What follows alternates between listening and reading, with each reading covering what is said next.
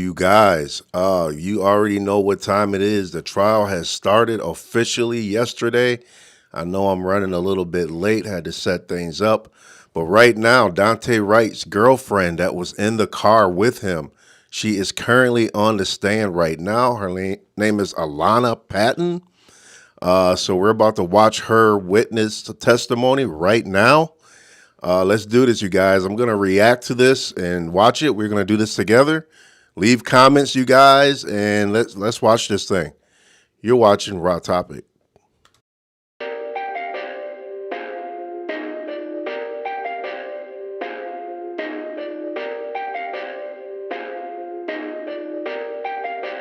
Perfect. Yes. Were caused by the car accident. Yes. You didn't receive any injuries from any other incident, correct? No.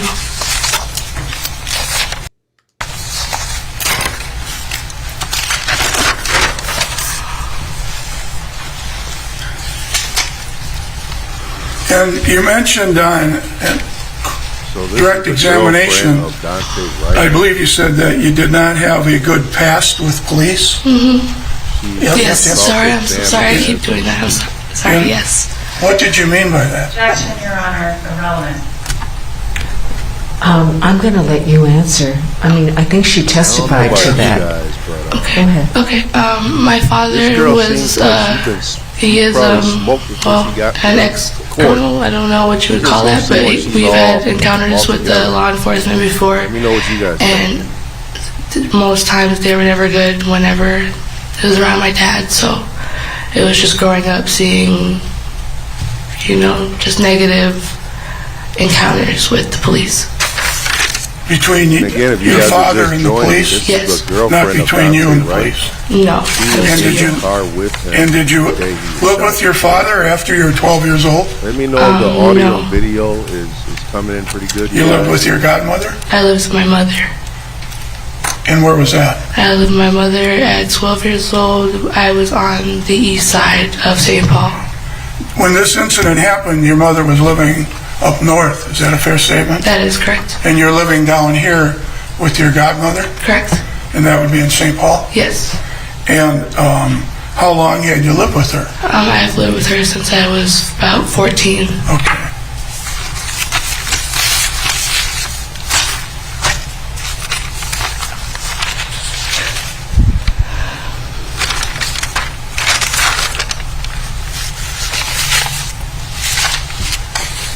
That's all I have. Thank you.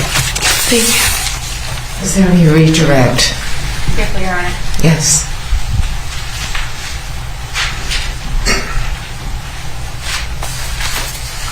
Just a couple more questions. As far as you know, the car was never turned off. Is that right? Object to that as leading, Your Honor.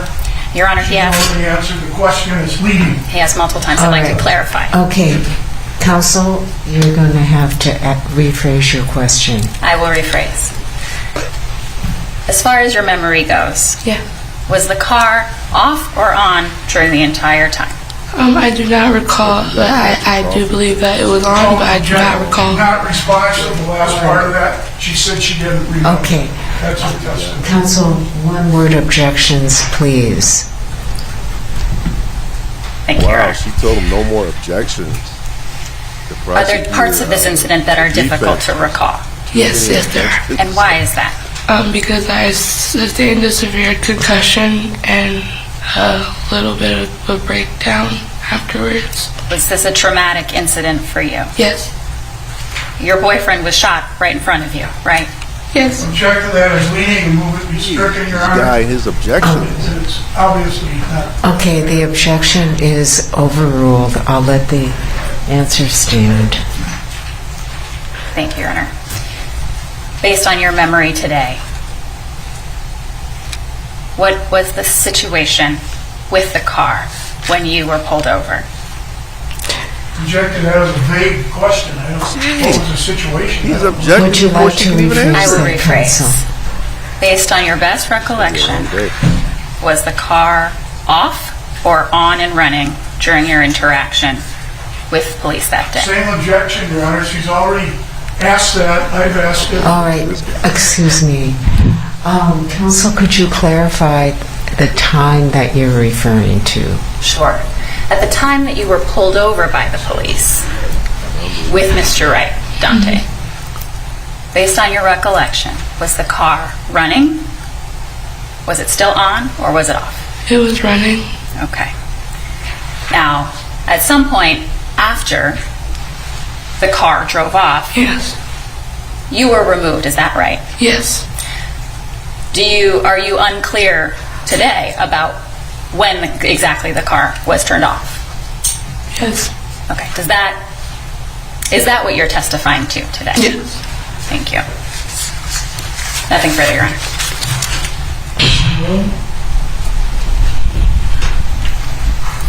Once again, what your testimony was, or what your memory is that after, obviously, he was driving the car before he was stopped, correct? Okay, sorry, restate again?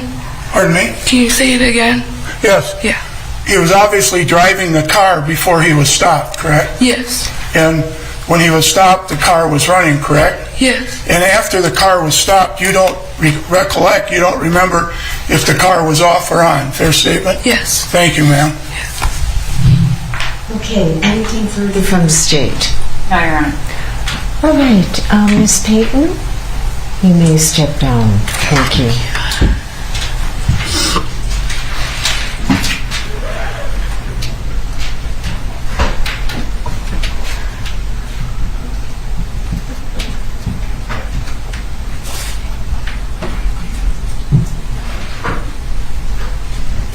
The state may call its next witness. Thank you, Your Honor. The state would call Patricia Lundgren to the stand.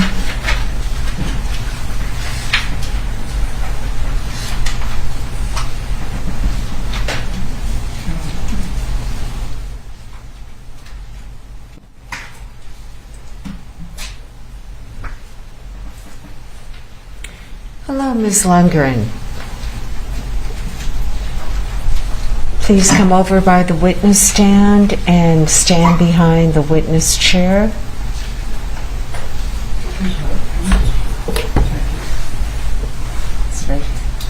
Raise your right hand.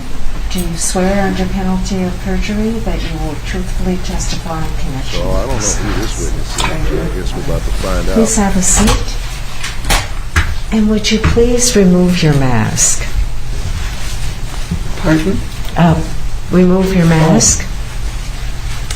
Okay. State your full name and spell it. Patricia Lundgren, Patricia. Lundgren, Lundgren. Okay, there's a couple of rules in testifying. The court reporter that's sitting in front of you is taking down everything that's being said. So you have to answer with a yes or no instead of shaking your head or saying uh-huh or uh-uh. Only one person can talk at a time. Please wait until the question is finished before you start answering. If you don't understand a question, please let the lawyer know. And finally, if an objection is made, please stop talking immediately and don't answer the question unless I tell you to. All right. Counsel? Thank you, Your Honor. Ms. Lundgren, you might need to pull the microphone a little closer to you so we can all hear you really well. Okay, let's try that. Thank you. Can you please tell us, how old are you currently? Pardon? How old are you? I still didn't catch it. Okay. How old are you today? Oh, I'm 84. And are you currently married? Yes. What is your husband's name? Kenneth Lundgren, And how old is Kenneth? 86. And I want to take you back to April 11 of this year. Do you recall that day? Yes. And were you in a car crash that day? Yes. And were you, where were you living? What town were you living in at the time of that crash? I was living in Brooklyn Park, living with Kenneth? Pardon? Were you living with Kenneth, your husband? I'm sorry, I didn't hear. Still. Were you living with Kenneth? Oh, yes. And when you got in that car crash, do you recall what kind of car you were driving? I was driving a 2019 Subaru Outback. And when you got in the crash, who was driving? I was. And was there anybody else in the car at the time? My husband was. And where was he in the car? He was in the passenger side. In the front? In the front, yep. And where were you driving? Where were you traveling when you got into that crash? I was going home. And what street were you on? 63rd Avenue in Brooklyn Center. Do you remember which direction you were going? I was going west. And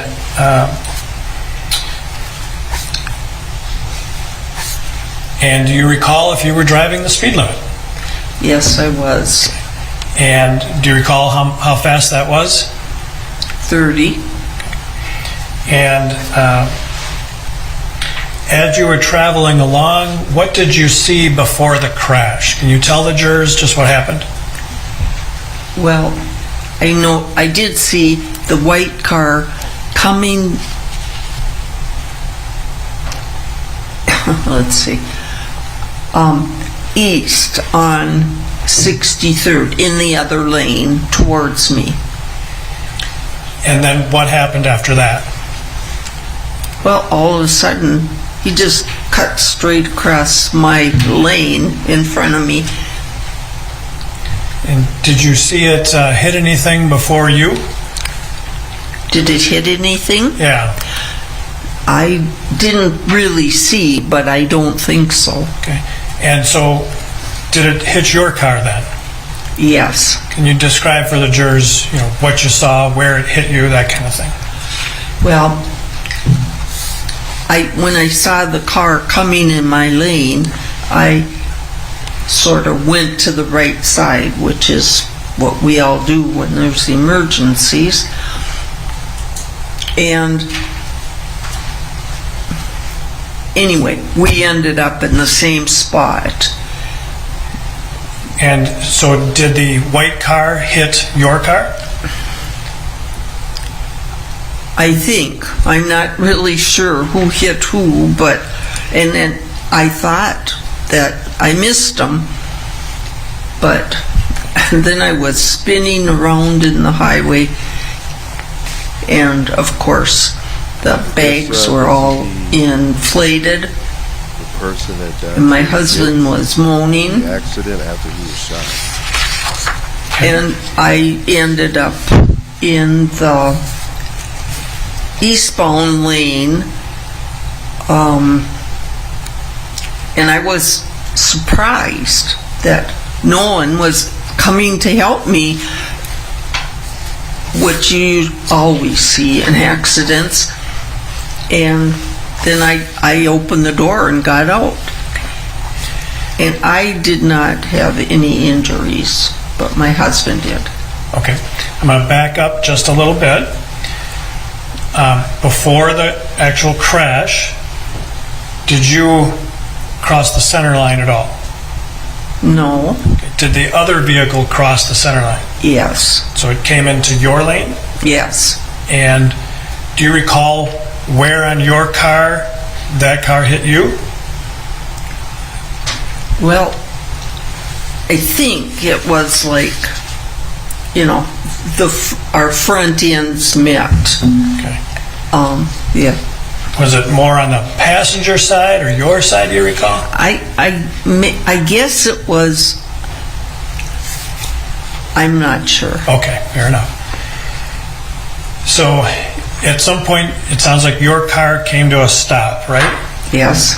And that's when you said nobody came to the car to help you? Yeah, when I stopped, yeah. And so then, did you get out? Yes.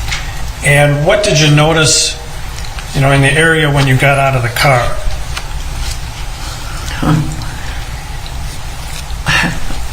I don't know what I noticed.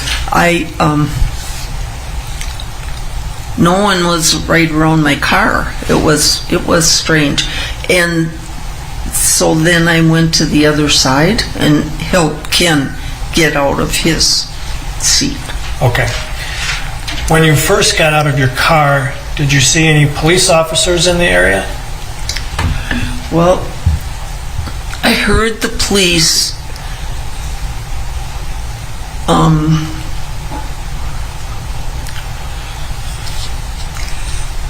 demanding kind of that the driver in the other car get out. And I saw his, well, I'm not just sure. Okay. I'm not. So maybe my question should have been, did you hear a police officer? It sounds like you did. Yes, Okay. I did. Now, while we're talking about this, I'm going to show you some photographs, all right? Mm-hmm. Is that yes? You have to answer yes or no. Yes. Your Honor, at this time I'm going to offer Exhibits 33, 34, and 35, the photographs of the vehicle. Any objection to 34, 35, and 36? Just for the record, it's 33 through 35. So that's okay. Okay, those exhibits will be admitted into evidence. All right. So I'm going to put Exhibit 33 up on the screen. It'll show up right in front of you there, okay? Yep.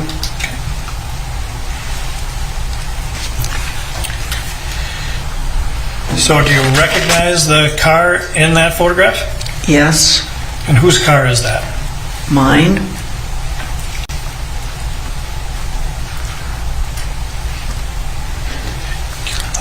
So that accident looks, it looks pretty bad. Probably total. So, when he hit it, he probably pretty All right. So that's the car you were driving that day? Right. that car right there. And then and so that's the passenger side, correct? Yes. And then let's go to Exhibit 34. Do you recognize that?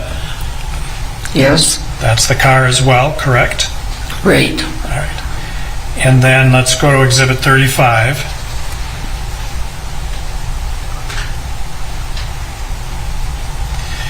And that's your car on the driver's side, correct? Right. So when you got out of the car, you got out from the driver's side, right? Right. And did you have to go around that airbag that seems to be there in the picture? Yeah. And then when you got out, if we can go back to Exhibit 34, you see some police cars in the background. Mm-hmm. Yes. And is that area in the background where you heard the police officer's voice yelling from? Well, he was on the other side of the street then. Okay. And so when you talk about that police officer yelling, that police officer was on the other side of the street? Right. All right. And so then, I'm sorry, if we could go back to 33, you started telling us that you, well, how did you feel when you got out of the car? Well, I felt okay, really. Okay. And so you went around to the passenger side, I think. Right. And what did you see regarding Kenneth? Well, he couldn't open his doors, or I don't know. Anyway, he couldn't get out of the door. And I opened his door then and helped him get out of his seat. And when you went to his side and opened the door, were the airbags inflated like they are here in Exhibit 33? Yes, they were. And when you say you helped Kenneth get out of the car, can you just explain for the jurors, please, what what you mean by that. Well, he really kind of didn't know where he was, and his head was hurting. The airbag, the side airbags were still inflated and really hard blowing, up. They were really tight. And I had to get him to lower his head to get out of the car. And so you had to physically help him get out of the car? Yes, I did. And as you were, were you able to get him out of the car? Yes, I was. And then what did you do after that? Well, then there was a policeman, what should I say, west of there.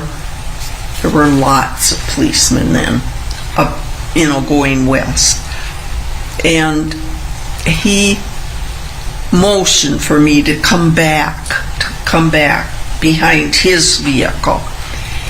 And so we did.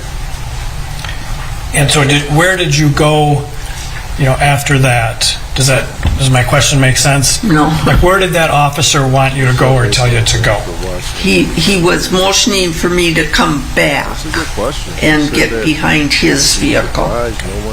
And were you still hearing voices of other police officers at the time? No, I didn't hear anything. And so how long did you kind of wait behind that police car then? Well, pretty long actually, but I don't know. And at some point, did you get some medical attention out there on 63rd? Yeah, there were EMTs that were talking to us and, are you sure you're okay? And things like that. And I really was, but Ken wasn't. But he didn't really say he wasn't feeling good, Okay. And, Your Honor, at this time I'm going to offer Exhibit 32, which is a photograph of the Lundgrens. 32. 32 will be admitted into evidence. So I'm going to show you Exhibit 32. Can you tell us who are those two people? That's me and my husband. It appears you are standing and Kenneth is sitting? Mm-hmm. Is that correct? Behind the police car, yeah. And so Kenneth is a little bit bigger person than you. Is that fair? Yeah. Pretty tall? He was. Yeah. And so this is when you were sitting behind the police car, correct? Yes. All right. And you said you waited there for a long time? Yeah. And eventually the two of you got checked out by an ambulance, correct? Yes. And did you, let me ask you this. Where did you go after being checked out by the ambulance? Well, we sat in the EMT's ambulance kind of for quite a while, and I really don't know what time. But then we were taken to the police station in Brooklyn Center. And from there, were you able to get home eventually? Yeah, we sat at the police station, I think, for 3 hours maybe, and then they didn't have time to talk to us, and of course we didn't know why. But I'm not going to suppose. And then they did take us home about 6 o'clock.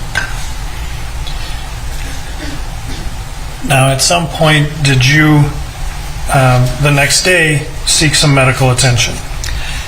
Yeah, we went to North Memorial for a checkup, and they took x-rays of Ken's chest. I'm not sure what all, they did at that time. Yeah. How are you feeling the next day? I really have felt just fine all the time. But you went to the hospital because Kenneth was feeling how? We went to the hospital because I guess we just thought that's what we should do. And we should have gone on Sunday, but we didn't. So you went and got checked out? Yeah, Okay. And were you allowed to go home then? yeah.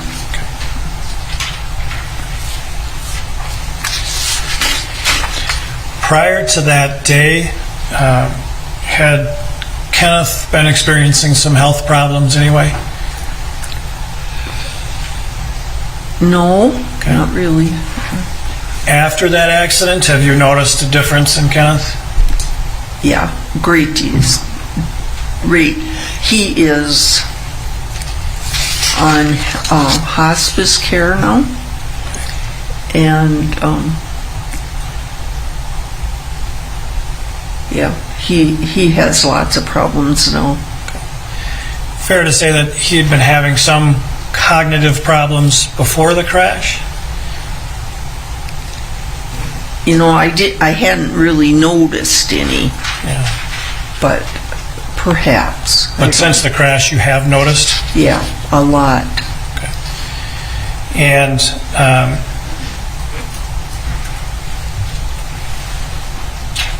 so he had to go to hospice care for a while?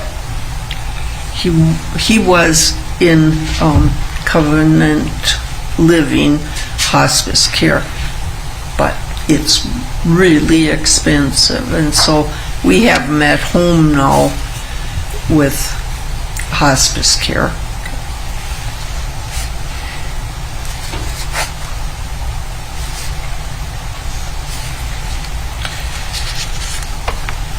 So it's not that he's in hospice care just because of the accident, would you say, or is it just he's been a lot worse since the accident? A lot worse since the accident. Okay.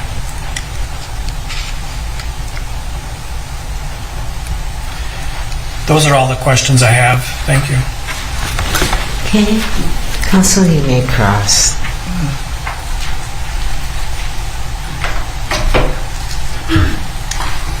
Good morning. Good morning. I'm Earl Gray. I'm one of the lawyers for Kim Potter. I'm going to ask you just a few questions, and most of them will be about your statement you gave on April 13th. You guys think so far regarding this trial? Leave a comment in the comment. You remember that? Yes. Okay. You described in that interview that you said, man, we really hit hard, and you slapped your hand. You do that? Yeah. And you really were hit hard. Is that a fair statement? Yes. We were. And your car was destroyed. That fair statement? Mm-hmm. And you also stated if it hadn't been a Subaru in your seat belts, you and your husband would have died, correct? Correct. And then you asked at the end of the statement, do they have insurance? Did you ask that question? Do you remember that?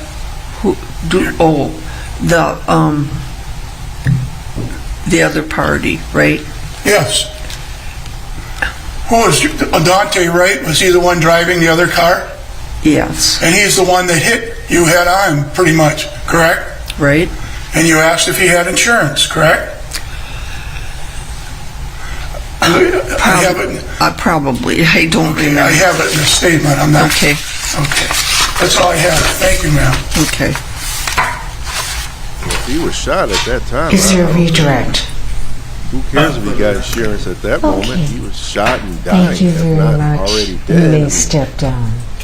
I don't know if she would ask you got insurance if the guy is critically dead. So I don't know what. Okay, counsel, we're gonna, if you have a short witness, I do, Your Honor. okay, you may call your next witness. Thank you, Your Honor. We would call Denise Wells to the stand.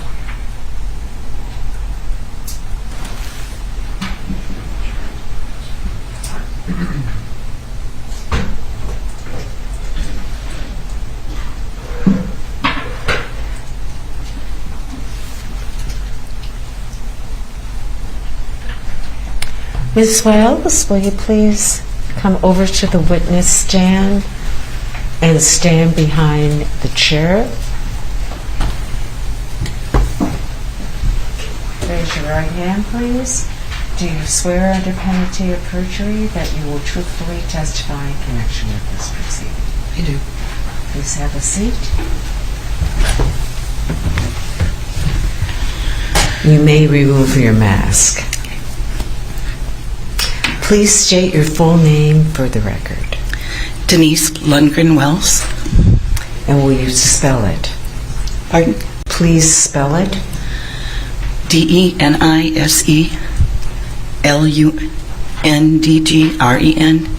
DenisLundgrenWells. Okay, a couple of things to keep in mind when you're testifying. The court reporter is taking down everything that's being said, so only one person can talk at a time. Please wait until the question is finished before you start answering. Please answer with a yes or a no instead of shaking your head. Please try not to say uh-huh or because that doesn't make for a clear record. If you don't understand a question, let the lawyer know and it'll be clarified. And finally, if an objection is made, you need to stop talking immediately. I don't want you to answer the question unless I tell you to. All right, counsel. Thank you, Your Honor. Good morning. Good morning. And if you would tell us, are you related to Patricia Lundgren, who you probably just passed in the hallway? Yes, How are you two related? she's my mother. And Ms. Wells, we ask everybody this question. How old are you? 62. And are you currently working? I am retired, but also working as a reserve principal right now. So before you retired, what did you do? I was the principal for Minneapolis Public Schools. How long did you work in education? 38 years. I always like when we have witnesses who are in education because they understand the rule about and so this will be a little easier to enforce with you. But so when did you retire officially? June 30th, 2021.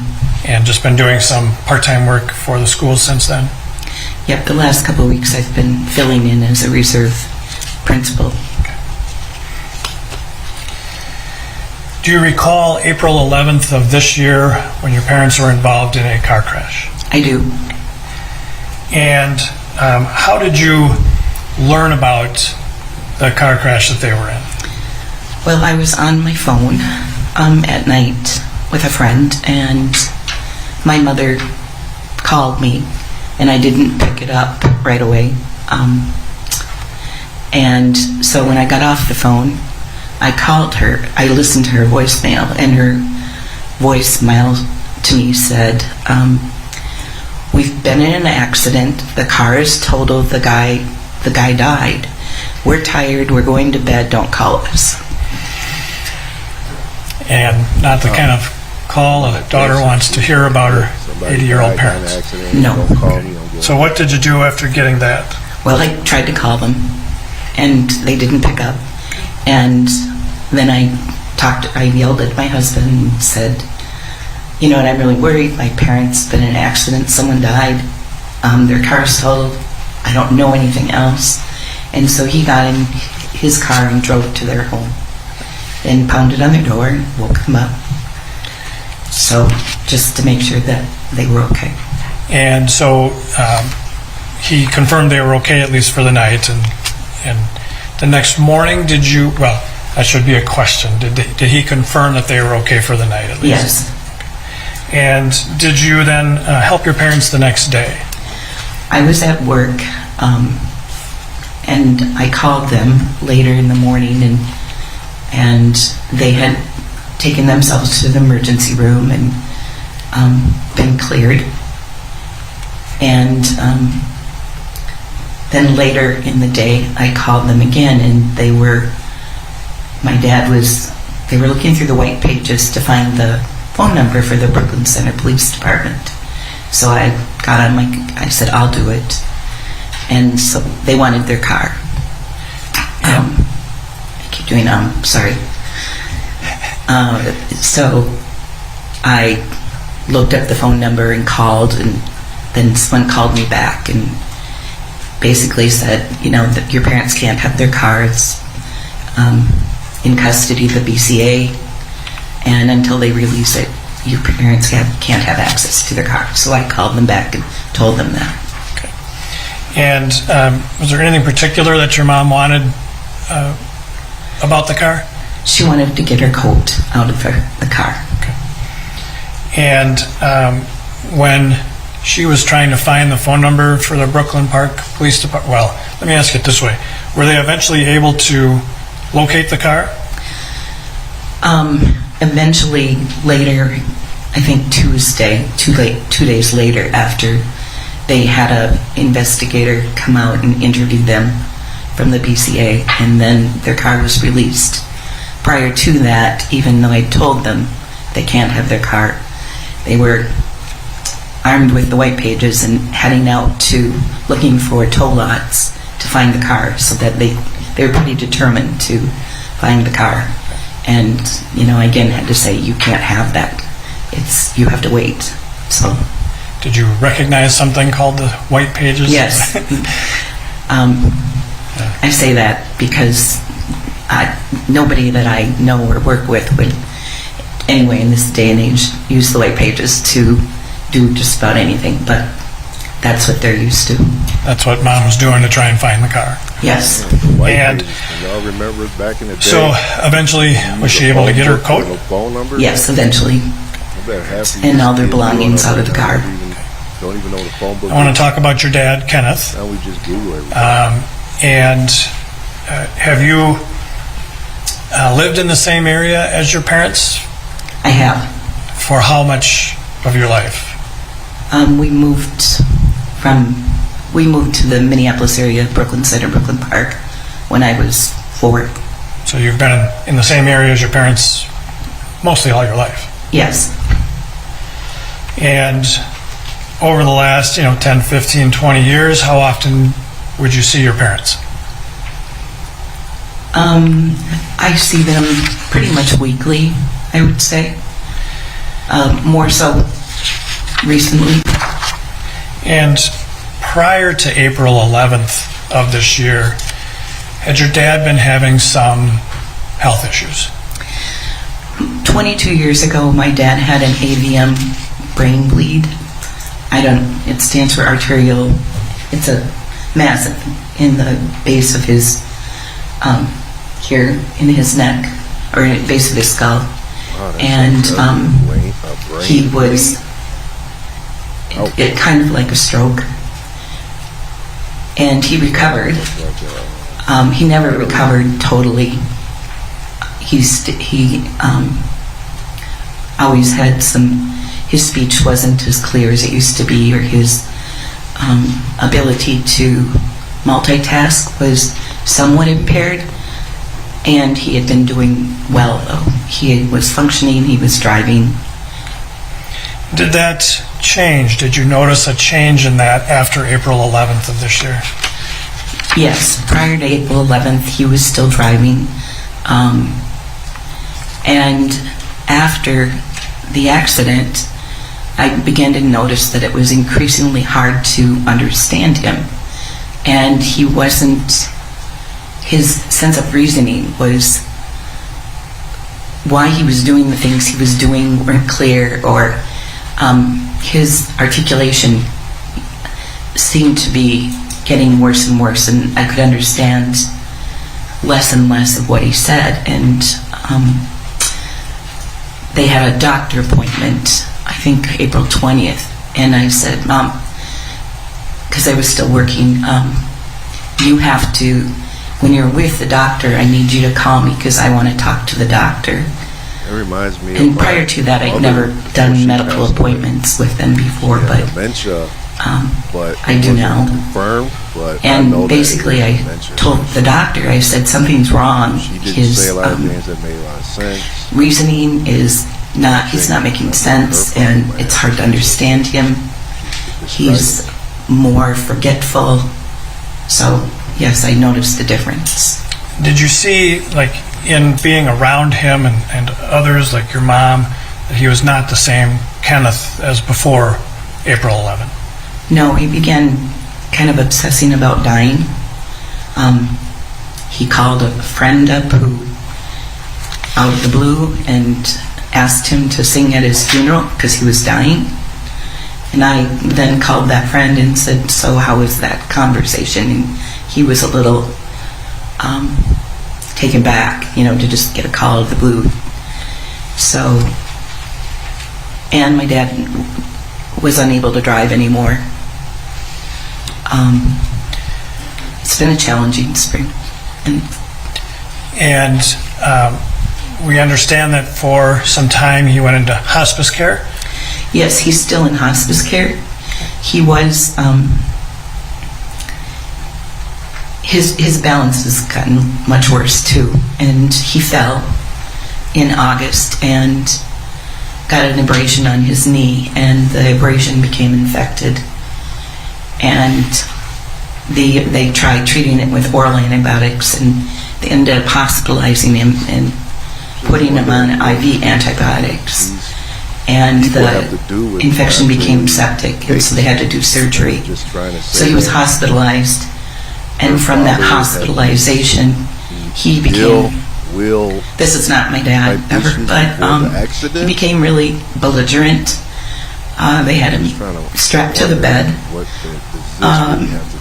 and they tried to send him to rehab after 2 weeks in the hospital, and he was in rehab in the home, and he wanted to go home, and he ripped his PICC line out, so then he ended up back in the hospital, and they had him in restraints for another 2 weeks, and it's taken a really long time for him to become stabilized. So then he was sent to another home. While he was in the hospital, they did a MRI and found that his brain is shrinking, and he didn't make sense. He was fighting, pinching the nurses. He's a big guy. You saw my mom, she's little. He was a football player and just a big man, and so when he was released from the hospital, so the palliative care was called in, and they have determined that he is hospice. So he's still in hospice. He was in a home, and we've since brought him home, but then we have home health care coming in. My mom can't go get the mail down in her apartment without having someone there 24/7. And just so you know, I want to be very careful about this. You understand your dad being his age and having some cognitive issues already, correct? Yes. But do you think in what you've seen is that since April 11th, his condition has accelerated? Extremely. I mean, he is no longer continent. He has to have all of his medications ground up. I said to my mom, when did he become unable to swallow a pill? And things have accelerated quickly. And so you're getting the appropriate care for him at home? Yes. All right. I have nothing further, Your Honor. Thank you. Counsel?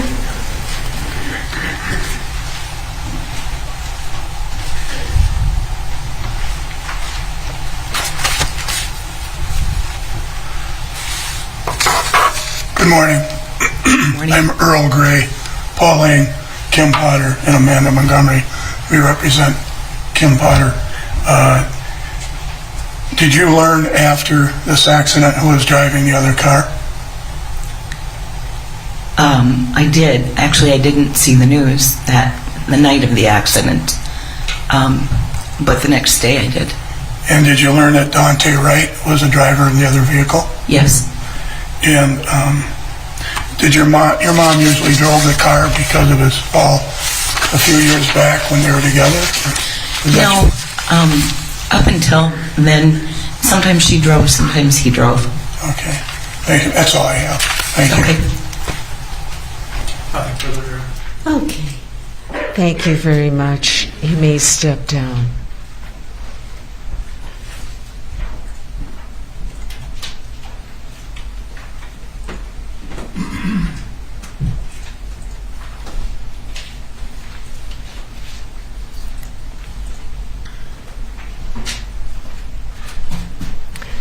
Members of the jury, we're taking our morning break, so 20 minutes.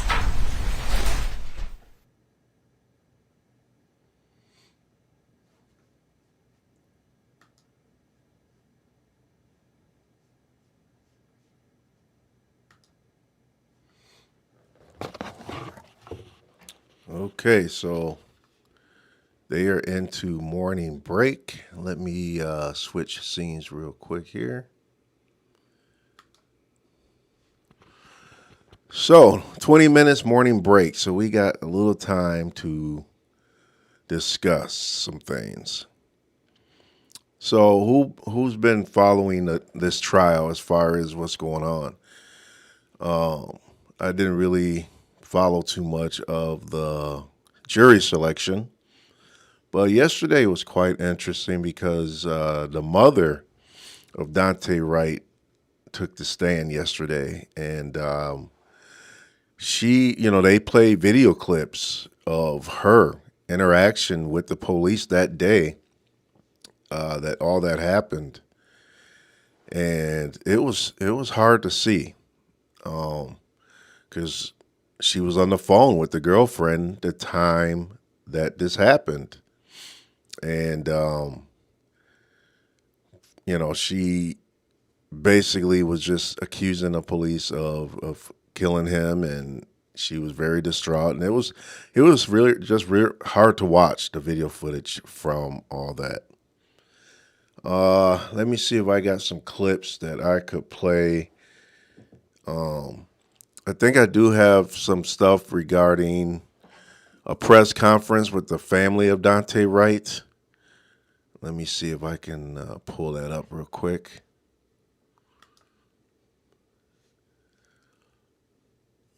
Let's see.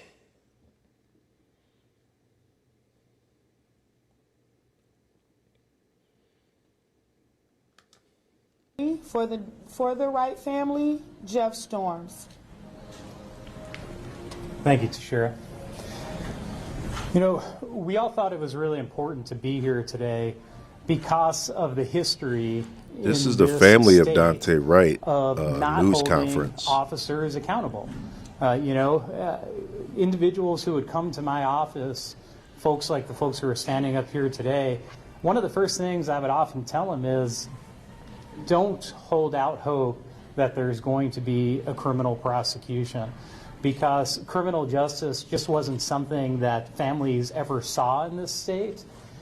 Just to have this trial is an extraordinary amount, or an extraordinary step towards justice that so many of these other grieving families have never experienced. You know, they didn't experience a legitimate investigation, let alone a prosecution. And I know Tashira mentioned a number of the families who are up here with us today. I have families in my own past that I've worked with, such as the family of David Smith. And David died in Minneapolis in almost an identical way to George Floyd, and his death was supposed to stop what happened to George. And, you know, there was no real investigation into the officers in that case. And I talk to that family all the time. And I think what's really hard for anyone in the public to grasp is just the deep level of grieving And trauma continues to pour upon these families when they know there wasn't at least a legitimate investigation and legitimate attempts towards justice for their loved one.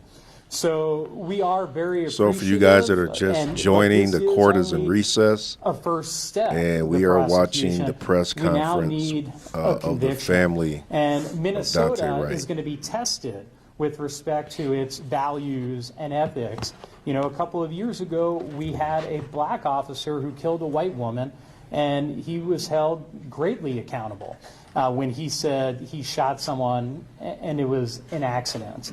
Now we're going to be faced with very similar circumstances, and the question is, are we prepared to hold a white officer accountable for killing a young black man when he says, or when she says, it was an accident, which obviously we dispute, and the Attorney General's office has done an excellent job of laying out why this is not some mere accident.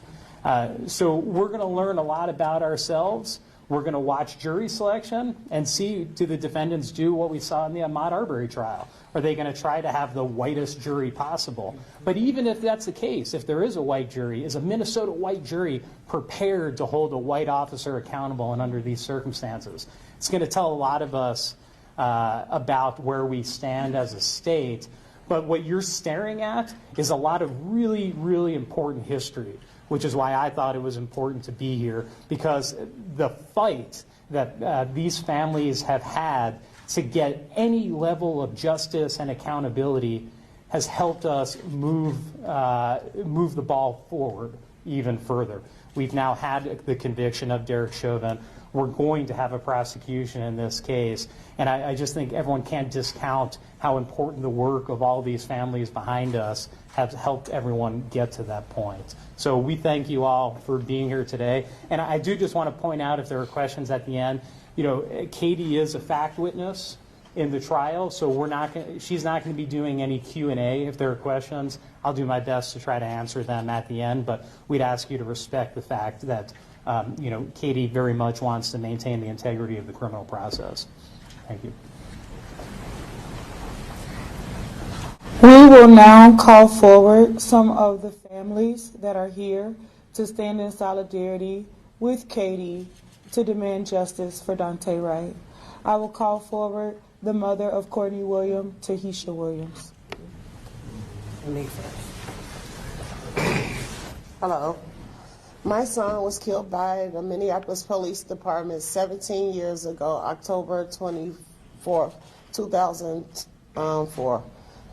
No justice has been anything for me, but I come here today and stand in solidarity with Katie for everything and for everything that she's going through, I have been through. So, thank you.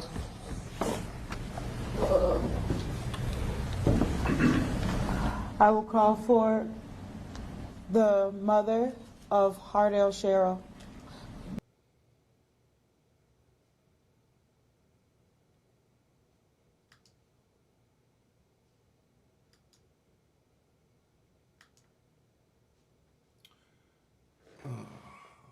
Sorry about that, you guys.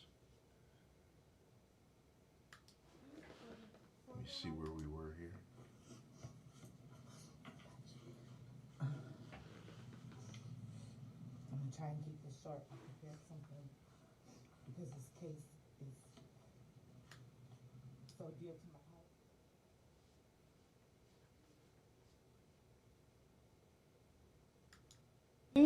heart. For the Wright family, difference between a taser and something, because this case is. Let me just see where we're at here. She don't Sorry deserve about that. this. St. Paul police shot my stand in solidarity with Katie and her family. And we are expecting justice. We are not asking for it. We are demanding it. As you all know, it has been over 3 years. What's up, Silver Fox since my on son was medically YouTube? How you neglected doing? Thanks for joining the and stream. left to die in a jail cell. We are watching the press And we still conference are waiting for the of FBI the family to come of Dante in Wright and do whatever they need while to the do court is in recess so that for we everyone can that get the just justice that started we to join deserve. us. No amount of money will replace our children. We're not seeking money per se. It will help, of course. But what we really seek, outside of the fact that we know our children are gone and we'll never get them back, is that people be held accountable for their evil actions and the things that they think that they will continue to get away with. Family Enough Soup TV, is what's enough, up? And we demand justice. Family Soup's in this the house. case and all of our cases. Thank you so much. Thank you, Ms. Del Shia.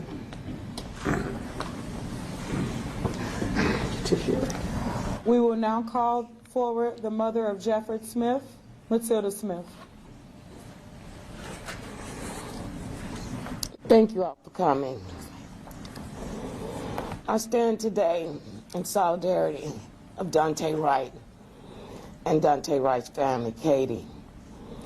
I too am a victim of police violence. Port St. Paul police shot my son over 52 times. She said We it. want justice for The St. Katie. Paul police shot her I didn't son get it for over Jeffrey. 52 times. And I still seek justice for Jeffrey. Jeez. I seek justice for Katie Wright, Marcus Golden, Jamar Clark, Justin Teagan. I seek right for Courtney Williams. I seek justice for all of us. We don't deserve this. Minnesota has treated us poorly. And Minnesota is a racist and prejudiced place. And it proves itself. It proves itself from slavery. This place needs a culture change. It needs a change. It needs changes of judges, prosecutors. We want BCA gone. BCA needs to go. They have covered up all of these murders. We're not going away, BCA. We're not going away, Minnesota. We will fight for our children until the death because we don't deserve this. Katie is where I was. She don't deserve this. Minnesota has so much blood on the streets from our loved ones that they've killed. The state of Minnesota should be held responsible for it all. We don't care about money. We care about our loved ones. We can never get them back. There's no amount of money you can pay for my son. There's no amount of money you can pay for Katie's son. We deserve justice, and we will fight until we get it. Thank you, Matilda. We will now call forward the loved one of Emmett Till, Terry Watts. Hi, I'm Terry Watts, relative of Emmett Till, 14-year-old youth that was killed, lynched in 1955. Our family is still fighting for justice. We've been fighting for 66 years. His family is always fighting. But we are here today to stand in solidarity with Katie Wright for Dante Wright to get justice. We need the justice, and we also stand in solidarity for all of the families, impacted families. We will get justice. Justice will be served. We believe it will be.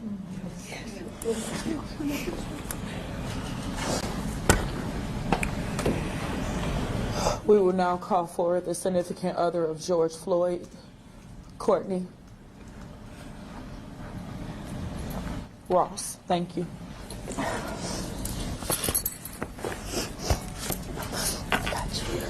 I'm going to try and keep this short. I prepared something because this case is so dear to my heart. Dante Wright was a student of mine at Edison High School. He was a joy, and his smile would light up this room 1,000 times. I just want to share with you quickly. On April 11th, 2021, many of the families here and families that had lost loved ones to the police were gathering with my angel, Tashira, to try and celebrate the birthday of her fiance, Justin Tigan. Before we could make it out of the parking lot to go have cupcakes and celebrate him, Amity, who is Kobe Heisler's mother, who was also killed by police, stopped me and said that there had been a shooting in Brooklyn Center, that a man had been killed there. By the time I got home, I found out that that man, that young man, was Dante Wright. Mind you, Dante's murder took place during the international trial of my man George Floyd, who was murdered by Derek Chauvin. The fact that Kim Potter garnished a weapon for a routine traffic stop when the entire world was looking at racist cops under a microscope proved to me that Kim Potter was so brash and brazen that she murdered a black man with no thought, and she did that admittingly so. Kim Potter was seen as a senior officer, an officer that trained new cadets, a trainer who claimed to not know the difference between a taser and a gun. In all my years working in education, I never mistook a sticker for a stapler. There is no excuse for her incompetence when it comes to people's lives that are at stake. Personally, it makes no sense to me, and I believe it is a lie. I believe Kim Potter has profiled black people in Brooklyn Center for a long time and finally lost her temper and murdered Dante Wright. We are not in Kenosha, Wisconsin, people.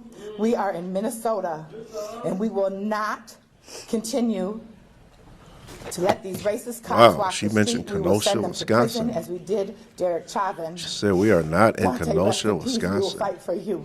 And I love you, Katie. That is not good for Kenosha. That Kenosha is looked at as having some of the most This is pain like no police other brutality anyone. in the state of Wisconsin. Baby.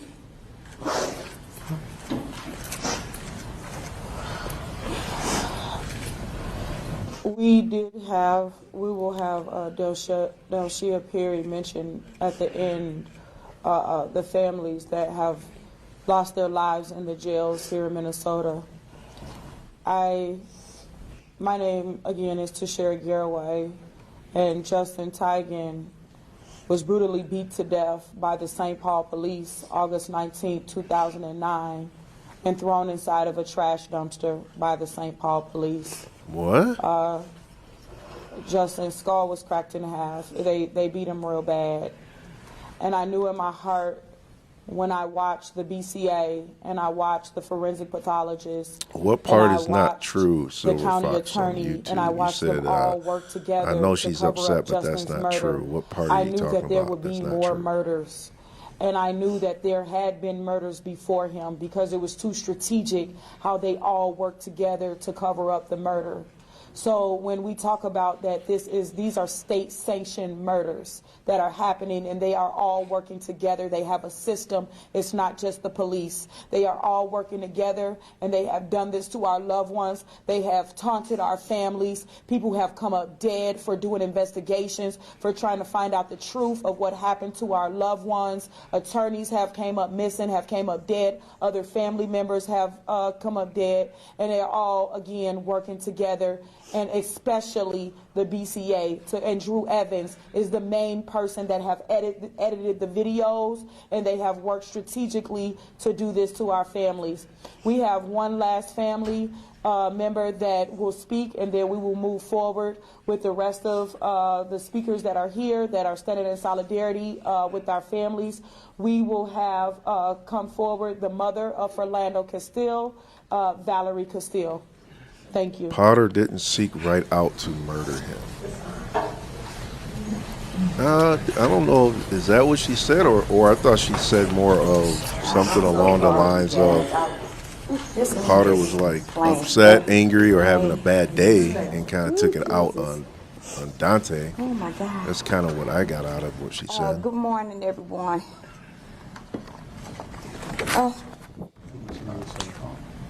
I mean, and if you look at the video when she shot him, She did seem flustered, frustrated. She wasn't focused. It's been a rough 6 So, years, 5 years. I mean, I believe 1 that year, she was 2 having years, an off 10 day years. that day. I don't think she was trying to for seek us. out to murder anybody that day, I was but she at definitely home was and- not and, focused at that, You know, that I moment. was just so depressed.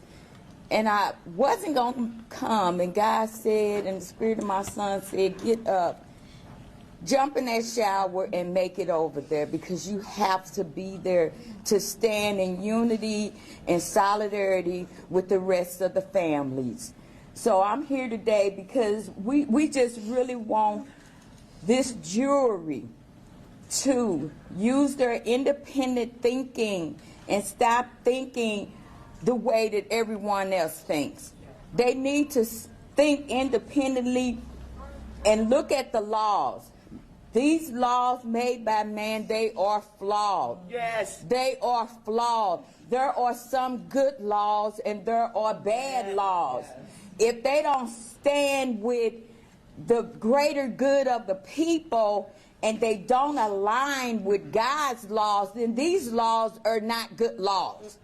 So we have to constantly look to our state representatives and our senators to make better laws that will protect everyone equally.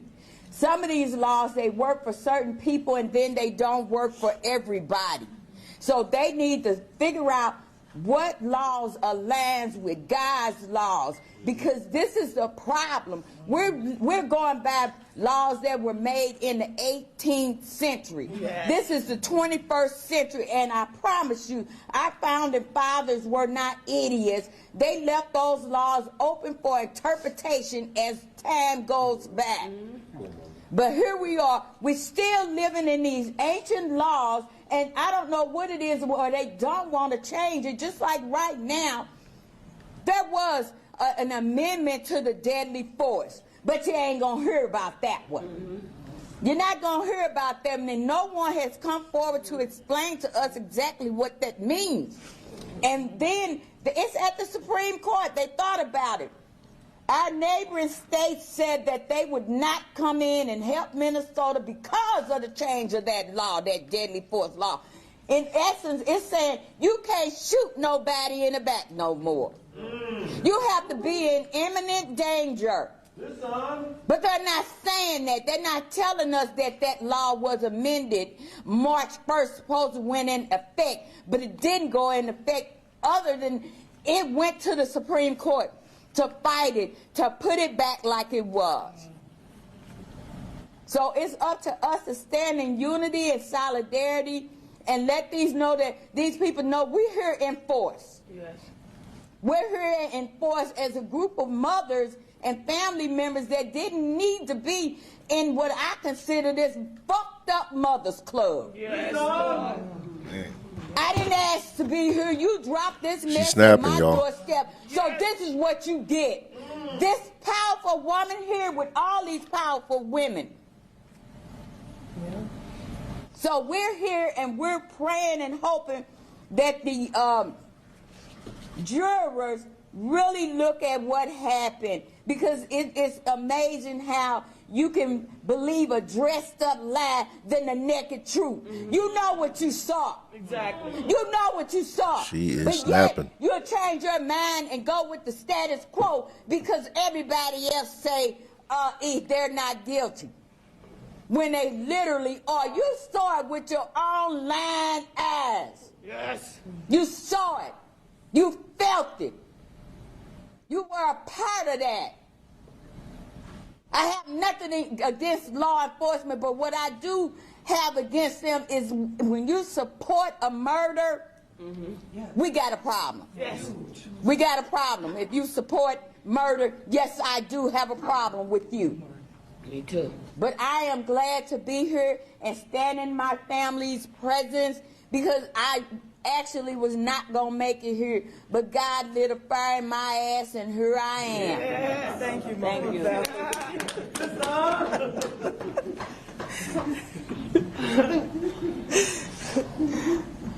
you. I needed that laugh. All right, so we will move forward with some of the people who have come strong. We have Representative John Thompson. We have John McCollum, President of Minnesota Justice Coalition. Trayhorn Cruz with Black Lives Matter Minnesota, and Simon, who is counsel for Bloomington, I believe. Richfield, sorry. So we will first call forward the president of Minnesota Justice Coalition, and that will be Justin McCollum. Thank you. Jonathan McCollum. Sorry.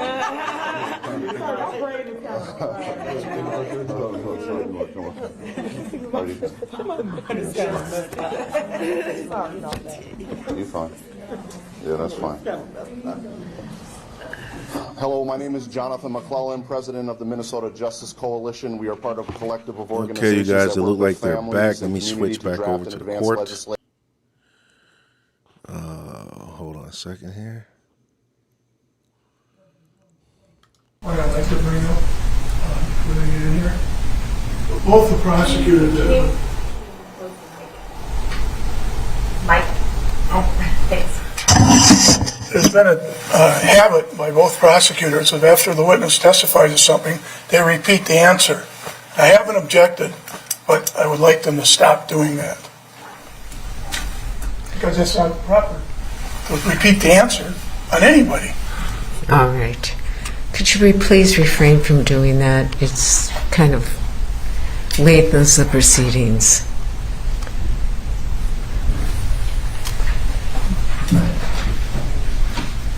This judge to me seems like she's fair. I don't see her as being biased as much as I did with Judge Schroeder in the Rittenhouse trial. That judge was like so obviously biased. But this judge, she seems very fair. So that's a good thing. Okay, please be seated. All right, the state may call its next witness. Your Honor, the state would call Carrie Blansky to the stand.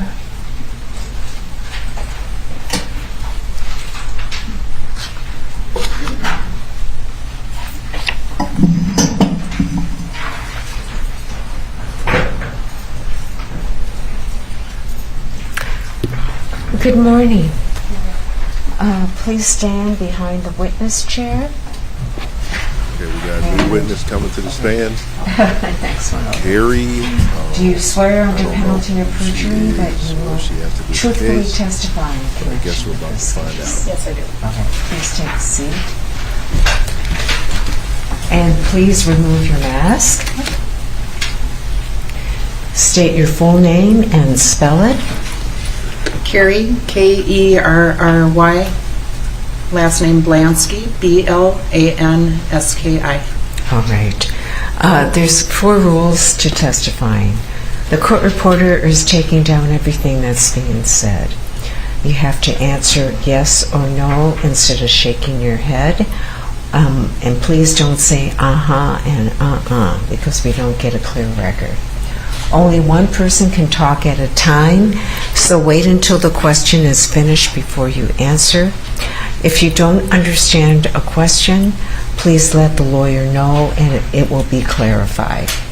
And finally, if an objection is made, please stop talking immediately. Do not answer the question unless I tell you to. Counsel? Thank you, Your Honor. Ms. Blansky, you might have to pull the microphone just a little bit closer to make sure everybody can hear okay. Thank you. I want to draw your attention to April 11 of this year. And if you could just tell us, well, let me ask it this way. At that point in time on that day, were you living in the area of 63rd Avenue and Catherine in Brooklyn Center? Yes, sir. And I'm going to show you on the screen sort of an overhead photograph we have of the area. So if we could put up Exhibit 1. Do you see that in front of you? Yes, I do. Do you recognize that? Yes, I do. And so is the location where your home is on this photograph? My home is just slightly out of the photograph on the far right. Okay. In front of you, there should be one of these Yeah, I agree little with that, styluses. soapbox. Can you take that and just actually write on the screen But we also need to educate. where your home would be in this? Yeah, I think we do need to teach our There's youth my house right about resisting. Okay. and how that can So you've drawn a red X there, which would be just to the east of Catherine, correct? That is correct. Or Catherine, correct? That is correct. Okay. And, Your Honor, at this time, I'm going to offer Exhibit 2. It's the other photograph of the scene of the area. Any objection to Exhibit 2? There being no objection, Exhibit 2 will be admitted into evidence.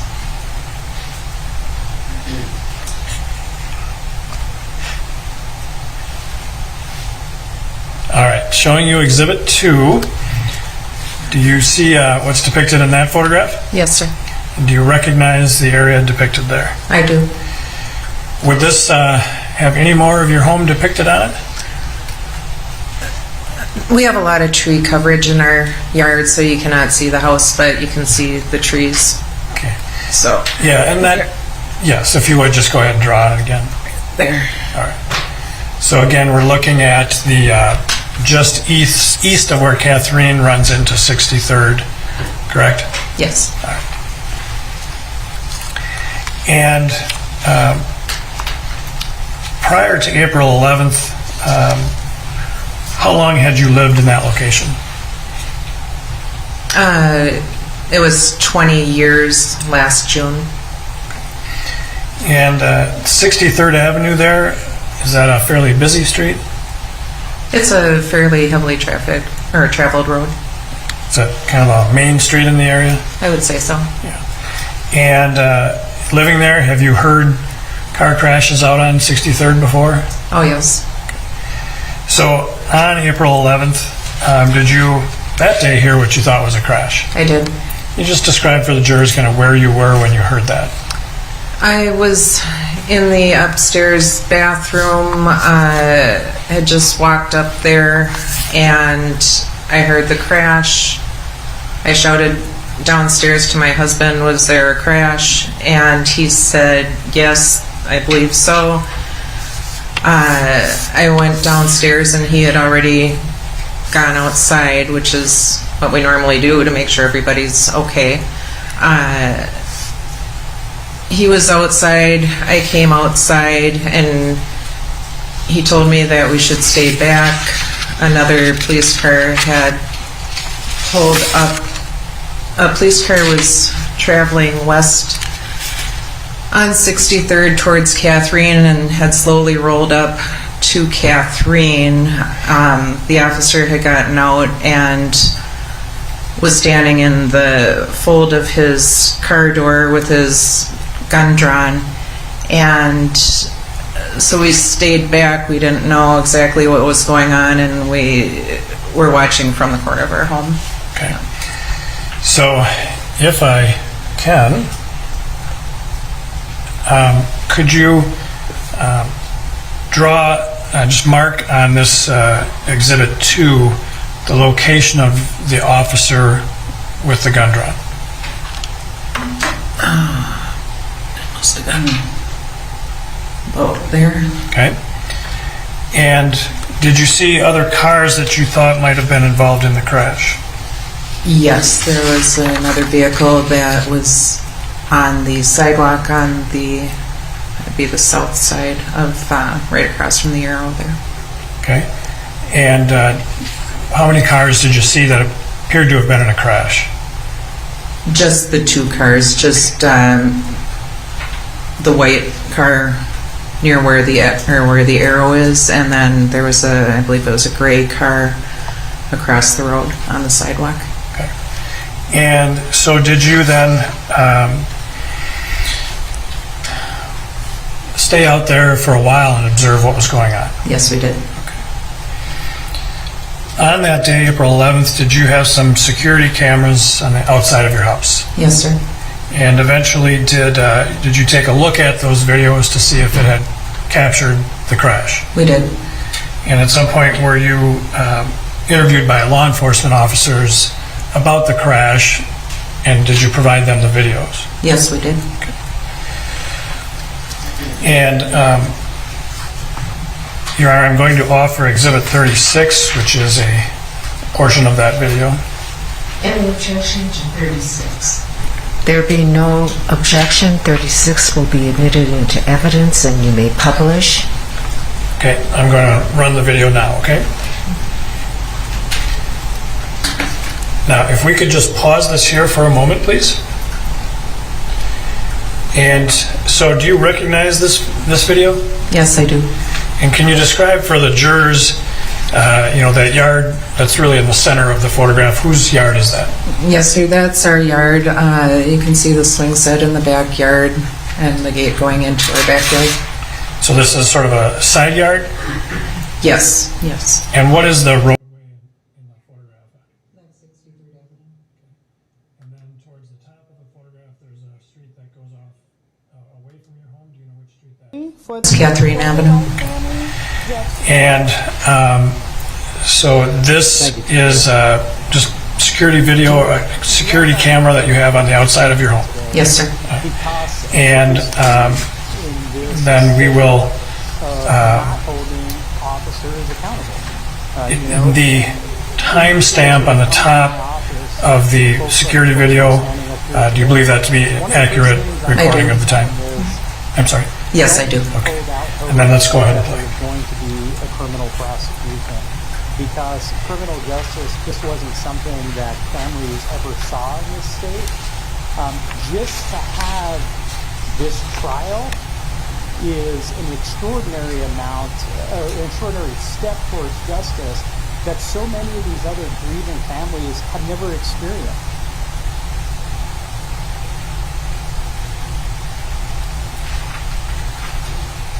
And let's pause right here for a moment, please. And I guess just for the record, we're looking here at the timestamp of 2:02:24, correct? Yes. Now, you told us earlier that you saw two vehicles that you believed had been involved in a crash. Why did you think that they were the ones involved in the crash when you went out there? Because there normally aren't cars in that position on the sidewalks, I suppose. Yeah, you were thinking that's a dumb question, right? But was there also damage that you noticed to both cars? I did. The gray car on the south side of the road was heavily damaged. The white car had some damage. I couldn't tell very well because the police car had pulled up, so I couldn't really see much damage. It was just the positioning of the vehicle that led me to believe it was involved. So if you could, again, take that stylus. I know the gray car is kind of hard to see, but kind of draw a circle around that where that gray car is. Okay. And then the other car involved in the crash, can you draw a circle around that? Yeah. And is that also the police car that you saw arrive? All right. So.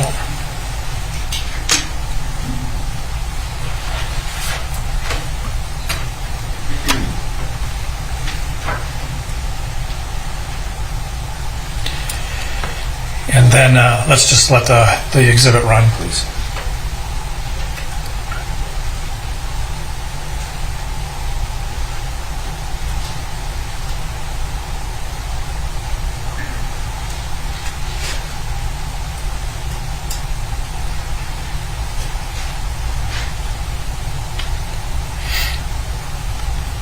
All right, so let's pause it right here, please. I'm just going to stop this here, and for the record, the timestamp indicates 2:02:47. After hearing the crash, did you go outside and observe what was going on? Yes, I did. And as we look at this Exhibit 36, can you just kind of describe for the jurors where you went? Well, let me ask you it this way. How long were you outside there that day? I would say the remainder of the day. We were out there for all the events that unfolded. And while you were out there, did you just kind of stay in the area that's depicted here in the security video? I stayed here for quite a while and then went to my neighbor's. Well, I don't remember exactly what sequence. Actually, I was in the front for a while, went into the backyard. By the time I got back there, the people in the gray car that were on the sidewalk closest to us were no longer in the vehicle. And at some point in the day, I was at my neighbor's house across the street.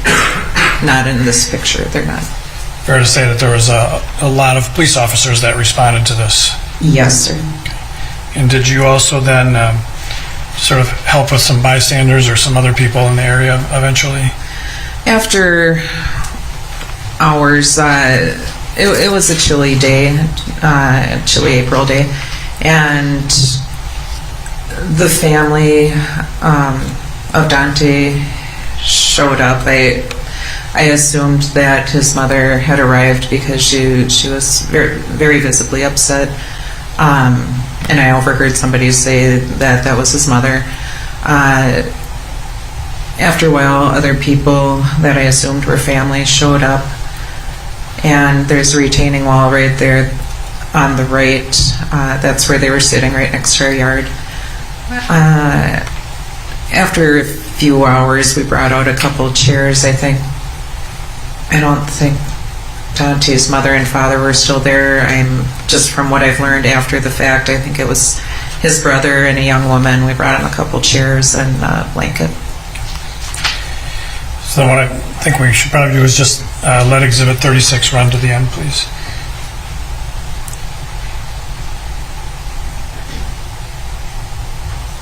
Okay. That's all I have here. Thank you.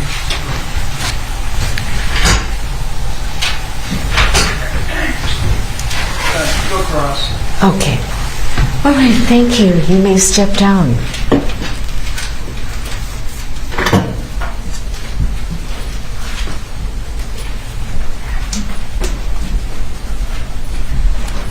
The state may call its next witness.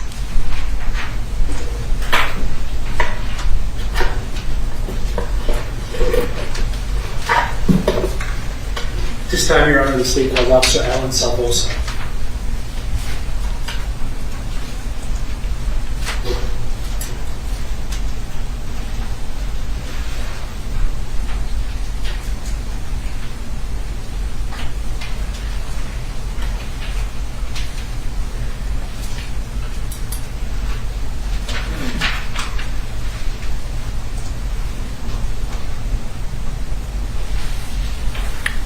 Okay, good morning, officer. Will you please come forward? Stand behind the witness chair, which is right next to me. Yes, Your Honor. Raise your right hand. Do you swear under penalty of perjury that you will truthfully testify? I do, Your Honor. Please have a seat. Thank you, Your Honor. And then please remove your mask. And state your full name and spell it. It's Alan, A-L-A-N, Douglas, D-O-U-G-L-A-S, last of Salvosa, S-A-L, V as in Victor, O-S-A. Okay, officer, just a couple of reminders. Yes or no answers. Don't shake your head. Don't say uh-huh or uh-uh. Only one person can talk at a time. Please wait until the question is.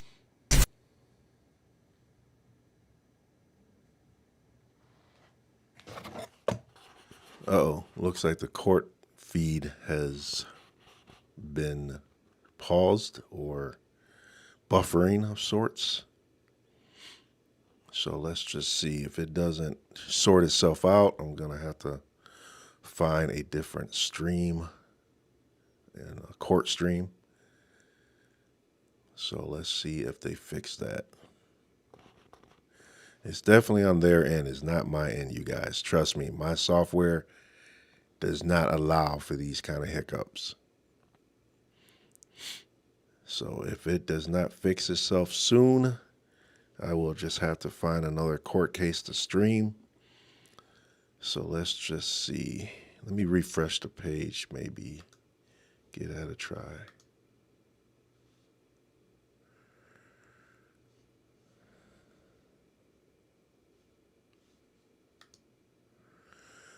Oh, okay. I think we're good. Let's see. it can be activated by me pressing the button, or it has certain triggers. It's linked to my squad car camera. So if I turn on my squad car and hit the lights and sirens, it automatically syncs and will also activate. Kind of a nutshell how it works, sorry. And that video is retained after your shift and can be reviewed later, is that correct? Yes, sir. As a patrol officer, could you explain your duties? The duties are to respond to 911 calls for service if people call 911. I have to respond, take reports. We do proactive patrol, investigate suspicious persons, respond to medical emergencies, do traffic enforcement, kind of jack of all trades, I guess. Mm-hmm. When you're on patrol, do you travel in a marked squad? Yes, sir. Sometimes in an unmarked, but for the most part, a marked squad. Okay. And how many officers are typically in a squad car in Brooklyn Center? Typically one, unless you're in a training position, sir. All right. So, unless you're in a training position, you're driving one person in a squad? Yes, sir. And when you're working on patrol, are there other officers on patrol in other squads during your shift? Yes, sir. How many in a typical shift, assuming full staff? Anywhere from 3 to 7, depending on shift minimums and the time of day, sir. Is there a supervising officer also on duty? Yes, sir. Is that person typically of the sergeant rank? Yes, sir. Typically it would be a sergeant. Unless there isn't a sergeant, then it would fall to the most senior officer. Is it common to refer to that type of sergeant as a patrol sergeant? Yes, sir. And with regard to the 3 to 7 officers on a given shift, do you communicate with each other during the shift? Yes, sir. How do you communicate with other officers? Typically by the radio. We have our dispatch channel, a channel where we can speak to other Brooklyn Center officers. Email, we can send each other messages through our computer system, and obviously cell phones. Is radio to radio communication a common part of your shift? Yes, sir. And how big is your patrol area? The city of Brooklyn Center is 8 square miles, and it's broken up into 5 districts. So about 1/5 of an 8 square mile, depending on what district you're assigned to. Do individual patrol officers stay in their districts during the course of the shift, or do you drive throughout those districts? You can drive throughout the city. You just have to be able to respond to your specific district. So you essentially have a zone coverage during a Yes, shift. sir. Okay. Now I have a few questions about how patrol officers assist each other during their shifts. Let's say you have an individual stop for something basic like speeding. Do you communicate that you're out stopping a vehicle to your fellow officers? Yes, sir. How do you do that? You would radio the dispatcher and basically say that you're out on a traffic stop or stopping a vehicle for whatever reason, or depending on the type of call, you would basically use your call number and then tell the dispatcher what you're doing. It would be something to the effect of, 3219, I'm on a traffic stop with whatever the license plate was, or 3219, I'm stopping a suspicious person, and then give the location of your stop. Does that prompt other officers on your shift to do anything automatically? Yes. And what is that? Well, if they're in the area, they would probably start to your location. They would obviously look at their computer and see that you were assigned to something. They would hear it over the radio, and so they would have an idea that you're out with something, and if they were close, typically they would try to respond, or they would maybe ask you if you needed backup, depending on the type of call. That sort of response, do you have to specifically ask for it, or is it just part of the practice of how you support each other during a given shift? It's a bit of both. Sometimes, depending on the location or the level of training of the officer, you might ask them if they need backup. Sometimes if you're close, you might respond. Other times, if it's not that big a deal, you might just acknowledge that you hear them, but it all just depends on a case-by-case basis. Okay. How often during a typical shift would a sergeant stop to support you? Depends. Probably a couple times a shift, depending on how busy it is, or if he's close by a call, he will stop by. If it's any major call, a supervisor will always try to stop out. Okay. I have a couple questions specifically about you, Officer Salvosa. Have you held any specific assignments or duties during your time with the Brooklyn Center Police Department? Yes, sir. Could you tell us about those assignments? I am a field training officer. I was on the SWAT team, and I'm on the West Metro Mobile Command Field Force. Okay, let's break each of those down. Maybe first, could you explain what it means to be a member of the SWAT team? I'm a member of the SWAT team of Brooklyn Center. Basically, we respond to high-risk calls for service, barricaded suspects, warrants, and things like that, where you typically need a higher level of response than just a patrol response, hostage negotiation, things like that. And what about the West Command Mobile Field Force? That's a joint partnership with other agencies and for civil unrest and things like that. Basically, we would be the guys that would be out there, depending on the level of civil unrest, to kind of protect buildings and property and life. Okay. Now, in terms of being a field training officer, how long have you been a field training officer? Approximately 5 or 6 years, sir. Could you explain what a field training officer is? Field training officer is someone who takes new recruits or new people to Brooklyn Center who are becoming cops and has to train them and evaluate them, monitor their progress, and make recommendations whether they move to the next level of training or identifies additional things they would need to improve on before successfully moving on as a police officer in the city of Brooklyn Center. Does being a field training officer require any special skills or training? Yes, typically you'd have to have some time with the Brooklyn Center Police Department. You'd have to show knowledge of craft, discipline, some leadership, some mentoring. You'd have to go to a specialized school to be certified to be a field trainer. Okay. And it does require a good understanding of policy? Yes, a working knowledge. Now, describe how a given day may be different when you're serving in your role as a field training officer or FTO versus not being an FTO on that day. If I was an FTO, and I'd have a lot more freedom, there's a lot more, I'm just by myself, I respond to my calls, I can do whatever I want, essentially, in terms of how I want to patrol or how I want my day to go. I'd still respond to calls, but there's a lot less paperwork. As a field trainer, there's a lot more mentoring, a lot more training, a lot more paperwork, a lot more trying to evaluate and test your probation or your trainee. And part of that is intending to impart policy and reasonable practice on them, correct? Yes, sir. Okay. One additional background topic. Have you ever needed to provide any emergency medical aid during the course of your career? Yes, sir. I just want to talk about that for a minute. What medical training have you received as a Brooklyn Center police officer? First responder certified EMR, basically first aid, CPR, how to treat wounds, how to triage, things like that. Okay. And how often have you utilized that degree of medical training in the field? Almost daily on a shift. We're always responding to some type of medical, whether it's someone feeling sick, someone who fell down, someone who has a head injury, car accidents, heart attacks, strokes, all kinds of medical situations. Anytime anyone would call 911 for a medical emergency, police would typically respond depending on how busy we were. Okay. Now, during your career, prior to April 11th of 2021, did you work with a fellow officer named Kim Potter? Yes, sir. Could you describe how you knew her? She was officer when I started. And did you know her professionally throughout your career? Yes, sir. I've known her since I've been a police officer. Beyond your role as a fellow police officer, did you have any other interactions with her in a professional capacity? Yes, she was the union president. The president of the police union? Yes, sir. And she was available to, if you needed to speak to her on issues of advice, etc.? Yes, sir. If you saw her in person, would you recognize her? Yes, sir. Is she seated in the courtroom? Yes, sir. I will stipulate it's a Kim Potter sitting next to me. All right. Given your experience with Officer Potter, do you believe that you engaged in radio communication with her in the past? Yes, sir. Given that experience, do you believe that you would have the ability to recognize her voice over the radio? Yes, sir.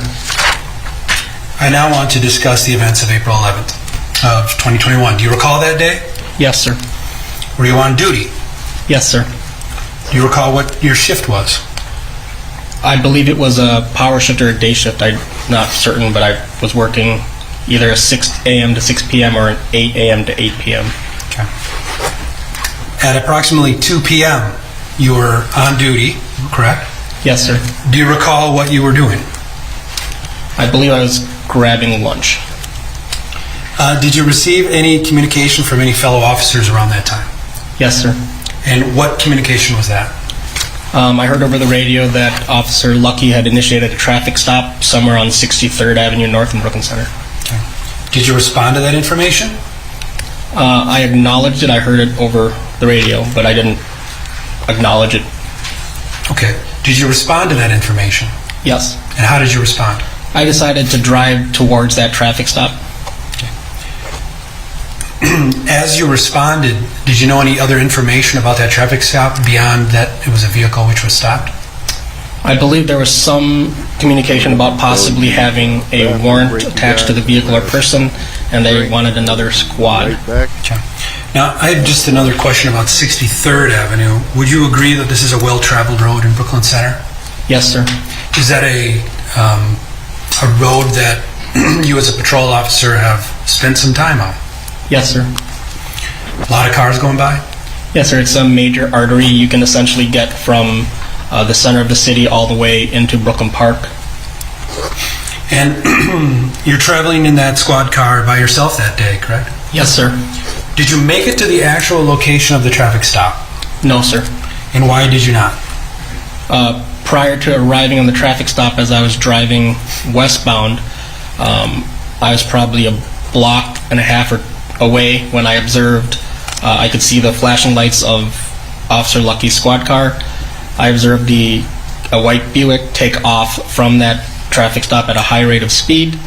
It crossed the eastbound lane onto the westbound lane, essentially coming directly head-on at me, and it collided with a vehicle in front of me, sir. And could you give the cross streets of where you saw that collision take place? Approximately 63rd and Catherine Drive, sir.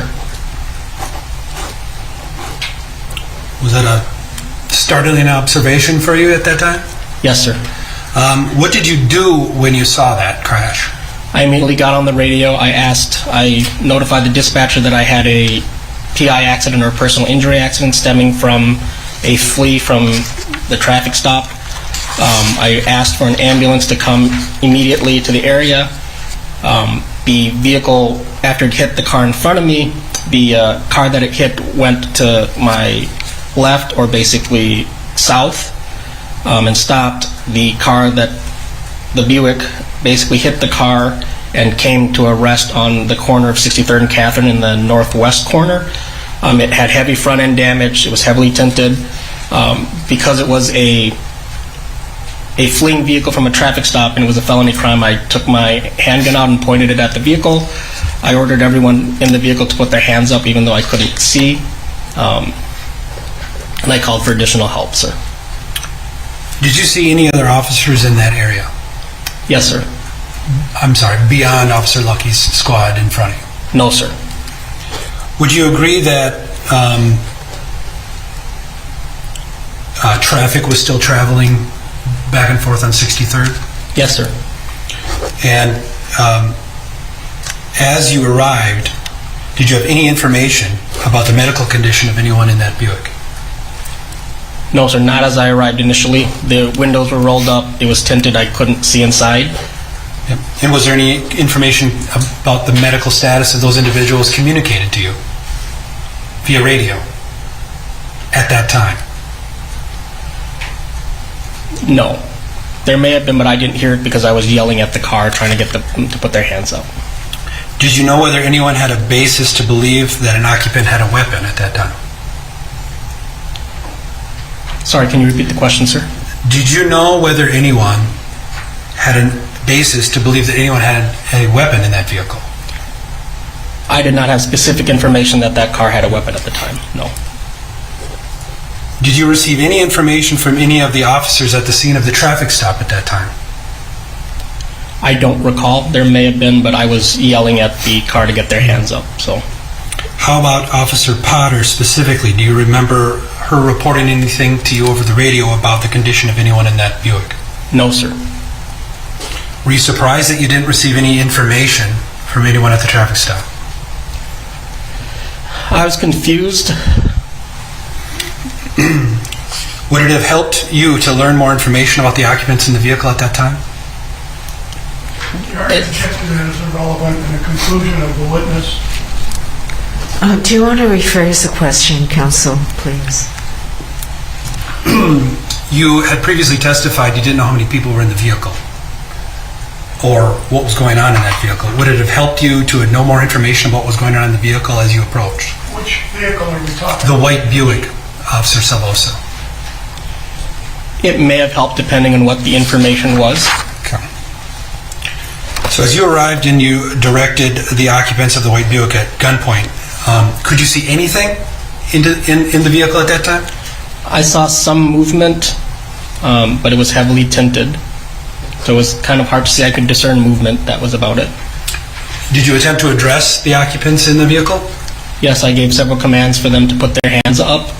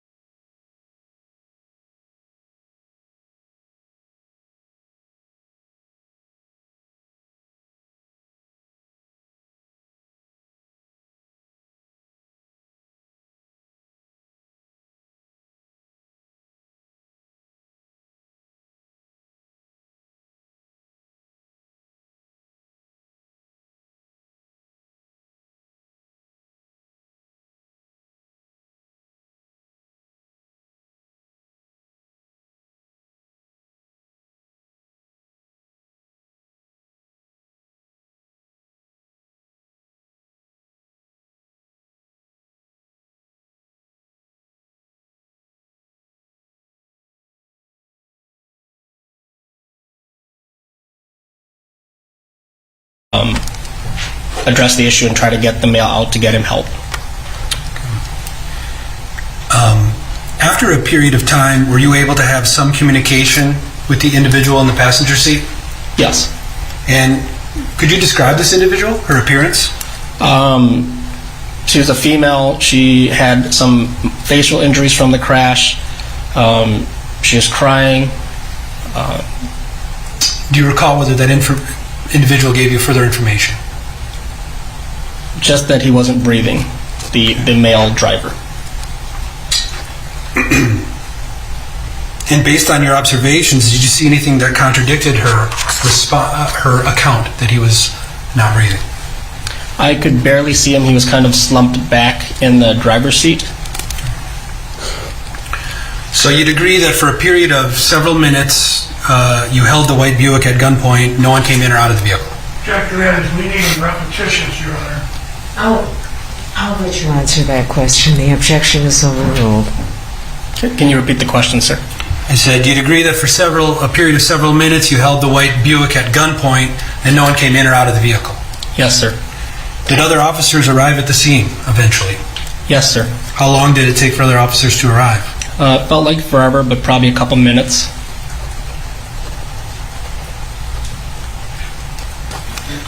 Did multiple squads arrive? Yes, sir. Were they all from Brooklyn Center? No, sir. There was multiple agencies. Hennepin County, Brooklyn Park, Champlin, Crystal, I think Robbinsdale. I don't know the specifics, but those ones I know for sure were there. When they arrived, did you interact with these other officers? Yes. Could you describe your interactions? I briefed them initially on what I had, that the vehicle that I had my gun pointed at was a fleeing vehicle from the traffic stop. There was one passenger in the front seat, one driver, and there was potentially a passenger in the back seat because I couldn't see into the back seat, but I assume there was. And did you, at that point, with your fellow officers, make a plan of what to do next? Yep, we kind of talked about it, and then a supervisor arrived on scene, and we started coordinating what the next steps would be to safely remove the passenger, remove the driver, and then provide aid. At that point, did you have further verbal interaction with the occupants of the vehicle? Other than telling them to put their hands up, I think I told the female several times to get out of the car so we can help the driver, because I knew time was of the essence and he wasn't breathing, but there was no way to safely go up there without her cooperation. Yep. And what did she do in response to that? Eventually she got out of the vehicle, put her hands up, and then walked towards another officer that gave her commands. Did you have any direct interaction with her? After that point, no, sir. Do you know where she went after that encounter? I believe she was placed in the back of a squad car. Now, after the female's removed from the vehicle, could you see any activity in the Buick? Very limited. I think the driver was still in the driver's seat. The back door was still closed. It was still tinted. And we were kind of gathering information as to whether there was another party in the car and what we could see and kind of coordinate the response. So at that time you didn't know whether it was just the driver or whether there were other individuals in the vehicle? Yes, sir. Okay. Eventually, did you confirm how many individuals were in that vehicle? Yes, sir. We were kind of able to get a better view. I think as more officers arrived, they had better angles of view into the car. I think someone had spoken to the female who basically said it was just her and the male driver. Okay. Beyond the information that he appeared to be injured and the visual observation that he appeared non-responsive, did you know anything else about the driver? No, sir. Ultimately, you did take action toward the Buick, correct? You as a group of officers? Yes, sir. How many officers were present at that point? I don't know the exact number, but I'd say upwards of 5 or 6. Okay. Could you describe the group's actions toward the Buick? They kind of made up a plan. They asked for a bunker, which is a ballistic shield. There was talk about having a 40mm launcher, which is a non-lethal, less lethal weapon system that shoots foam rounds. They kind of tried to figure out the best way to approach the vehicle. I think at one point they were going to come from the back of the vehicle, but then they decided to come around towards the front. Okay. From the time that you observed the crash, from the time that officers approached the vehicle, how much time elapsed? It would be hard to say, sir. I'd say 5 to 10 minutes, give or take, ballpark. And your body-worn camera was on this time? Yes, sir. So that would accurately reflect the time that it took between these two occasions? Yes, sir. Okay. And did you participate in approaching the driver in the vehicle? Not initially, sir, no. Okay. What did you do? I held back as they approached, and I lowered my weapon to avoid crossfire issues.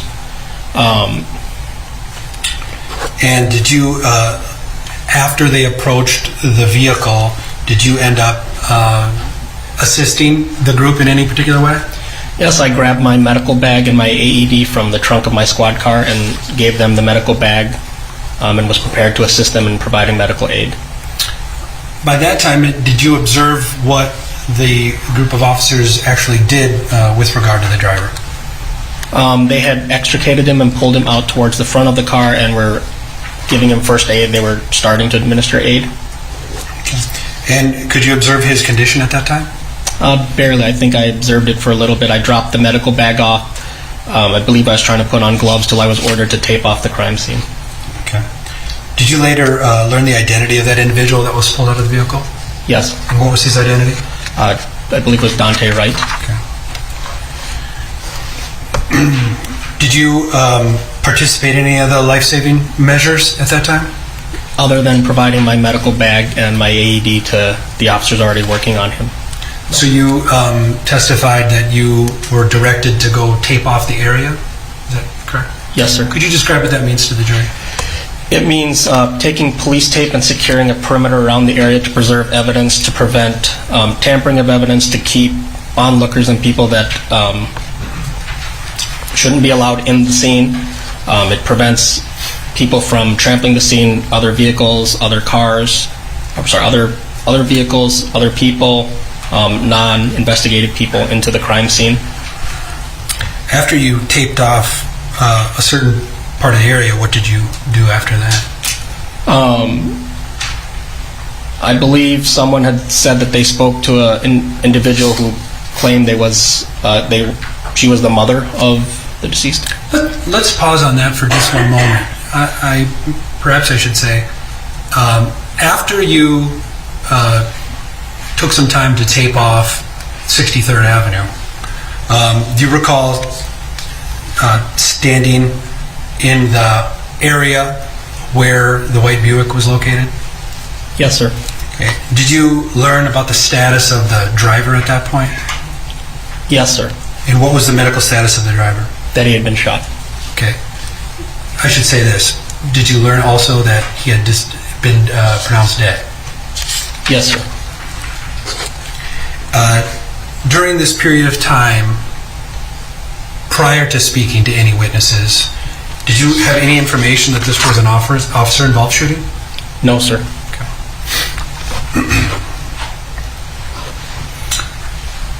Now, you had mentioned that you heard that someone had come to the scene? Yes, sir. And who was that? I believe it was Dante's mother, Katie Wright. And do you recall when they came to the scene? It was pretty quick, sir. I would say within 5 to 10 minutes of it all kind of settling down. And where were they located when you first saw them? They were just outside the initial perimeter and crime scene tape, just to the east of Catherine Drive, probably a block and a half, the next intersection, maybe, excuse me. How far away were they from Mr. Wright's body at that time? A block. I think they were at the next corner, so a city block. Did you end up speaking to Mr. Wright's parents? Briefly. Was there any reason that you ended up being the one that spoke to his parents?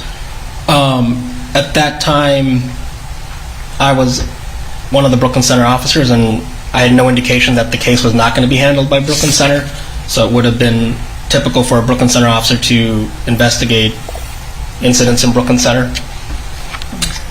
Did you obtain information from who you understood to be Dante Wright's mother? Yes, sir. What information did you obtain? That she asked a lot of questions. She said that...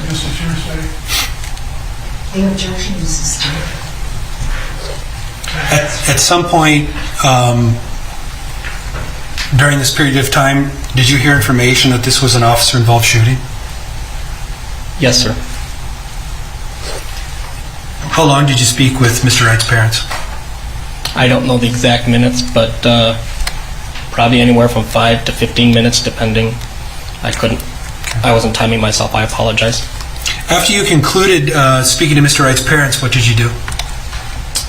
I was informed that I had to return back to the police department and be isolated because I was a potential witness.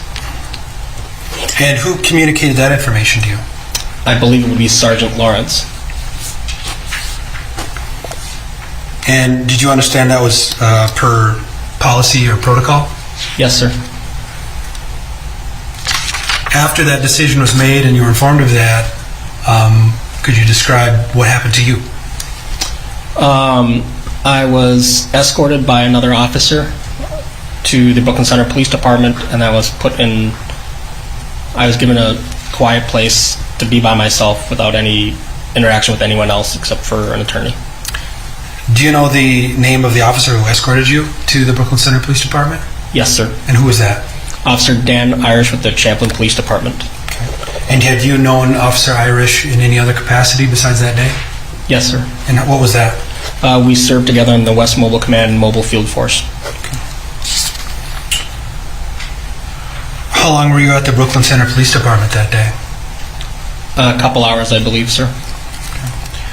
Now, did you do anything else with regard to this case? No, sir. Did you collect any evidence? No, sir. Did you interview any witnesses? No, sir. Did you write any reports? Yes, sir. For my attorney, for my statement, for what happened. Did you speak to anyone from the BCA after that incident? No, sir. Did you witness any of the events firsthand which caused Mr. Wright's death? No, sir. Okay. Now I want to go through a couple of exhibits with you. Could you put up Exhibit 1?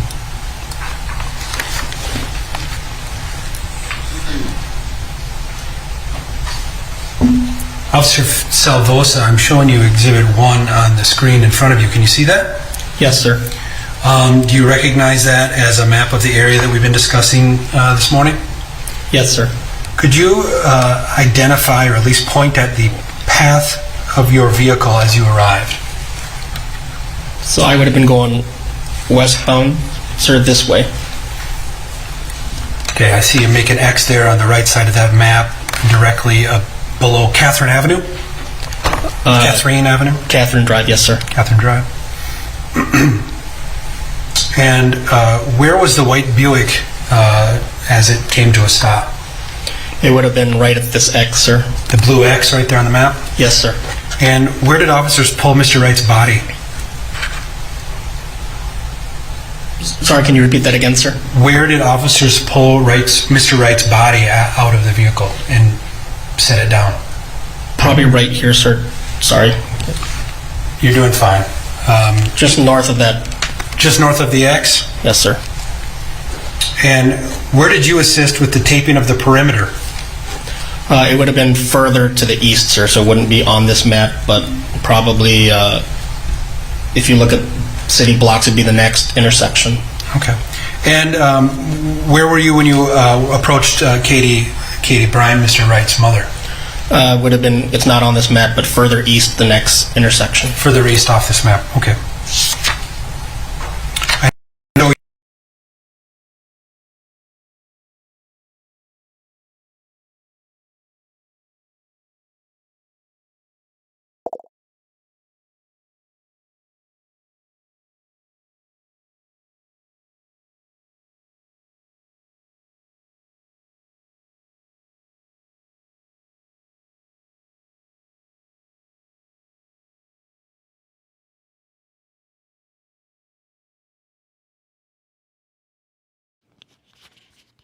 Okay, looks like once again. It did, sir. And you've had an opportunity to review that prior to trial? Freezing up. Yes, sir. At this time, Your Honor, the state will offer Exhibit 37. That's a squad video of Officer Salvosa's arrival. There be no objection. 37 will be admitted into evidence and you may publish. Let's do that at this time. Maybe we just pause at the beginning. Officer Salvosa, I'm showing you just the first second of your exhibit. Would you agree there's a timestamp on here of 14:01 and 44 seconds? Yes, sir. For most everybody in the world, that's 2:01 and 44 seconds? Yes, sir. Would you testify today that that was an accurate time? Yes, sir. And could you just describe to the jury what they see on their screen right now? So you're seeing a view from my quad car camera, which should have been centered. If I'm driving, it would be right here. It is capturing my movements as I'm driving westbound on 63rd. Okay. And we'll hit play at this point.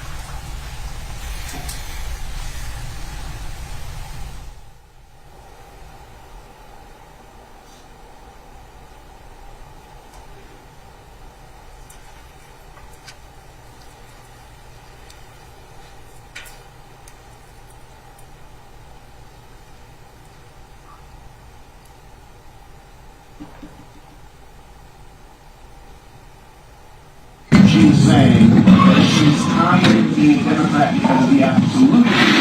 3219, PI exit 63rd Catherine Drive, left from 38 start north on the Reds. Put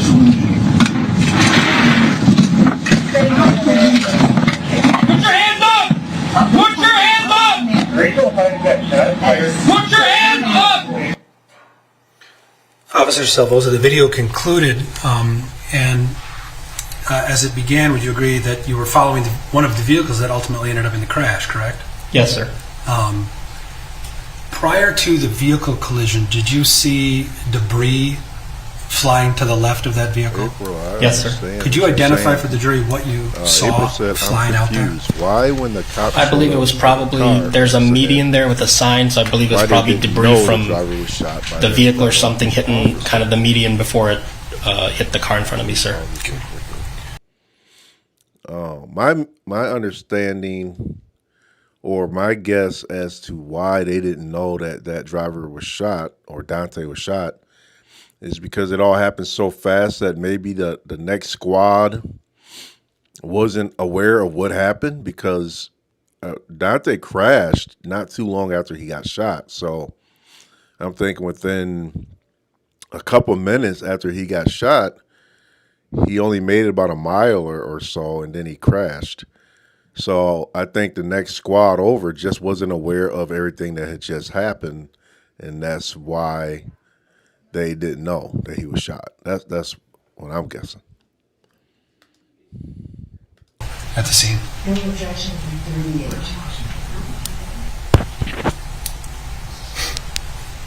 Is there any objection to 38? There being no objection, 38 will be admitted into evidence, and you may publish, counsel. Okay, let's play that video. Maybe I'll just pause the image here at this time. If I had to look at that screen, it would be much more difficult to see. But Officer Salvosa, would you agree that there are essentially two images on the screen right now? Yes, sir. And can you identify what the screen is on the lower right? That appears to be my body cam video, sir. Okay. And would you agree that there's a timestamp at the bottom? Yes, sir. Yep. And that's listed at 2:02 and 5 seconds? Yes, sir. And then there's a image on the top left, correct? Yes, sir. And that's the surveillance video? Yes, sir. Okay. Let's play the video.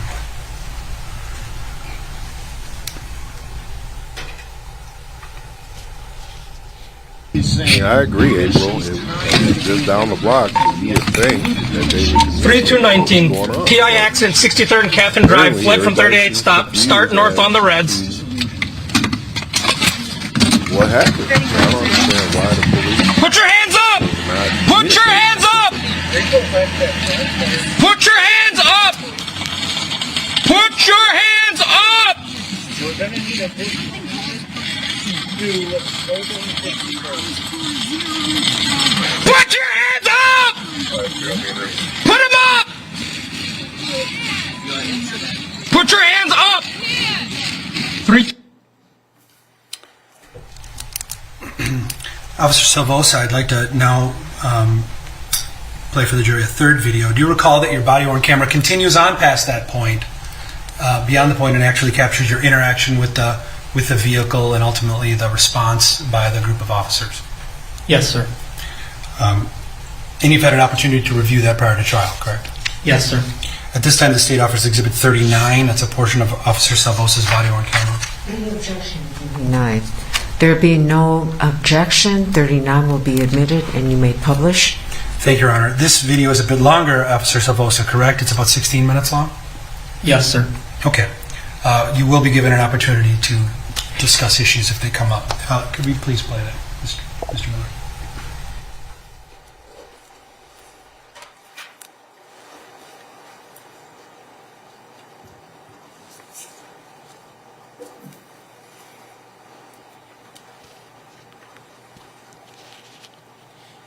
April, if you're looking for me on YouTube, you got to search under Raw Topic Live. Raw Topic Live on YouTube.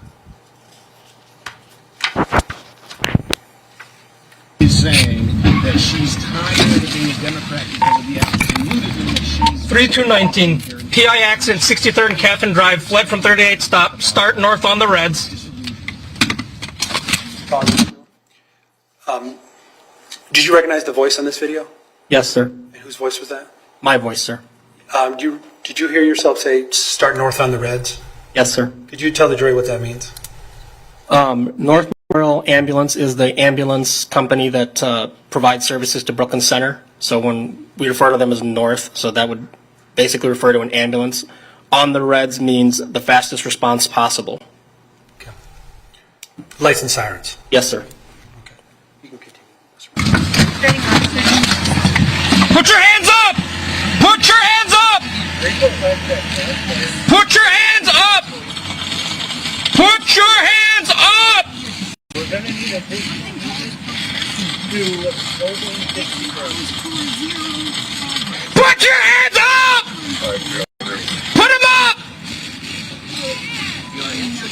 Put your hands up! 3219, several at gunpoint, 63rd and Catherine Drive. Start north on the Reds and start 2 rigs. We've got a civilian car injured as well. As soon as we get additional cars, I'll check for injuries. Suspects are not compliant. They're moving around. Put your hands up! Thanks for joining the stream on YouTube.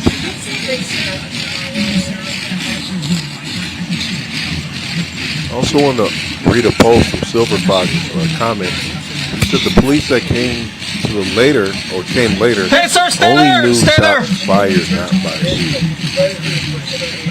So I guess this is kind of why they were so confused. Directed as someone to to stay there. Do you why know who they you were didn't talking know to at that about time? I believe it was the Dante person being in the shot. injured vehicle.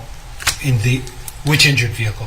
The Subaru that was hit on in front of me, sir. Okay, and can you actually see the other vehicle on your screen now? It's just in the corner by my door frame. You can kind of see it right outside my door frame. Okay. Right outside your door frame in the way left side of this image? Yes, sir. Okay. You can continue, Mr. Miller. Put your hands up! Lower the window!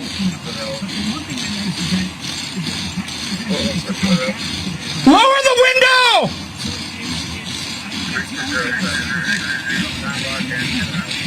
Ma'am, are you okay? Stay there. Stay there.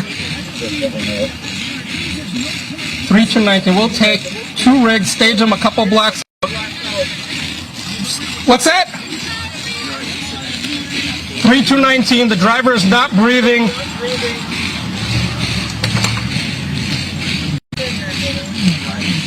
I'll take an additional squad and we'll yank him out. But get him here on the reds. I'm by myself, holding him at gunpoint.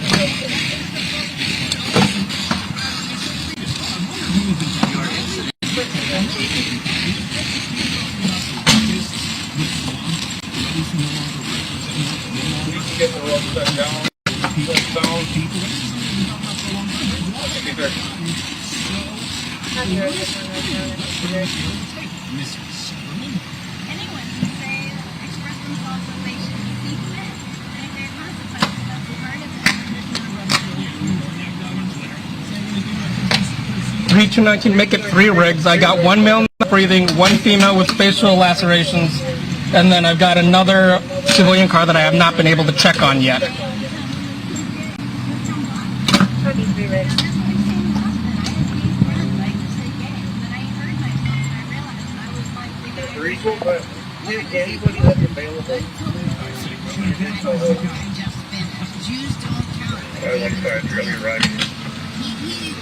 Incoming squad, come to me at 63rd and Catherine so we can get the driver out and the passenger, and then we'll have to check on anyone else after, but the driver is not breathing according to the passenger.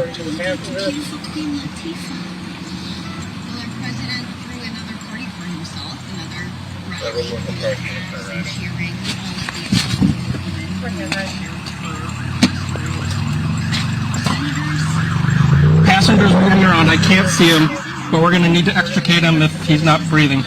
So I'll wait for additional to come up with the plan. I agree. She said she should be yelling, "We don't have a gun." The cop shot him. He's dying. Okay. So I think female that passenger, the cops did driver- know that, that he was shot Quickly, at some point. 206. Well, yeah, the way the cops right on acted, the put dot. your hands Would you up agree and all that that's the that, and timestamp acting that all aggressive. the video's paused at this time? It's like, yes, sir. And why don't in you your just get the leftmost information view of on what's this going on screen, before do you it see the started number acting all 1683? Yes, sir. crazy. Could you tell the jury what you're seeing at this time? I'm seeing one of the first officers to arrive, which would be a Brooklyn Park squad. Okay.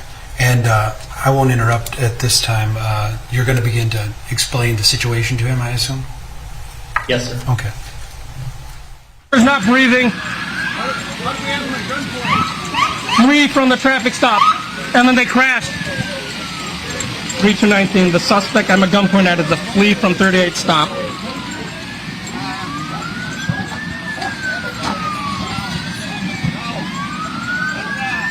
Ma'am, get out of the car! Passenger, get out of the car!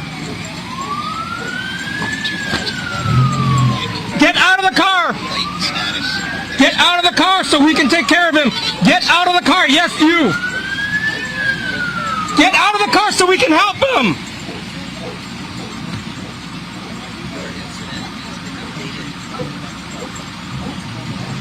Get out of the car! Let's grab a bunker if you got one. You got a bunker?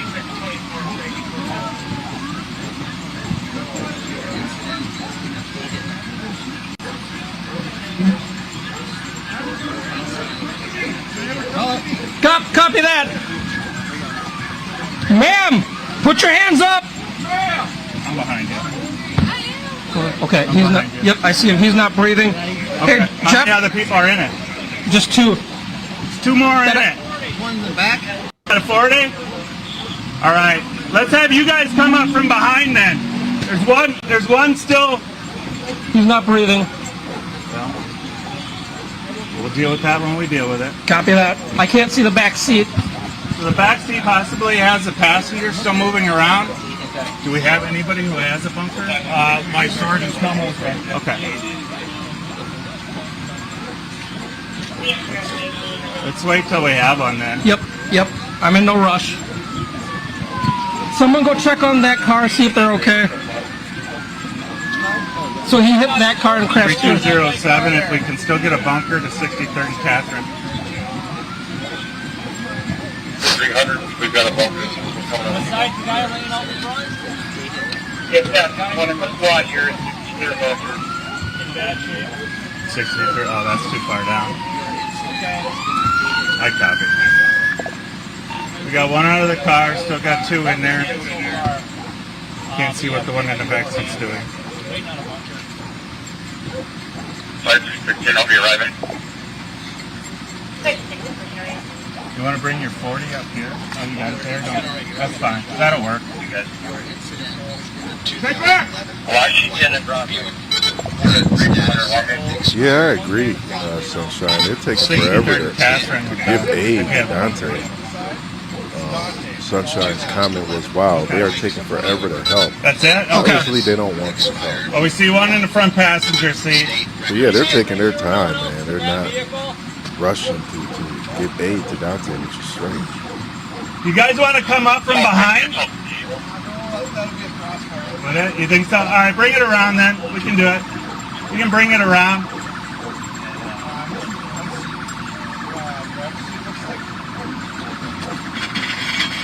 You stay here. I'm gonna Copy that.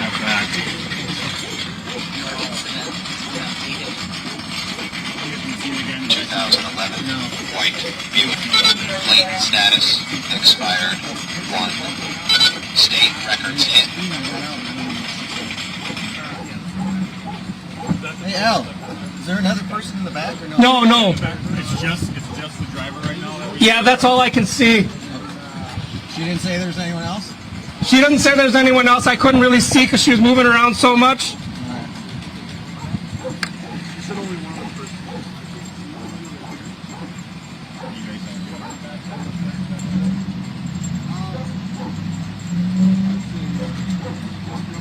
Your incident is going to be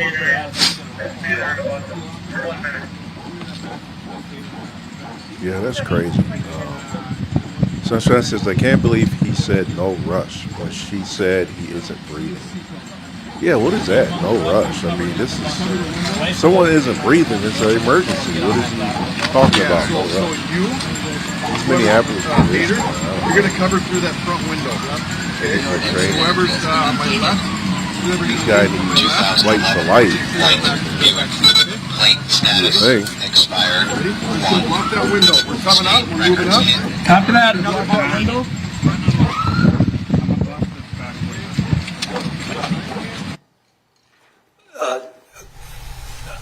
Officer Savosa, in the last 2 seconds of this video, first of all, can you identify the timestamp on this video at this time? It says 2:10 and 55 seconds, sir. Okay, and some individuals just walked across the screen, correct? Yes, sir. Who are those individuals?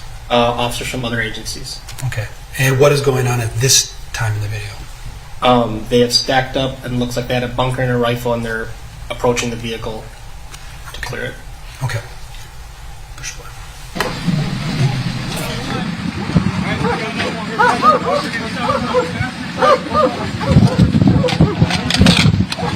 Jesus fucking Christ. Yeah, he's probably not going to make it. What's the shots fired? What's it? Not shots fired. No shots fired. What's that? He said we have shots fired. Oh, he did? Oh, I didn't yell shots fired.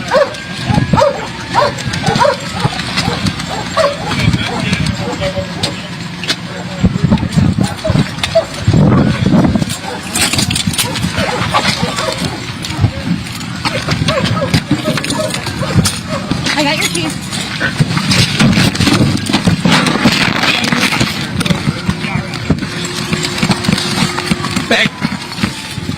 We don't have exit.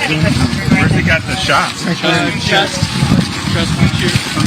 Does anybody have, do you have your, I got nothing on the back. those kits that we just got? Okay. I got the right there, Mel. No, that's Nice to watch. Do you want to start putting some tape up there? So now, Yep. the cop said himself is probably not going to make it. Look how long your guy's taking to do anything. When Powder shot him, why didn't they call for an ambulance at that time or something? I don't know. Hey, folks, you're going to have to back up. Back up.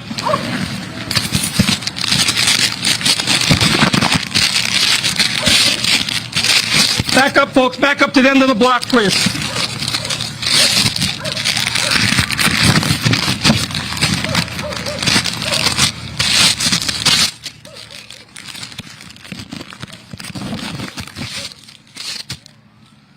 By the white car.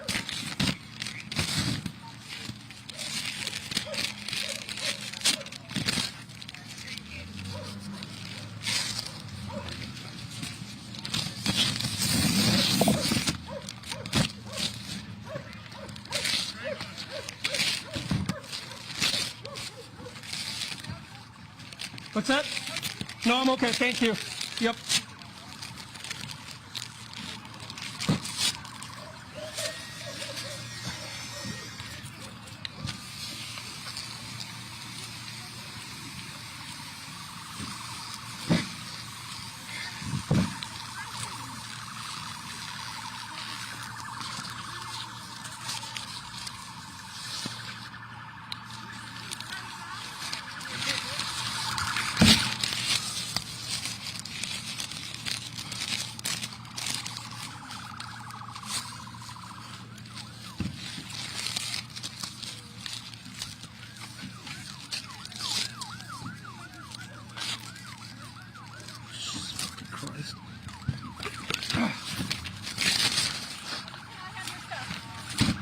Hey, Could you pause at this time? Officer Salvosa, at this time, 2:14 to 21 seconds, would you agree that the audio cut out? Yes, sir. And why did the audio cut out? Me and Officer Fricky had a private conversation. And in that private conversation, you're able to mute your camera? Yes, sir. Okay. Okay. I would really like to know what they were discussing in that private conversation and why he had to mute his camera. I wonder if it has something to do with we took too long to render aid. I don't know. Nobody knows anything. So, female patient in here, that's the... Do you recognize the individual you're addressing at this time? It's a North paramedic. Okay. So is this the first time that you've encountered the paramedics on the scene? No, an ambulance drew by earlier in the video, and a bunch of them were walking around. Okay. Female patient, there was someone in this car.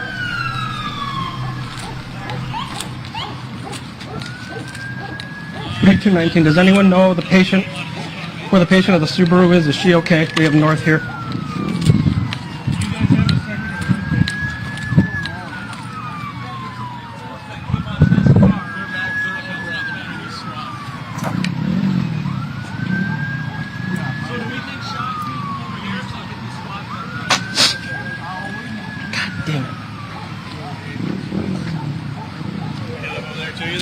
What's that?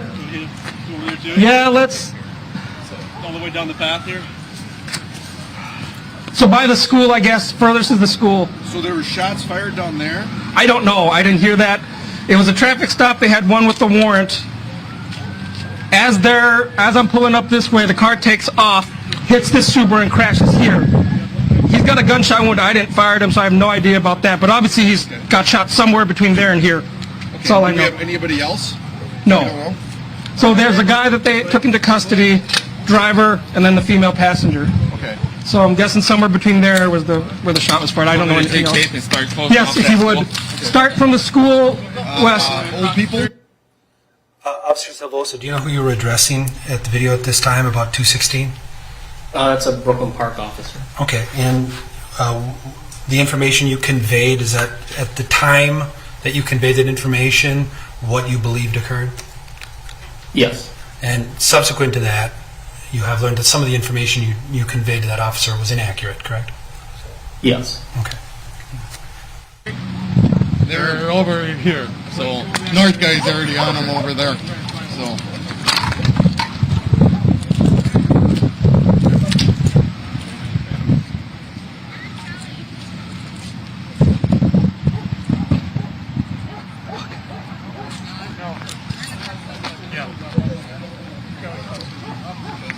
Are we still on the main? We're still on the main. I don't know if we need to move it to a TAC channel, but Hey, you guys are.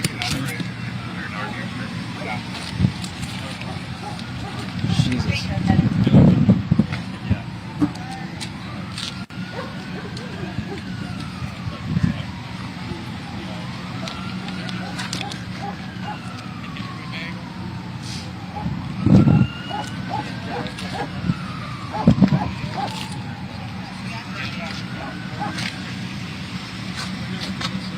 Yeah. Oh, there you are. I'm okay. Sure. Yeah, thank you guys for coming.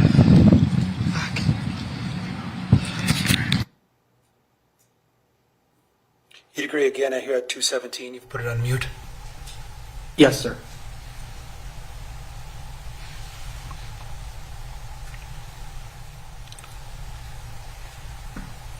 By this time, at 2:17 and 30 seconds, have you ascertained the status of Mr. Wright? I believe so. And what was that? That he was deceased by this time, correct? Yes, sir.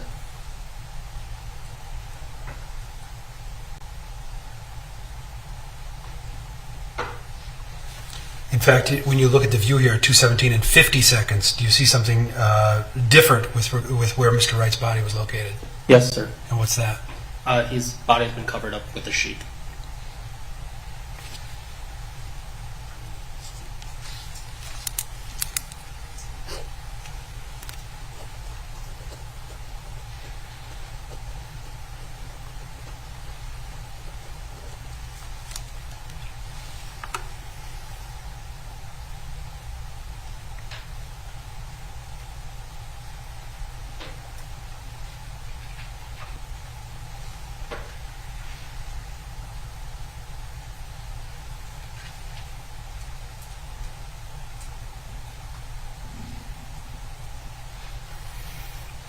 Do you know the name of that officer right there in front of you? That is Officer Jeff Summers, sir. From the Brooklyn Center Police Department? Yes, sir.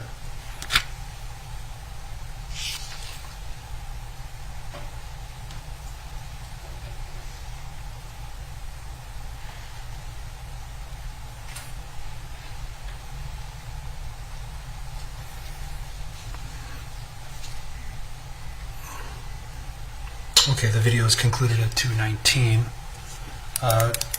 Just have a couple other things I want to show you, Officer Salvosa. Are you aware that other officers at the scene were wearing body-worn camera? Yes, sir. And those cameras captured footage of you, correct? Yes, sir. And prior to today, you've had an opportunity to review 5 still images from those body-worn camera videos? Yes, sir. And they show you captured at different events that you've discussed in your testimony today? Yes, sir. Your Honor, at this time, the state will seek to admit exhibits 40 through 44, still images showing Officer Salvosa. Okay, if there be no objections, 40 to 46 will be admitted into evidence and you may publish them. Yep, and Your Honor, if I misspoke, I said I meant 40 to 44. 40 to 44, thank you. Officer Salvosa, you testified earlier that you carried a medical bag to an officer. Could we show Exhibit 40? Do you see yourself carrying those medical bags in the middle of Exhibit 40? Yes, sir. Okay, and then quickly to Exhibit 41. What of the 2 bags, what are each of those? What's contained in each of those bags? So in my left hand, the black and yellow bag would be an AED or defibrillator. In my right hand, the orange bag would be a medical bag with oxygen, bandages, airways, and different things we might use. And do you remember the name of the officer to whom you gave those bags? I do not, sir. Would it have been Officer Summers, perhaps? Possibly, sir. I'd have to check. Okay. And you testified earlier that you spoke to Mr. Wright's parents. Could you please put up Exhibit 42? I'm showing you a third image. Do you see yourself in that image? Yes, sir. I would be the officer kneeling. And the two individuals you identified as Mr. Wright's parents are the ones seated in the retaining wall? Yes, sir. Do you know the name of the other officer who's standing behind you? That'd be Officer Jeff Summers, sir. Okay. And now Exhibit 43. And would you agree that this still image is from 2:36 and 55 seconds p.m.? Yes, sir. And what is shown in this image? Me having a conversation with Mrs. Wright. You testified that Sergeant Lorenz asked Officer Irish to escort you to the Brooklyn Center Police Department. I'd like to show Exhibit 44. Could you describe what you see in this image? That is me, and then that is Officer Irish to the left of the screen. Okay, just to be clear, to the left of the screen is Officer Irish? Yes, sir. And then the other individual, that's you? Yes, sir. In there? Okay. And you'd agree that is about 2:48 and 19 seconds? Yes, sir. Was this image shortly before you left the scene? Yes, sir. Right. And then you completed no further work on the case, correct? Yes, sir. No further questions for this witness. Is there any cause? Yes.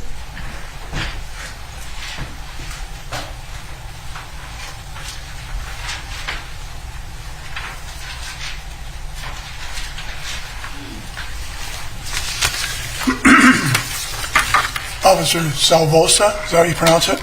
Yes, sir. I'm a lawyer for Kim Potter. You know who she is? Yes, sir. She was one of your fellow police officers at Brooklyn Center. Is that right? Yes, sir. And next to her is Paul Eng, and I believe you've talked to him, have you not, or not? Possibly. I can't remember, sir. All right. I apologize. In any event, you heard over the radio on this day, April 11th, that Officer Lucky was doing a traffic stop, correct? Yes, sir. And he was he in this, working in Brooklyn Center as you were on that day? Yes, sir. And did you know at that time that Officer Lucky's FTO was Miss Potter? Yes, sir. And after you heard that he was doing a traffic stop, did you also hear that Sergeant Johnson was going to follow up on it? I believe so, sir. Yes, sir. And you decided to drive over that way from where you were at just to see what was going on. Is that fair? And to assist if I could, sir. Yes. And you did that, correct? Yes, sir. And so at that point in time when you're driving down that street, the street is, what is the street again? 63rd Avenue. 63rd Avenue. You're going west or east? West, sir. You were going west. You were headed towards the traffic stop where you believed that Sergeant Johnson, Officer Potter, and Officer Lucky were there. Is that right? Yes, sir. And when you were driving west down that road, you saw a white car from the area of the traffic stop, correct? Yes, sir. And you saw that car drive at a high rate of speed right towards the car in front of you, correct? Yes, sir. And you saw that for about a block. Would that be fair? Yes, sir. And then you saw that vehicle, the white vehicle, go over the boulevard and smash head-on right into that Subaru, correct? Yes, sir. So at that point in time, when you stopped your car, you had the knowledge of the traffic stop, 3 officers there, and this fellow, this car, you saw take off towards you at a high rate of speed from the traffic stop, go over a lane and hit a car head-on in your city, correct? Yes, sir. Did that alarm you at all? Very much, sir. And is that why you drew your gun and said, show me your hands or get out of the vehicle? Was that the reason? Yes, sir.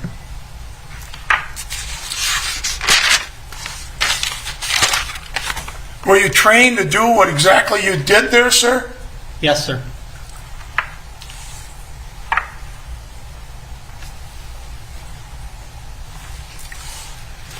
And when you kept saying, what were you saying when you had your gun pointed? You wanted him to get out of the car, correct? Yes, sir. I believe it was put your hands up, put your hands up. At one point, I believe I said, get out of the car so we can help him. And this was a car that you could not see in the back seat, correct? Yes, sir. And all you could see, if anything, would be the waving of the hands of the passenger, correct? Yes, sir. And the passenger was not following your orders, correct? Yes, sir. For a period of time that we watched the video, correct? Yes, sir. And finally, she did get out of the car, correct? Yes, sir. And after that, you were able to get the driver out of the car, and we saw at the end of that video that the police officers, the ER, what are they called? The emergency doctors or paramedics, sir. Paramedics, thank you. The paramedics were working on Dante Wright. You brought yourself over to help them, and was that what you were trained to do? Yes, sir. I believe my medic bag arrived first before the paramedics were even there. Okay. And before the paramedics arrived, were other officers working on Dante Wright? Yes, sir. And what were they doing? Assessing his injuries, trying to figure out how best to treat his injuries and save his life, sir. Trying to save his life, correct? Yes, sir. To revive him, correct? Yes, sir.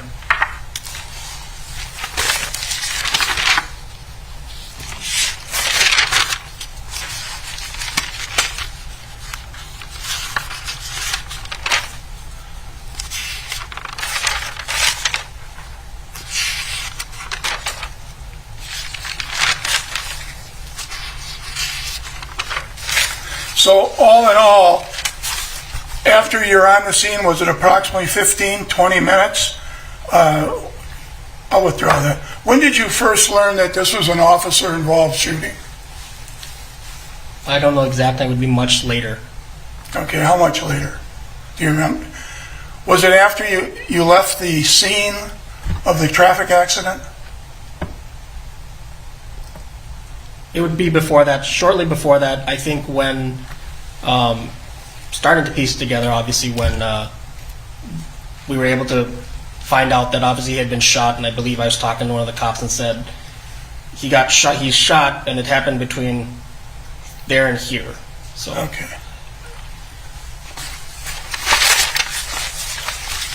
We have a moment, Your Honor. Yes.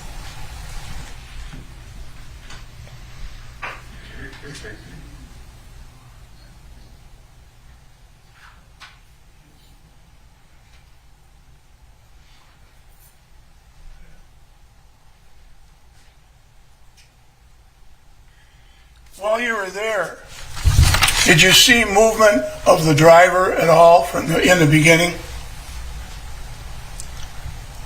Can you clarify in the beginning of what part, sir? Oh, I'm sorry. When you first arrived, when you saw the accident, you saw the car coming towards, and by the way, if that Subaru wasn't in front of you, that car probably would have hit you, is that right? Cause for speculation. He was there, he saw it, Your Honor. Well, the objection is sustained. All right. In any event, when you stopped your vehicle and you had your gun there, did you see movement of the driver? Yes, sir. Okay. And that would be indicating that at that point in time, the driver was still alive, correct? Yes, sir. Thank you, sir. That's all I have, Judge. All right. Is there any redirect?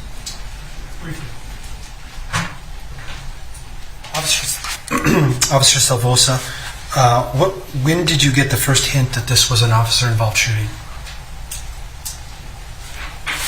Probably shortly after they had taken him out of the car and piecing it together. As far as officially, not until they told me that I was a witness. Sure. And had to be... Yeah, less than official. Did you talk to any witnesses that caused you to believe that it was an officer-involved shooting? I did not talk to any witnesses that led me to believe it was an officer-involved shooting, no. Not Katie Bryant? I did talk to Katie Bryant, yes. She did say that she believed her son was shot. Shot by whom? A police officer. Could you describe the movement? This is hearsay, Your Honor. It's also outside the scope of the cross-examination. I don't know what your question was. I mean, what is your question? He's answered my question, Your Honor. Okay. Officer Salvosa, I think I just needed some clarity. What movement of the driver, Mr. Wright, did you actually see when you were holding him at gunpoint? It's hard to say, but kind of he was moving back and forth and kind of rocking a little bit. It's hard to say specifically because it was obstructed by the passenger, but there was kind of movements of this back and forth a little bit. Okay, no further questions. Okay. Thank you, officer. You may step down.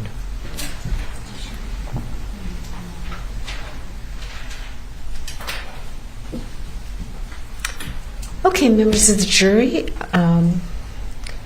we are going to take a lunch break and we'll get started up at 1:30.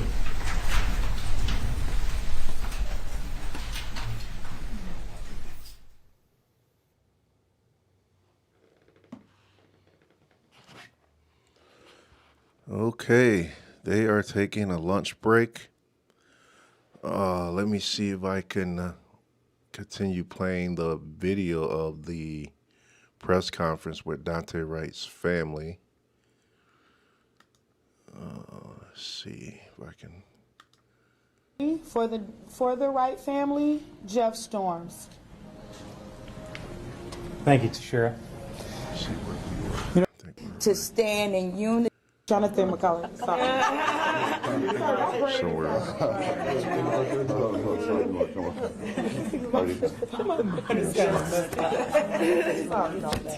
You fine? Yeah, that's fine. Hello, my name is Jonathan McClellan, president of the Minnesota Justice Coalition. We are part of a collective of organizations that work with families and community to draft and advance legislation and other policy initiatives at the Capitol here in St. Paul and in Washington, D.C. I want to take this moment to uplift the family of Dante Wright and recognize their pain.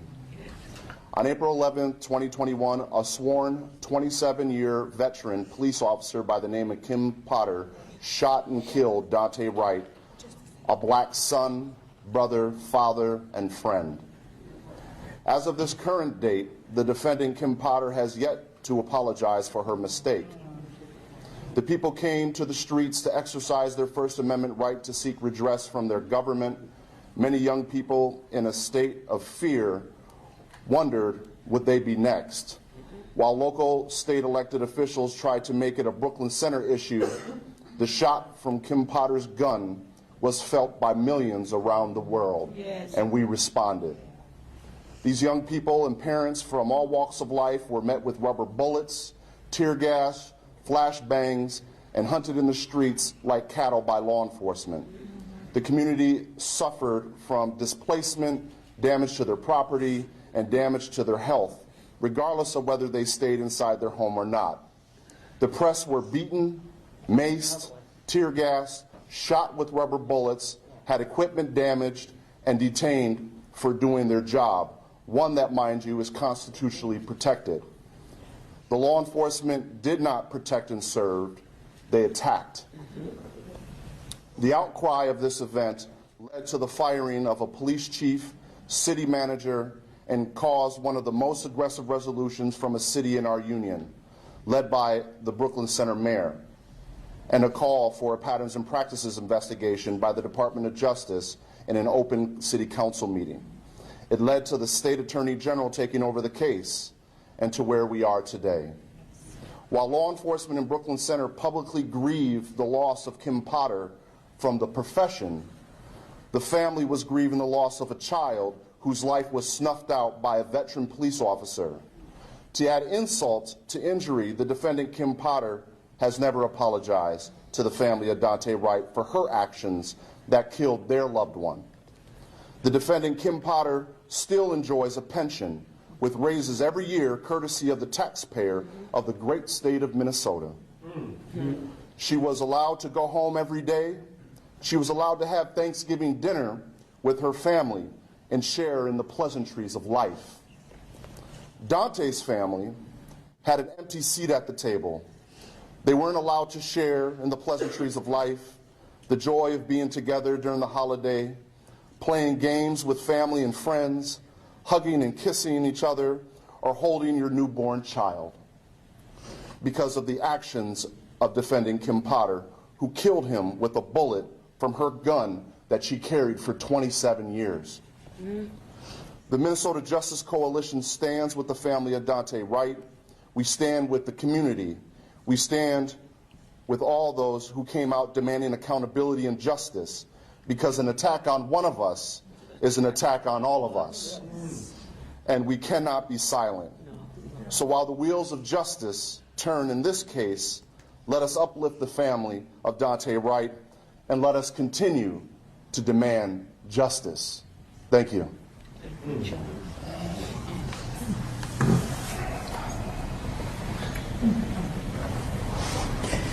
We will now call forward the president of Black Lives Matter Minnesota, Trayvon Cruz.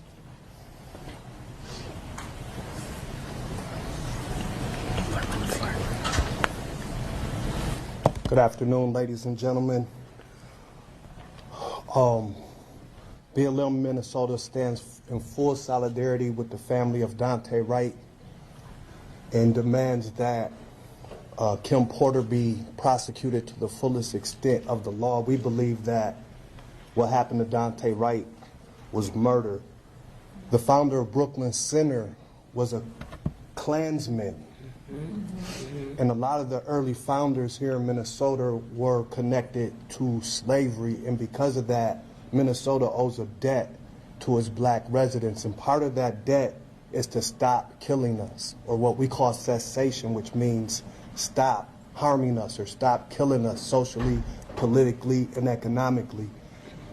These bills have been passed, like the Hardell-Sherrill Act, of the historic bill that has been passed in Brooklyn Center and the St. Paul Recovery Act, but those, we want justice, but our bills need to be funded correctly. And there's money from the federal government that has came to Minnesota to do that, like ARP funds. Kim Porter has been on the police force longer than Daunte Wright has been alive. Imagine how many times Kim Porter has pulled out her gun over the years, how many times she's been in target practice, how many times she's used her taser, and for her to pretend like she doesn't know the difference between a taser and a gun is a slap in the face to our community. Earlier, when protesters were doing a Lake Street Bridge shutdown, Jim Roth, the officer said, "Run them over, and I'll show you how to get away with it." Yes. So when we talk about the art of the cover-up, it's a cover-up. They'll say things like, "Oh, I thought the brake was the gas," or "I thought the gas was the brake," or "I thought my gun was a taser." These are lies that are taught to law enforcement over years. In the past, they were able to get away with it, but not nowadays, because the community is standing up and we're in solidarity with these families who have lost stolen lives. So we just want to see accountability for Kim Potter, and we want our children to stop being killed by law enforcement. Yes, yes. Whether it's Adam Toledo, Micaiah Bryant, Daunte Wright. These are kids, and then kids are impacted by that. The child who, Darnella Frazier, was impacted by what happened to George Floyd. And there were also children there watching what happened to George Floyd. Daunte's Wright children will be impacted by it. His brother is impacted by it. Hardell-Sherrill's children are impacted by this. Matilda Smith's family is impacted. Their children are impacted by police terror in America. So we want it to stop immediately, and we want to see Kim Potter. We expect nothing less than justice for Daunte Wright over these next 30 days. Yes. Thank you. Yes. We will now have Ms. Doshia Perry just say the few names of the people that died in the prisons, and then we will have a few more speakers and we will close out the press conference. Thank you, Tashira. I got so emotionally upset with what's been going on with all of our families that one of the reasons why I started Be Their Voices was because there were other families. Yes. Naja Khan Powell, who you may not know his story, but he died in the Hennepin County Jail. Did no wrong. He was sick and ended up being taken out of the hospital and brought into the custody of Hennepin County, where he died. He hung himself.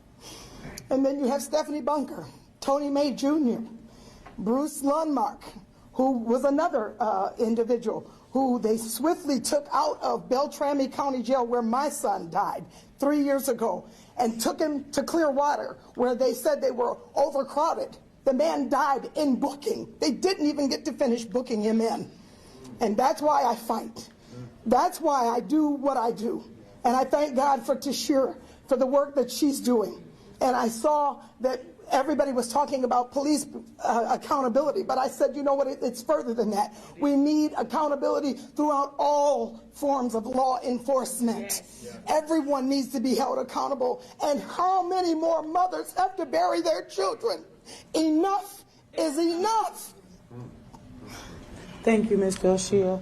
We will now call forward Representative John Thompson, who have stood in solidarity with all of our families and have gone through tremendous, horrendous harassment and everything else, for standing with the community and what he believes and standing up for the lives of black men and all stolen lives. We will now call for Representative John Thompson. Thank you. Good afternoon, State Representative John Thompson, JOHN-THOMPSON. I'm standing here again in solidarity with another family, Katie Wright's family at this time. And as Courtney Ross mentioned, we were all celebrating the birthday of Tashira's husband, when someone walked right in the crowd as I had the microphone and said, they've killed another man in Brooklyn Center. But before they said that, I had said, I'm not psychic another person will be killed this year by law enforcement. Let's be clear. Professionals are held to a higher standard. Teachers are held to a higher standard. Educators, definitely. Administrators are held to a higher standard. Lawyers are held to a higher standard. Doctors, airline pilots. Oh my God. Oh my God. Legislators. I know firsthand legislators are held to a higher standard. When are we going to hold law enforcement to that high standard that we claim should be, or do we just end the bar with me? Lawmakers are held to a higher standard. That should include law enforcement. It's not a no-brainer. It's common sense. Yes. It's common sense. We are not defending something. Listen, I came here as a machinist, and my friend was murdered. Valerie Castile wouldn't be here today. I wouldn't be here today had they not killed Philando Castile. I'd be comfortable in my home being a dad to my son. I would be a legislator right now had they not killed my friend. Right? See, I thought I could change the law by becoming a legislator, only to have the law attack me and tell me that I'm held to a higher standard. So where does the bar end at? Where does it end? Does it just stop with me? Does it stop with a black man who stands up and says he's sick and tired of standing in front of this microphone? You try to bury these murders, but you can't bury their mothers. You can't bury their mothers. And just like anything you try to bury in the dirt, a plant will come up. And here you see the fruit standing behind me. We're not going away. We're asking for accountability to be the standard here in Minnesota. We're asking also that 3 times, that's enough, 3 service complaints on any law enforcement officer. 3. You need to bring your behind off the streets and come on in and do a desk job, because 3 community members is enough. Not 50, 60 service complaints and no accountability. That is unacceptable here in the state where we claim to have one Minnesota. Okay. It's not one Minnesota. This is part of the divided states of America. Yes. And divided from reality. The reality is we keep losing young black men here in this state. And I'm not just going to say to law enforcement, because we lose young black men to gun violence in our community. And there's a reason. Attack the root problems. Attack the root problems here in this state. And then we can start saying we have a one Minnesota. But right now, I don't see one Minnesota, because one Minnesota is not standing behind us asking for accountability. It's just us asking for justice. This is the last piece. Because people want peace. Well, stop having these officers pull their peace out on us. And we'll give you peace in the streets. Exactly. Right? We're living in a state where we can lock up 650-something people for protesting. But we can excuse bar owners for violating the governor's stay-at-home order. We can drop their charges. If you can drop their charges, you can drop these protesters' charges also. Because we're not standing up asking for nothing less than what anybody else who've lost their loved ones asked for. I'm going to say thank you, and I will always stand in solidarity. I will always stand in solidarity with the people. I didn't do this for politics. I did this for the people. And as you can see, the people is who I'll stand with. Attack me all you want. But I'm not going nowhere until we get justice. Thank you so much. We will now call forward the City Council member for Richfield, Simon Troutman. Thank you, Tashira.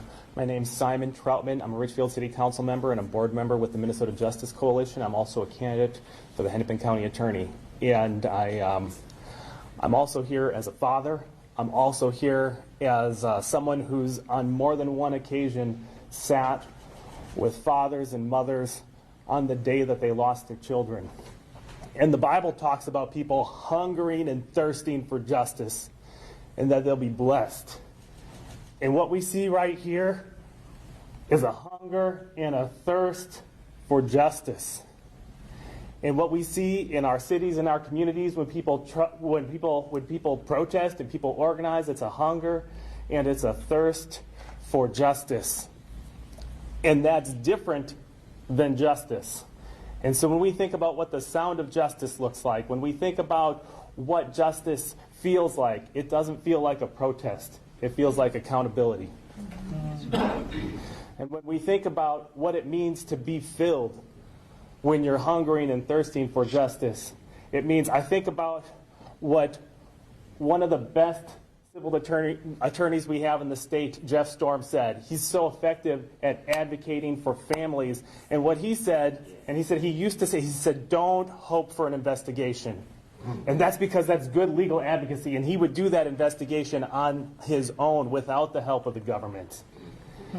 But what we're doing here, this is about truth, this is about power, but more than that right now, it's about hope. So that excellent lawyers don't manage their clients' expectations by saying you should not hope for an investigation. That's good legal advocacy, but that's not where we need to be as a community. So we're here for truth.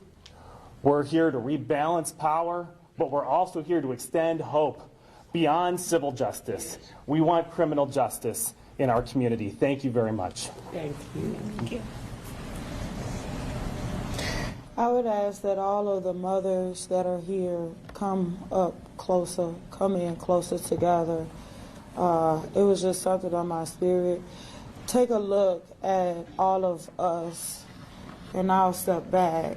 But these are the people that are affected when you murder in cold blood our people. You know, they seem to think that our black men don't have anybody that love them.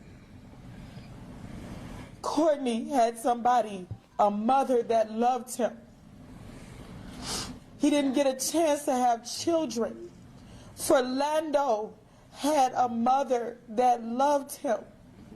Justin had a mother and a fiance and a child that loved him. Katie loved Dante. Jeffrey Smith's mother, Matilda, loved her son. George Floyd had someone and people that loved him.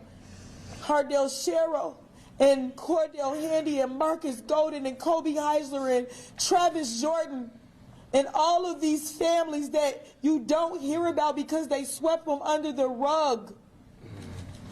But we are saying no more that you will sweep us under the rug.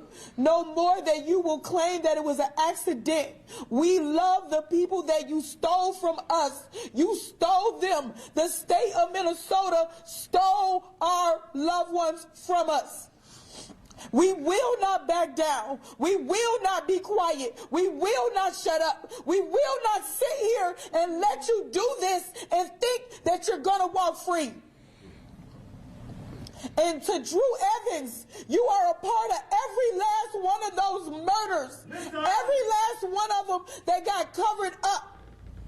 And you sit there and you taunt our families. Man, this she is the is most snapping, you inhumane guys. behavior I have ever seen in the face in my life. She The letting state of them have it. Minnesota, the light is on the state of Minnesota for a reason. It's not no reason at all. It's because it's too many bodies that led up to George Floyd and led up to Dante Wright. Yes. We are not in the street pleading for justice for no reason. Every last one of you are going to get held accountable for what you've done to our families. Every last one of you. We will conclude the press conference for today. Does any of you guys have any questions? Yes, Sunshine, she is speaking the truth. Any questions?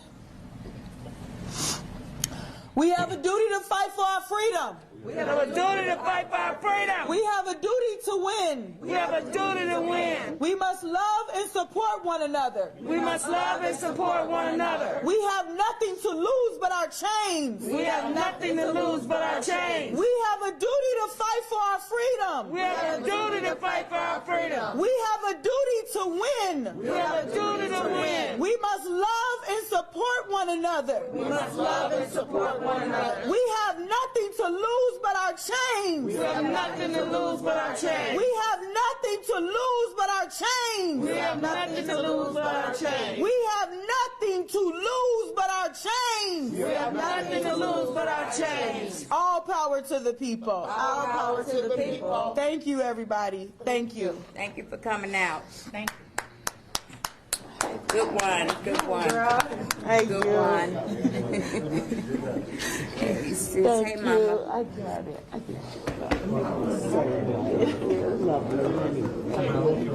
Thank you. Hi, sweetie. Man, they had a lot to say. This is the family members and community people speaking for Dante Wright. There's his mother right there. You look so cute, That's some powerful stuff, man. I agree, Sunshine. That is some powerful stuff right there. I'm not in jail before you. And you walked in looking like I'm an angel. That's what you're just so beautiful.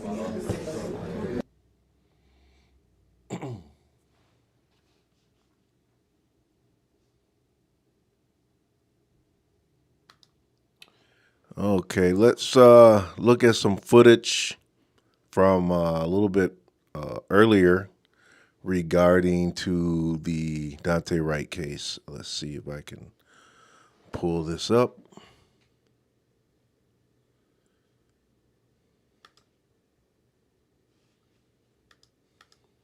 From his parents' house. Yes. And who was driving? Dante was driving. And where were you sitting? I was in the passenger seat. And that's the front passenger seat? Yes. So Now, this at is some point while you were Elena. driving She in was that in the white car car with with Dante Wright Did you get pulled over when by he the was police? shot. Yes, we did. And this is some footage from earlier Did today. you learn why you were pulled over? Like it was multiple reasons. Like it was the air fresheners and the tabs and the warrant. And did you hear Dante Wright interact with the police when you guys were pulled over? Yeah, like kind of. I remember mostly him just talking on the phone with his mom and them just telling me to hang up. Okay. So was there a point in time where the officer who had pulled you over stepped away from the white car that you were in? Yes. And then did the officers come back at some point? Yes. Now, in that car that you were in, this white car, was there a gun What's in up, that Shy car? or any Love weapon on of any Facebook? This is the Dante Wright trial. They are currently in recess, but we are watching footage Do you from know a if little there bit was a gun earlier. or a weapon of any kind in that car? No. This is the first witness So that there took the was no stand weapon in today. that Her name No, is there was not. Elena. Do you know if Dante She was the had a gun or girlfriend a at the weapon time of on Dante his Wright, and body she or was care in a that he car was with carrying a him gun that day? the day he was shot and killed. So at some point you said the officer left, walked away, and then came back to that white car that you were in. What happened when the officers came back to that white car? When they came back, from what I can remember, he just kept asking them, like they would ask him to step out the car, and he kept asking them, like, why do you want me to step out the car? He kept asking what he did, and they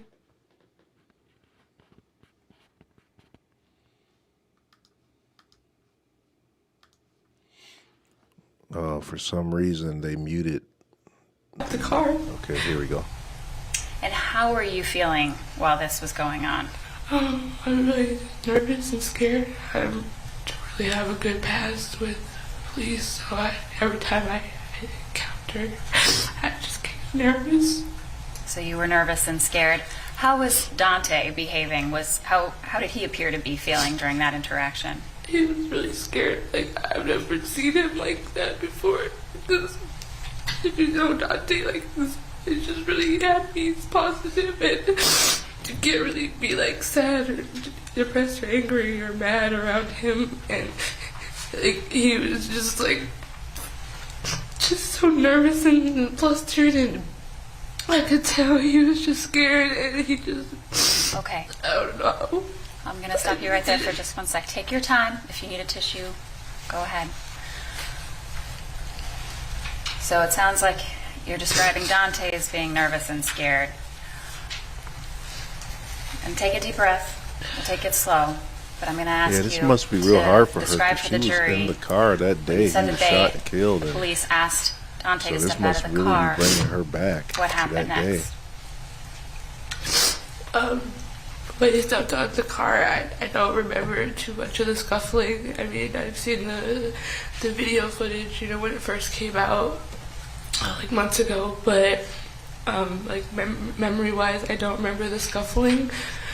I just remember after. So you said you remember after, and you had described just before this that you said that they asked him to put down the phone, something like that. What do you remember about that? Like, cause his mom, he was trying to ask her if like he had any warrants or if he was in trouble, and she kept telling him no. All right, 1 second. I'm just going to stop you right there.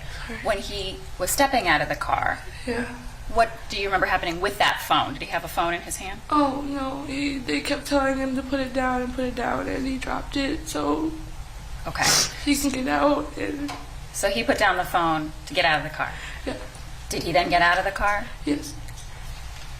And then you said you didn't remember much of the scuffling. What do you remember happening next? I just remember like hearing like just like the boom, the bang of the gun, and then I remember just looking up and seeing like another white car, just like coming directly towards us. Like I remember lifting up my head real quick and just boom, and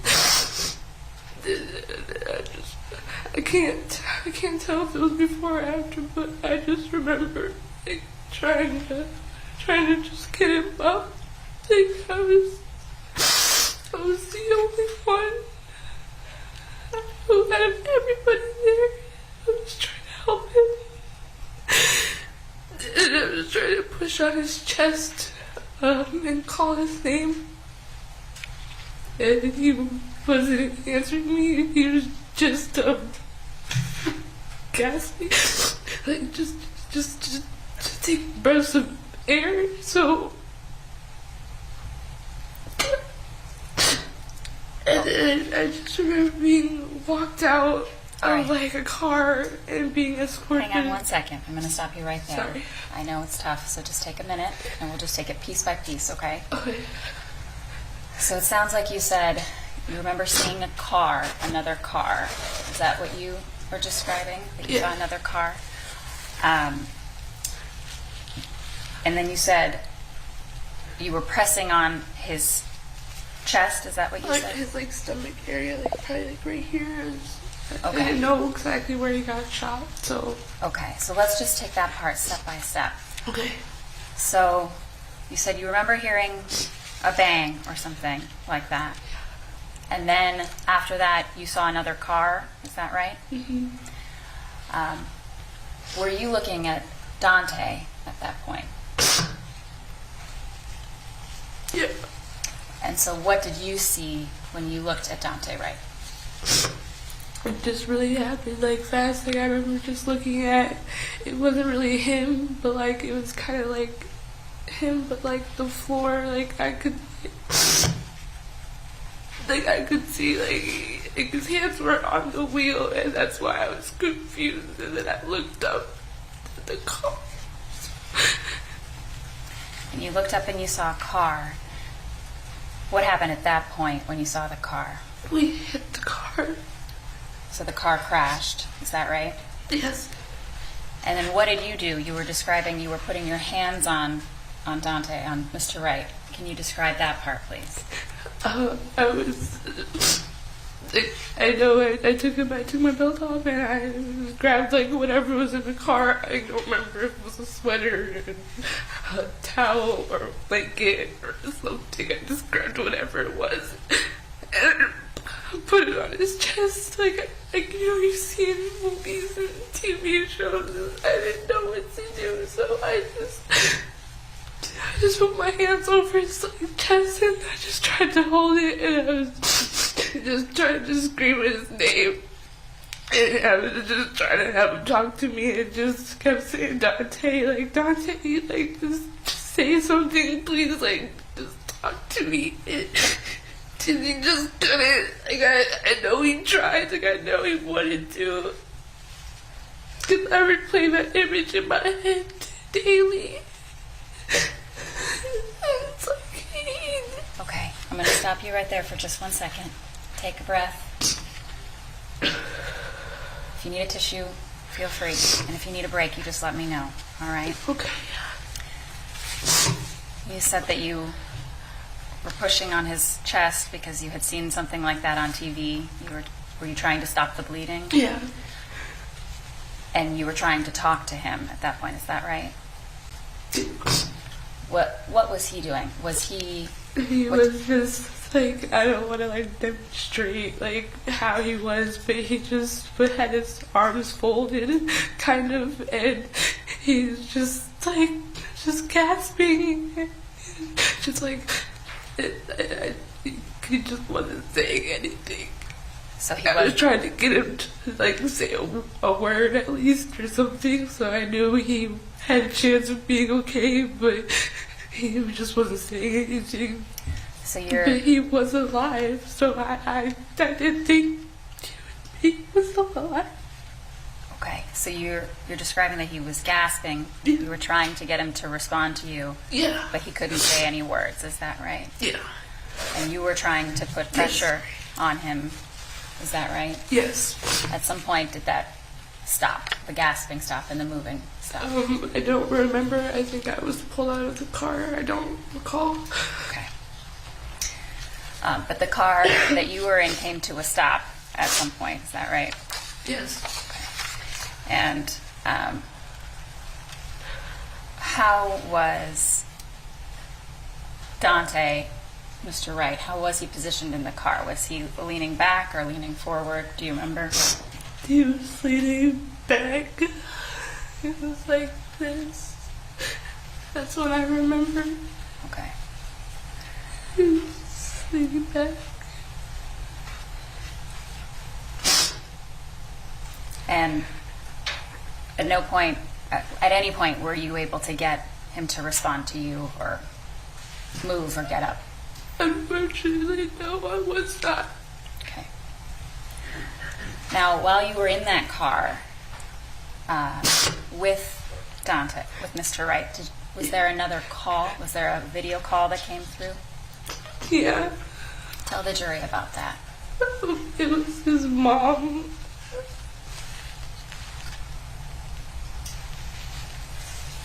And what happened during that call? Yeah, it was a video call. She was asking what happened. I know I was delirious. I was just screaming like they shot him. They shot him. And then I pointed the camera on him, and I was so sorry. And I did that because I was sorry. It's okay. We'll take a minute. Yeah, I just pointed the camera at him. I was just in shock, and I apologize, but yeah. Okay. Hang on right there just so I make sure that I'm clear about what you're saying. Yeah, sorry. It's okay. Take a deep breath. You said that you pointed the camera So she is at like him. clearly distraught. And it was his mom on the phone. She's struggling on the stand. And you were saying you were just sorry that you This did must that? be really bringing Why back are a you whole sorry lot of that you did memories that? for her. So it must be hard for her to really talk about Mom what should happened have that just day. see that your son dead on her phone, on a video call. Just out of nowhere, like, I know how my mom felt when she couldn't find me for hours afterwards. So I just know that I hurt her by doing that. And I apologize, Katie. Okay. So I hear you saying that no mom should see her son dead on the phone, and you know that that hurt her, and you apologize for that? Yeah, just that period, but yeah. All right.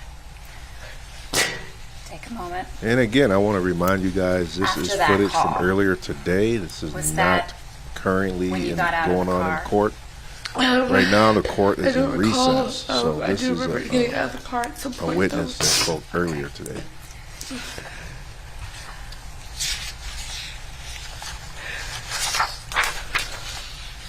Your Honor, at this point, I would offer Exhibits 166 and 167. I don't believe there's any objection.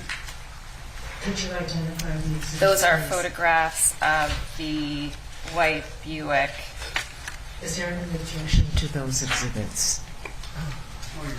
Those exhibits will be admitted into evidence and you may publish. Thank you. We'll start with 160.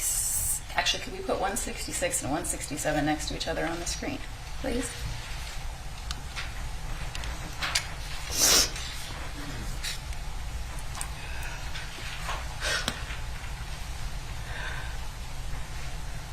All right, I'm putting on this screen Exhibits 166 and 167.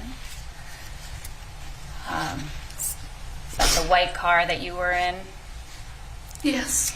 And in Exhibit 167, there's a close-up of some damage to the windshield that I just circled. Is that the side of the car that you were on? Yes. And did you sustain some injuries as a result of all this? I did. And we'll get into those a little bit later, but do you believe that the injuries that you sustained were related to this crash? I do. Okay.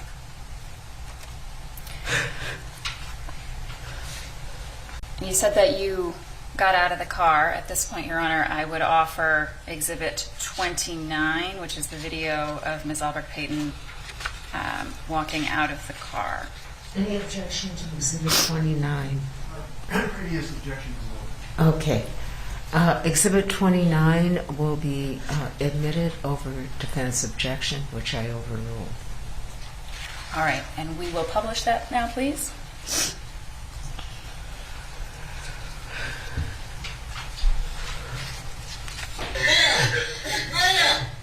Watch me! Okay. Just keep your hands out of your pockets. Okay. Come back here. Come back here. Okay. Come over here. Come over here. Just don't worry about that. Don't worry about that. Who else is in the car? Huh? Nobody? Okay, just drop it. Just let it go. Just let it go. Let it go. Let it go. I got it. I got it, ma'am. I I will give it to you. Okay, put your hands behind your back. You're not under arrest. Just put your hands behind your back. Okay? You're not under arrest. Just put your hands behind your back. Okay? I'm just going to cover you. I don't know what's going on.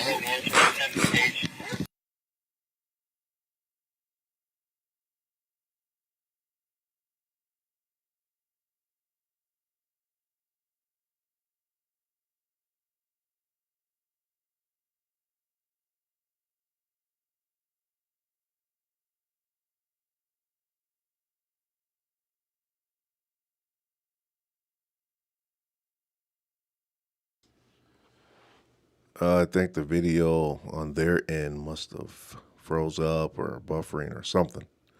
Let's wait a little bit and see if it fixes itself, or else I gotta find another stream, court stream or something. Let's see what we got.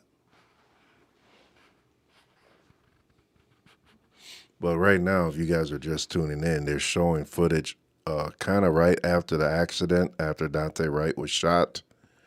This is the girlfriend Blood that was just spilling right now. from my mouth. I can hear audio. And Let's see if they fix that. paramedics take you to the hospital after that? Yes, I was told that right away, but yes. And what were the injuries that you learned about that you had? You learned after the fact what your injuries were. What were those injuries? I had a lacerated lip, so I have a scar. I had stitches. It went all the way through. I don't know what happened, but the whole all the way through my lip. Stitches in my ear and a fractured jaw.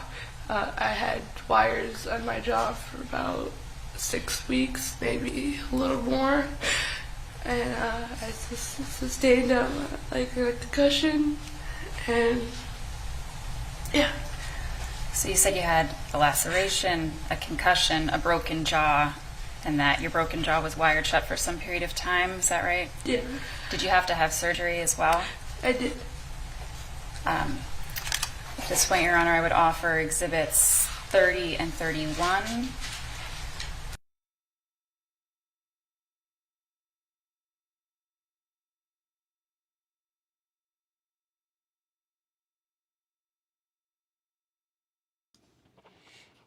Wow, so she had a broken jaw, surgeries. Her jaw was wired. So she sustained some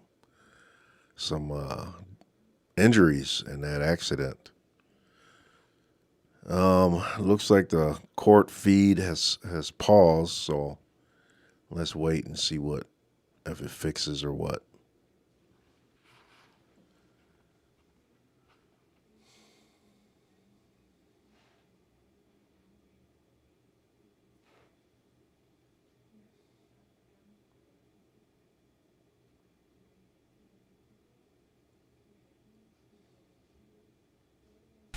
Exhibit 31, please. What's shown in Exhibit 31? That's my jaw. It's my lip too. Where I believe I probably fit it or something. I don't know, but that's the gigantic hole.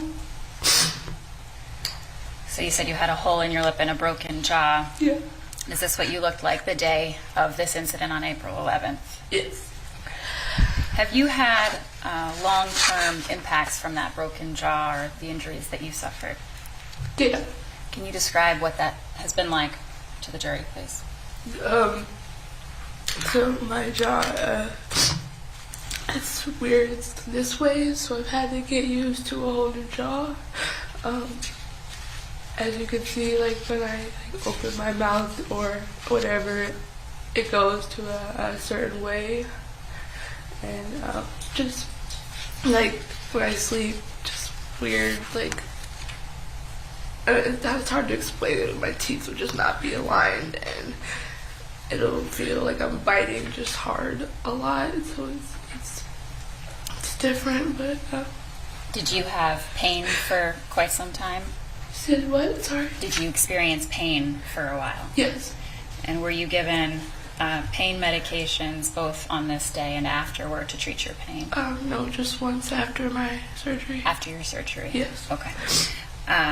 But the paramedics, did they also treat you on your way? I believe so, yes. Okay. Nothing further, Your Honor. Cross.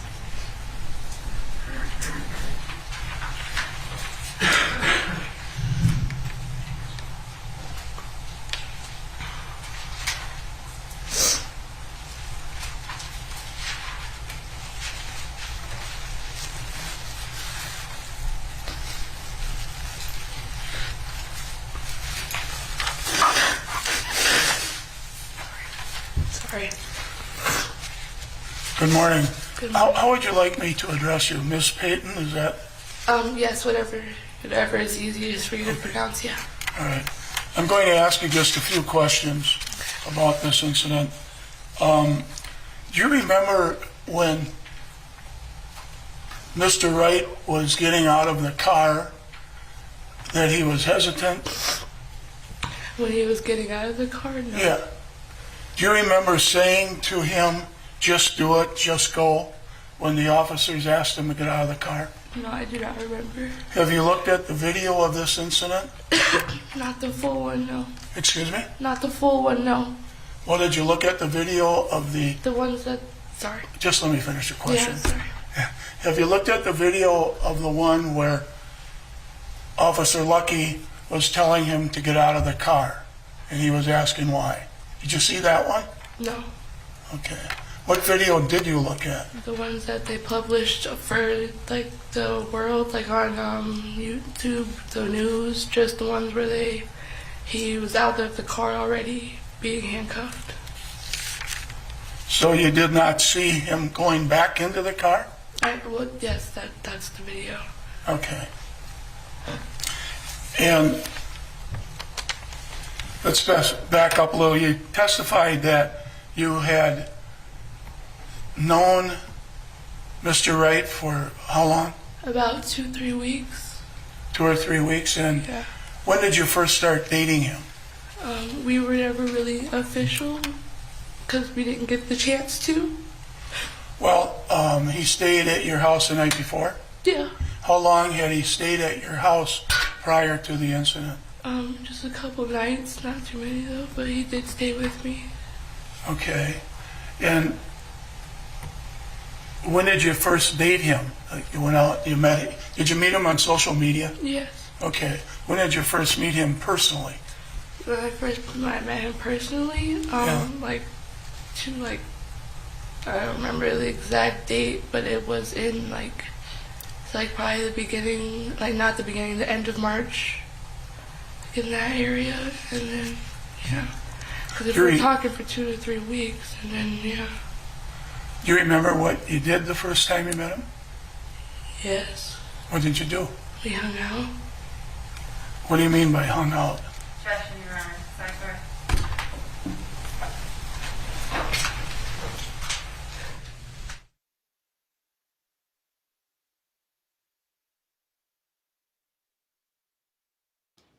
Okay, so they muted the audio because of the sidebar. But he's trying to ask some real personal questions, it sounds like. What did you do the first time you hung out? I mean, what does that got to do with anything?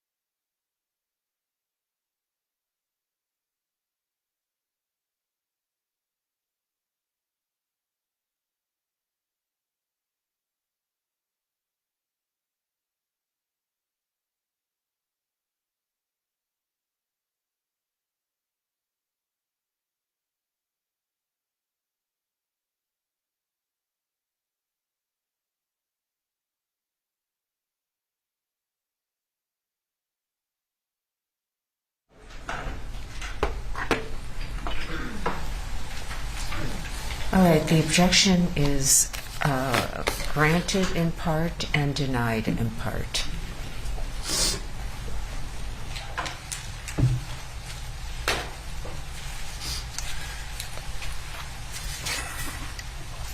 You stayed at your house that evening before April 11th, correct? And when you woke up in the morning, do you remember what time you woke up? No, but it was like early, I think. Excuse me? I believe we woke up early, like around 10. 10 o'clock Yeah, in the morning? I believe so. Okay, and did Dante wake up at that time also? I believe so, yeah. If one of us is up, the other is also up. All right, and that was about 10 o'clock in the morning? Yes.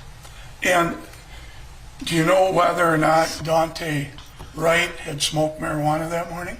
Yes. And did he? Yes. And was that right after he got up? I'm not too sure, but I believe so. Okay. May I have a moment, Your Honor, to make sure I have this, your mandate correct?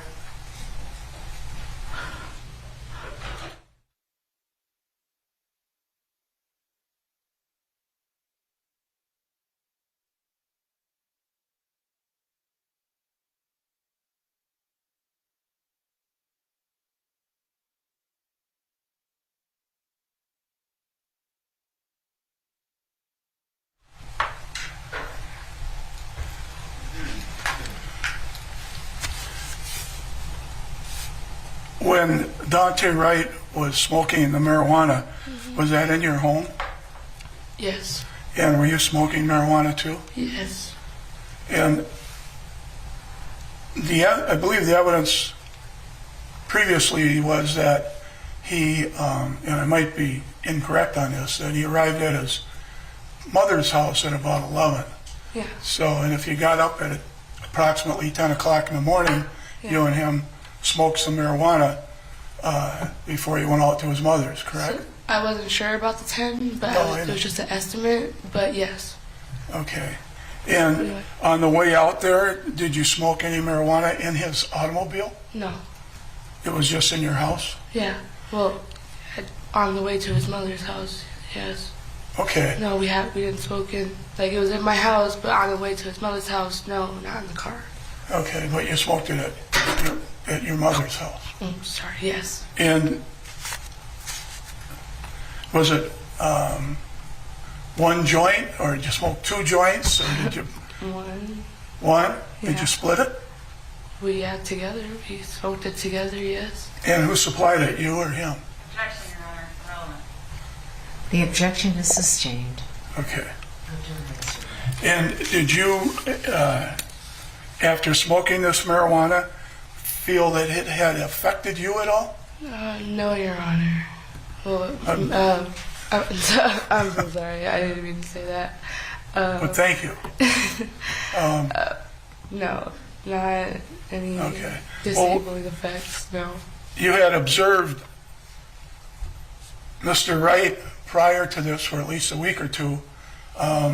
Could you tell whether or not the marijuana that he had smoked had affected him at all? It did not. You can tell that? Yeah. Yes. And why were you going out to his mother's? Do you remember that? He just wanted to go see his mom. I don't remember specifically what the reason was. We were always together, so. Did you meet his mom prior to that time at all? Not personally, no. And you stayed in the vehicle Yes. while he went in the house that morning, correct? Yes. And why was that? Because I've never seen his son or his mom, so I just stayed in the car. I didn't want to intrude. Okay. He didn't want to introduce you to his mom? Intrude. I didn't want to intrude. Intrude? Yes. I agree, Silver Fox, on YouTube. She does seem high. I mean, and something about her demeanor is a little. You bit had 2 phones that day, fair statement? But yeah, she looks yes. tired. Yes. She got the bags under her eye. And one phone she's like, was she looks like for she you? got like a sleep or And high or I'm something. not quite sure I understand what the other phone She called was used the for. defense attorney Didn't your know honor. what the other phone was used for. It was just both my phones. But yeah, I agree, man. They're Something's just up with phones. her right now. Okay, Yeah. why did you have two phones? I just had two phones. No real reason? Yeah, I didn't use them for specific reasons. I just had two of them. And Dante did not have a phone that morning? He did have a phone. Okay, well, when he called his mother, he used your phone, correct? Yeah. Do you know why? Because his phone wasn't working. I gave him my Xfinity Wi-Fi.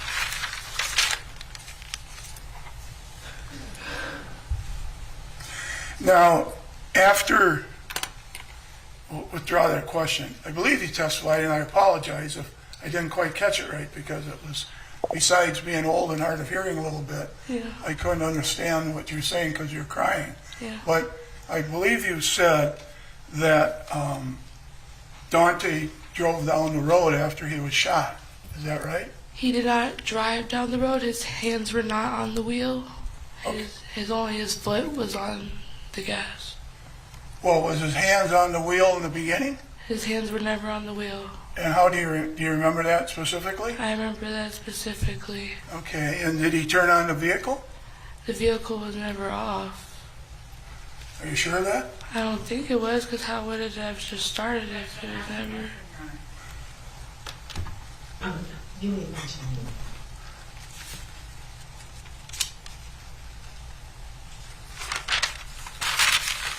So, do you remember specifically whether or not the vehicle was on or off? I do not. Your Honor, I'm cross-examining the witness. You may answer. I do not recall specifically. Okay, thank you. And the injuries you received, which were serious, right? Yes. Were caused by the car accident. Yes. You didn't receive any injuries from any other incident, correct? No.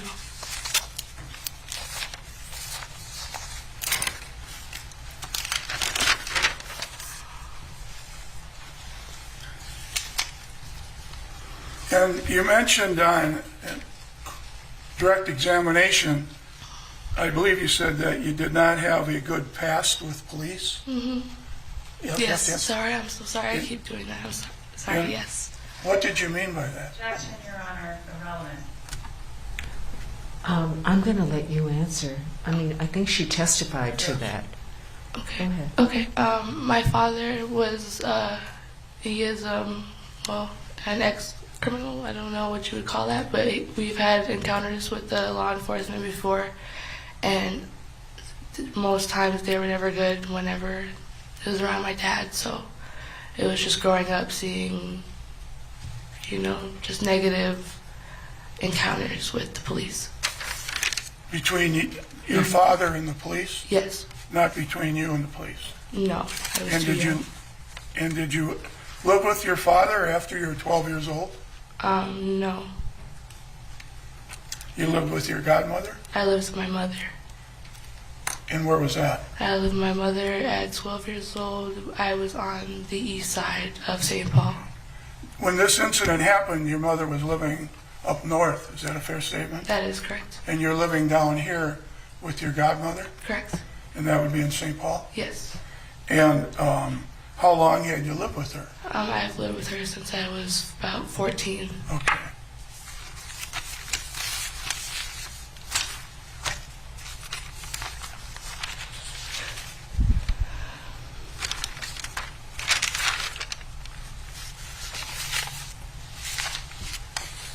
That's all I have. Thank you. Thank you. Is there any redirect? Briefly, Your Honor. Yes.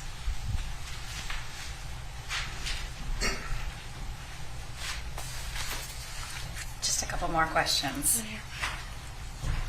As far as you know, the car was never turned off. Is that right? Object to that as leading, Your Honor. Your Honor, She he has already answered the question as leading. multiple times. All I'd like right. to clarify. Okay. Counsel? Rephrase your question. I will rephrase. As far as your memory goes, Yeah. was the car off or on during the entire time? I do not recall, but I do believe that it was on, but I do not recall. Not responsive, the last part of that. She said she didn't remember. Okay. That's her testimony. Counsel, one-word objections, please.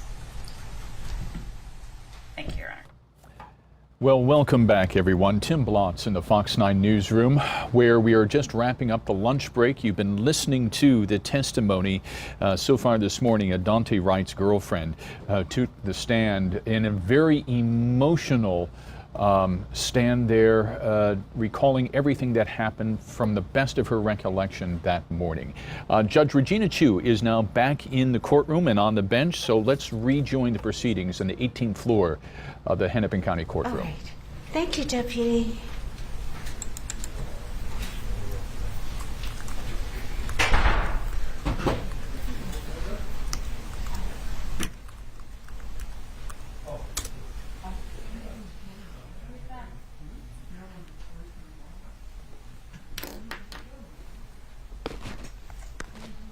Okay, looks like court is back in session, you guys. So here we go.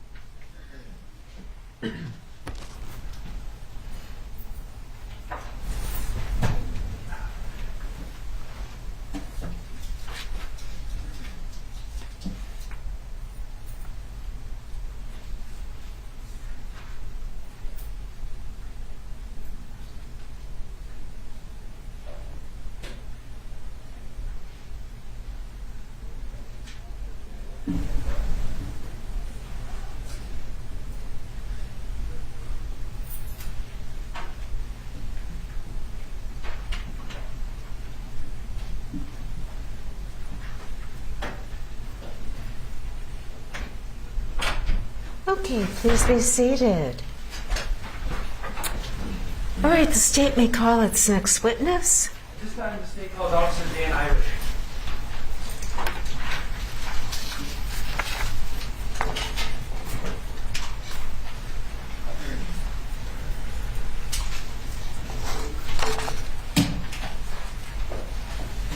Hello, officer. Please raise your right hand. Do you swear under penalty of perjury that you will truthfully testify in connection with this case? I do. Please take the witness stand. And then will you please remove your mask? Please state your full name. Yeah, that's a good point. Silver Daniel, Fox on D-A-N-I-E-L. He said, man, Lawrence, defense missed an opportunity. L-A-W-R-E-N-C-E. Could have asked that she was high. Last name Irish. Now, I-R-I-S-H. definitely affected her testimony. All right, officer, just a reminder. Yeah, I wonder why he didn't ask yes that. Or Or no maybe answers, if he no, could ask that. Or I'm sure the other. Okay, if you don't understand a question, prosecution the question would can have be clarified for you. Said if something an about objection that, is made, yeah, he stop at least talking tried. and don't answer it unless I tell you to. And don't talk on top of each other. So wait until the question is finished before you answer. Yes, Your Honor. All right. Counsel? Could you state your occupation for the record? Police officer. What law enforcement agency are you with currently? The Champlin Police Department. How long have you been a police officer? About 19 and a half years. Is that dating all the way back to about January of 2003? Yes, sir, it is. Did you work anywhere in law enforcement capacity during your time at Champlin? Yes, I have. I worked for the Anoka County Sheriff's Office part-time in the Court Security Division. I've worked for the City of Dayton as a part-time police officer. I no longer work there. The City of Corcoran part-time as a police officer, and currently with Metro Transit Police as a police officer part-time. And you're a licensed peace officer? Yes, sir. And you take continuing education courses to maintain that license, correct? Yes, I do. And you're trained in responding to emergencies? Yes, I am. Do you have a specific assignment within the Champlin Police Department? Currently, I'm assigned to the patrol division as a patrol officer, working day shift, 7 a.m. to 5 p.m. When you're working on patrol in Champlin, are you equipped with body-worn camera?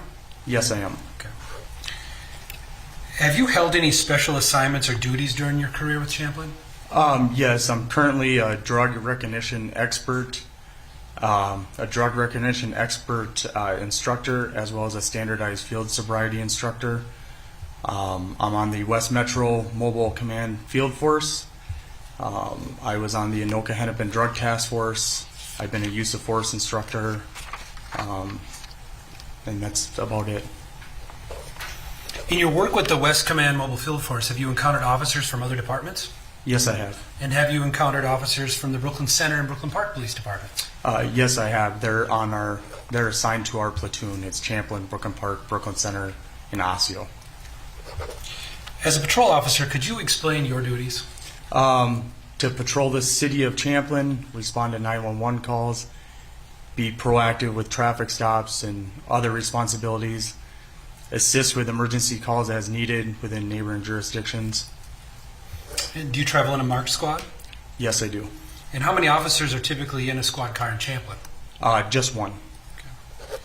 And you had alluded to the notion that you respond to emergency calls not only in Champlin? That's correct. Where else do you respond to emergencies? Neighboring agencies that are close by. Would those communities include Brooklyn Center? Yes, it would. Now, when you respond to an emergency in another city, what might your duties or responsibilities entail? It depends what is happening when I get there and where I'm needed and what kind of work needs to be done. Am I correct that in addition to being a patrol officer, you have been a field training officer for other officers in your department? Yes, I have. Could you explain how the field training program works in Champlin? In Champlin, the new hire goes through 4 phases of field training, and he's usually with a different officer on each phase. The phase can last anywhere up to a month. They drive, and the FTO sits in the passenger seat and helps guide them as a police officer, teach them about statutes and rights and policy and procedure and all that stuff. Does that require any special skills or training to be a field training officer? Yes, you attend a field training officer school, and then it also requires being a good officer and knowing the job and having some experience on.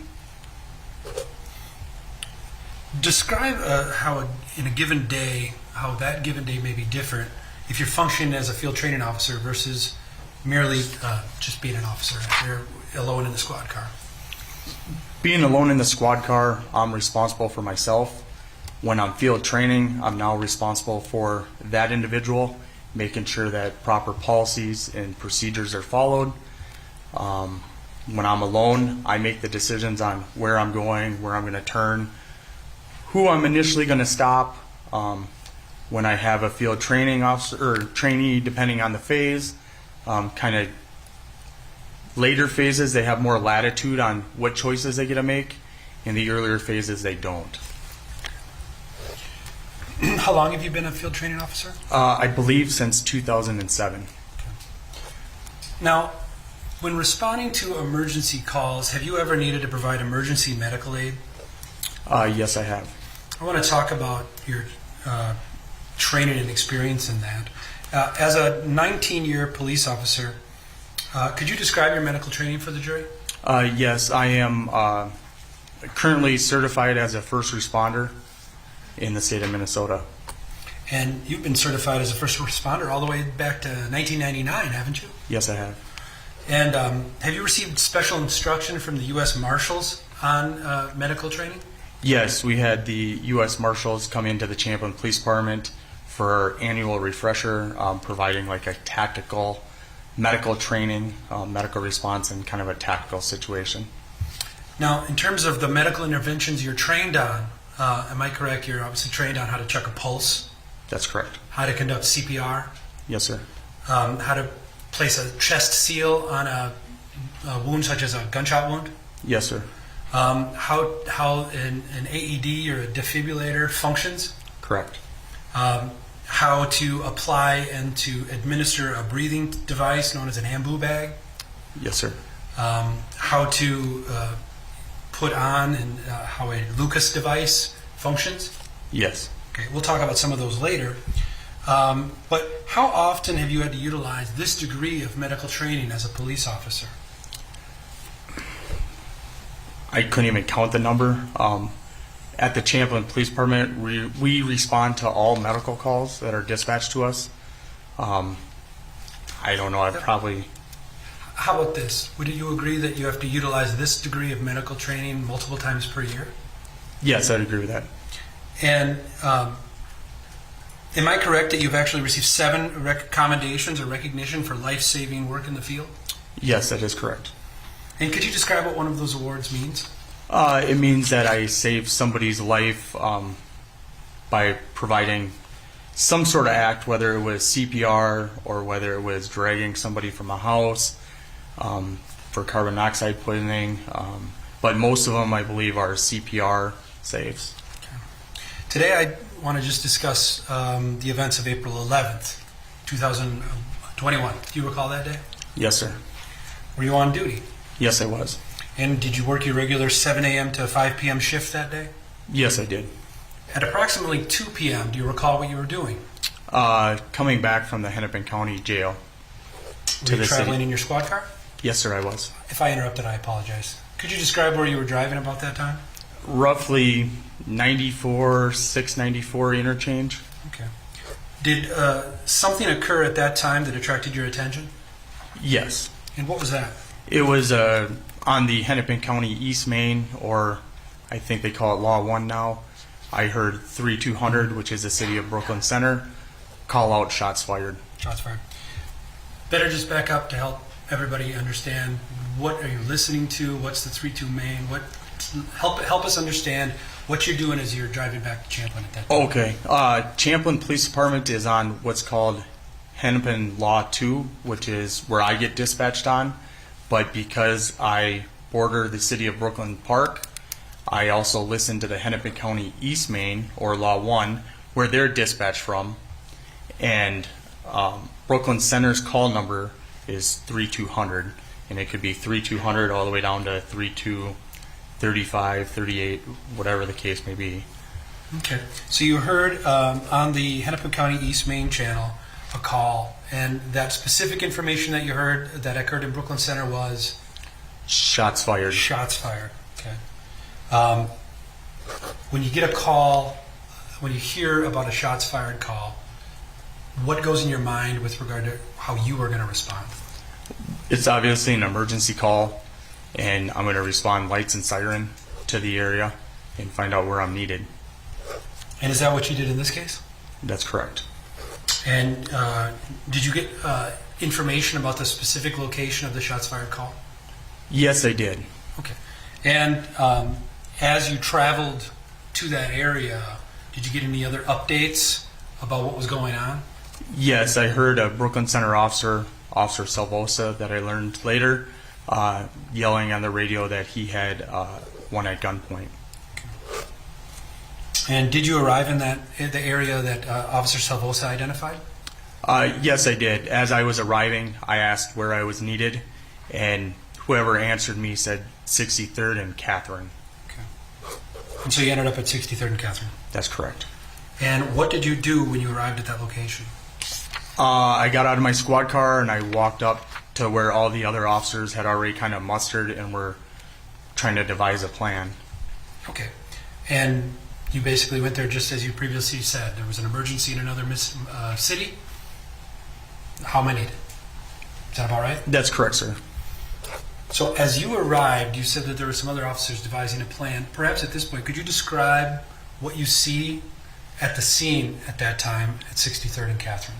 There was multiple squad cars on scene. There was one crashed, what I believe was either an SUV or a crossover, and then there was a white passenger car crashed up in the front and kind of by the corner and telephone pole maybe. Okay. And did you encounter Officer Salvosa? I don't know if I talked to him or seen him right there. Okay. What were other officers doing in addition to devising a plan? Trying to get a bunker so that we could use them to approach the vehicle. Okay. Did officers have their guns drawn, not drawn, or something else? They had their guns drawn. Okay. And the objective at that point was what? To approach the white car? Yes, sir. To approach the white car safely. Okay. Now, did you have a view of the white car? I did. Okay. And when you looked at the white car, did you see any activity in the vehicle? I did not. At that point that you arrived, did you see how many individuals were in the vehicle? I did not. Okay. Did you learn at any point whether there was anyone that had been removed from the vehicle? I did, but I don't know at what point I learned that information. Okay. Did anyone provide any other information about what was going on in that vehicle? Not really. Was there any information that anyone in that vehicle had a firearm? No. Okay. How about, did you have any information about the degree of injury that that person in the vehicle may or may not have? No. How many officers were present at that point? Maybe approximately 10. Did the group of you ultimately take action toward the white car? We did. And could you describe your actions? We utilized a body bunker and formed up in a tactical line and approached the vehicle on the passenger side. And once we got to the passenger side, somebody was calling for more cover on the driver's side, and so that's when I moved over towards the driver's side. And when you got to the driver's side, what did you see? I had seen what I know to be Mr. Wright slumped over in the driver's seat.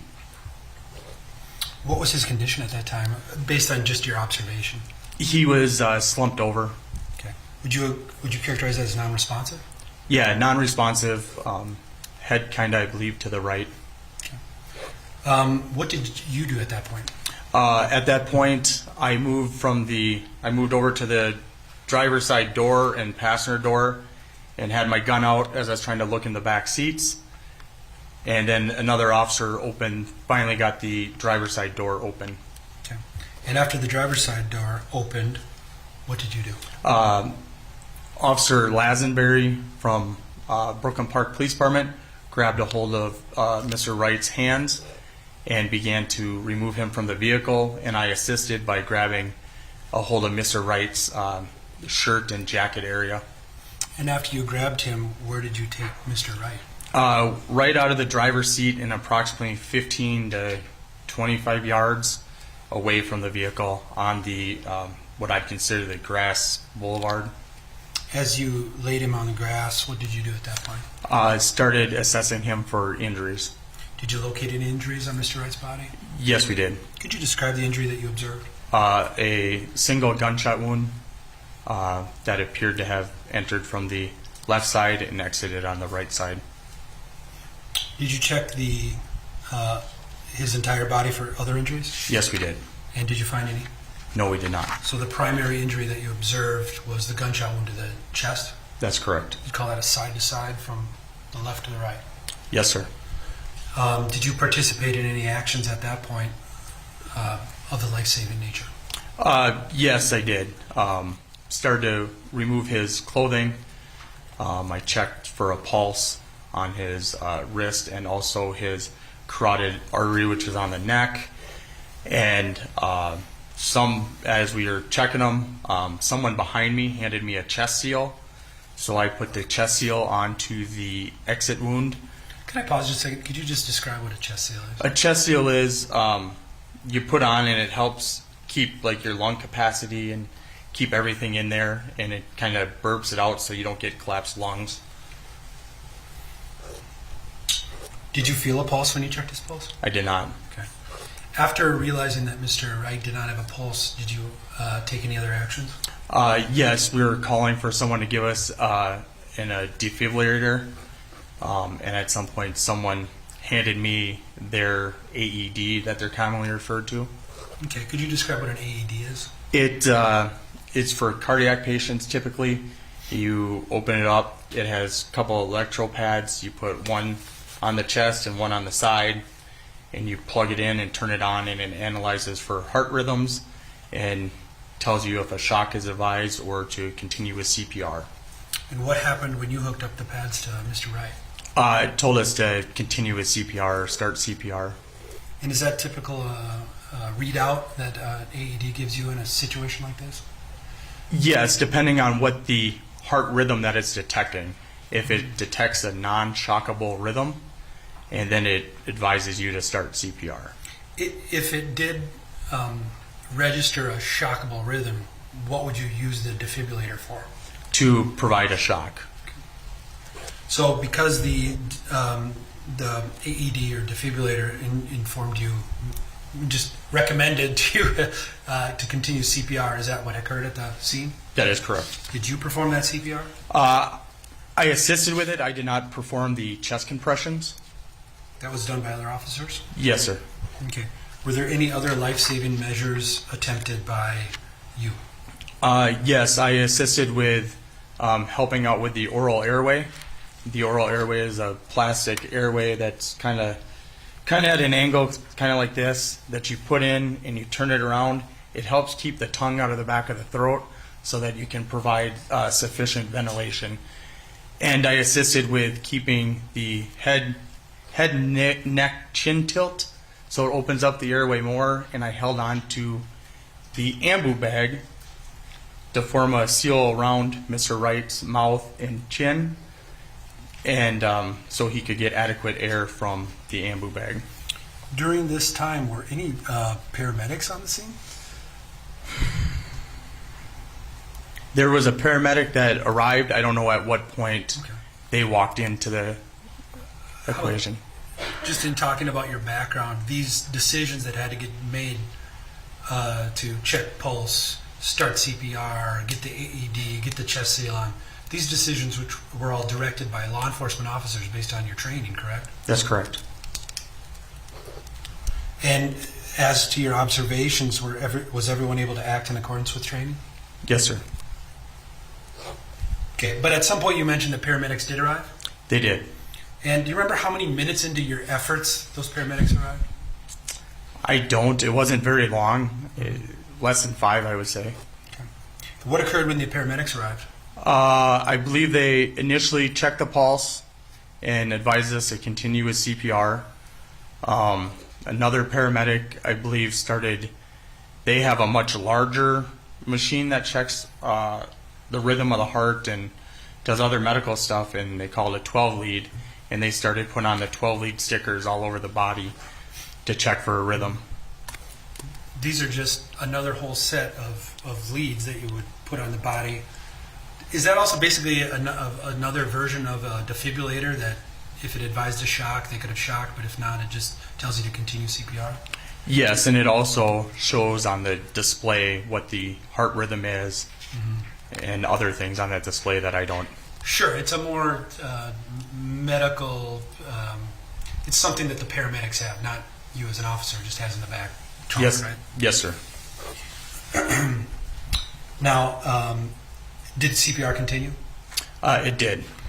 Was there any other additional intervention proposed at that time? Putting on what's called a Lucas device. Could you describe what a Lucas device is? A Lucas device is a device that assists paramedics and other first responders with CPR.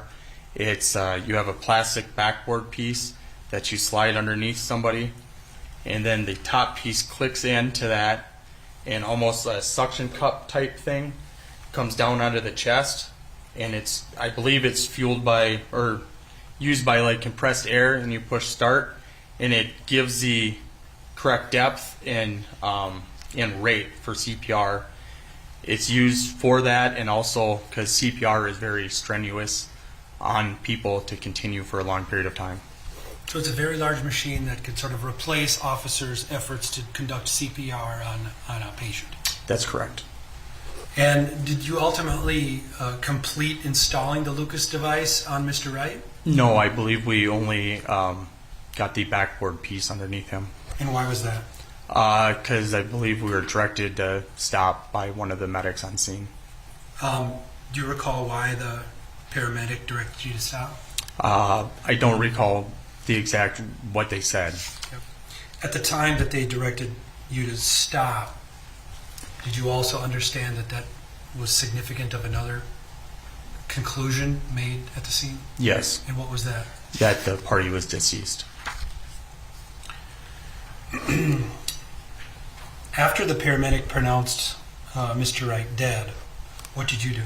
I assisted with getting a sheet from the paramedics so that we could cover up his body. And after you covered Mr. Wright's body, what did you do at the crime scene? I believe after that, I moved to the east side of the crime scene to help the deputies and others on scene move people back and extend the crime scene tape. At that point, were you told any information about what actually happened? No. Did you know at that point whether Mr. Wright's death pertained to an officer-involved shooting? I'm going to allow leading on just these preliminary points. Go ahead. Can you repeat that, sir? Did you know at any point whether Mr. Wright's death pertained to an officer-involved shooting? I did not know for sure. Were you informed whether there were any suspects I will be outstanding at right that point, back, or- you guys. I was I'm gonna not. grab something to drink. Did you complete any other tasks related to this case? Stay tuned. Yes, Keep after watching. I was done on the east side of the crime scene, I went back and stood by Mr. Wright's vehicle and Mr. Wright's body, waiting for any further instructions. And I was approached by Sergeant Lorenz from the Brooklyn Center Police Department. He asked how long I could stay. I advised him as long as he needed me. And then he asked me if I could take Officer Salvosa back to the Brooklyn Center Police Department. And do you know why that you were asked to bring Officer Salvosa back to the Brooklyn Center Police Department? One, his car was within the crime scene, and two, it's pretty standard between departments that when you're involved in a critical incident, you have a buddy officer that takes you and stays with you until you're relieved. When you are asked to be a buddy officer, or sometimes called an escort officer, what parameters do you have typically? We don't talk about the case. You drive them to whatever location it is. In this case, it was Brooklyn Center Police Department, and we found an empty room by ourselves, which was the upstairs break room, and I sat there with him until I was relieved. Yep. And did you talk about the case? No, we did not. A little bit initially about when I got there, but other than that, we just watched TV and talked about other cases. Yep. And were you eventually relieved? Yes, I was. Okay. Now, did you do anything else with regard to the investigation of this case? No, I don't believe I did. Did you collect any evidence? No, I did not. Did you interview any witnesses? I did not. Did you witness any of the events which led to Mr. Wright's death? I did not. Okay. Now, during your actions, were you wearing your body-worn camera? I was. Okay. And you know that it captured footage of the events that we've discussed this afternoon, correct? Correct. Okay. And you've had an opportunity to review that footage? Yes, sir. Okay. Your Honor, at this time, the state offers Exhibit 45. Any objection to Exhibit 45? There being no objection, Exhibit 45 will be admitted and you may publish. Thank you, Your Honor. Mr. Miller, put that up. If you could pause just at the beginning. Just trying to get bearings, Officer Irish. I'm showing you on the screen an image. Would you agree the timestamp on that says 19:10 and 41 seconds? Do you think that's accurate? Yes, I learned it's Zulu time. It's Zulu time. So in Central Standard Time, would you agree that was 2:10 and 41 seconds? I would. All right. And could you describe what you see on the screen in front of you? The officers that were on scene getting ready to devise a plan. The Brooklyn Park and Brooklyn Center squad car, and the white car was the car that Mr. Wright was in. Okay, so right in the middle of the screen here, you see like the back quarter panel. That's the white vehicle? Yes, sir. And then there are a number of other police officers that you can see on the screen here. Yes, sir. Right. Including yourself, you'd agree that at least you see there's 1, 2, 3, 4, 5, 6, 7, 8, at least 8 officers in view, on 7 on the camera, and then including yourself would be 8 right here? Yeah, I'd agree with that. Okay. You can play that. And we object on the grounds that this is entirely cumulative. Would you like to do a sidebar, please?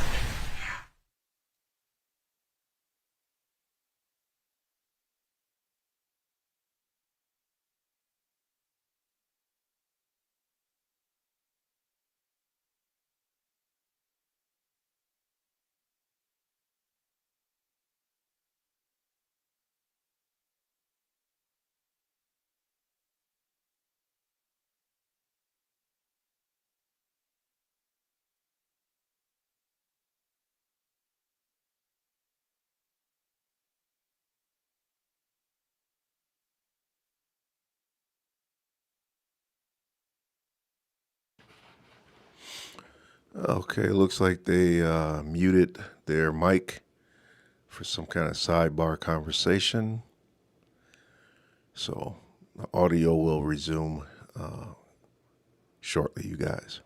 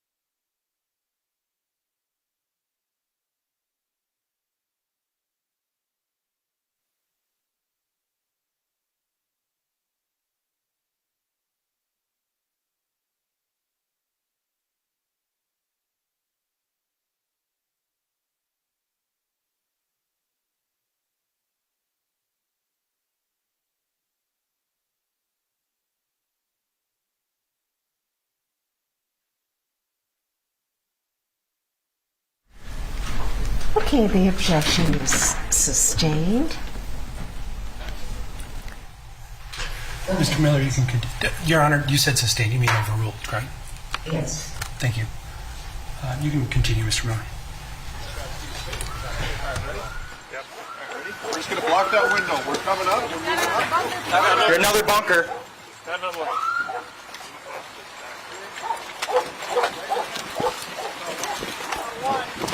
Alright, I got another one. Here, we got another bunker, Steve. Watch out.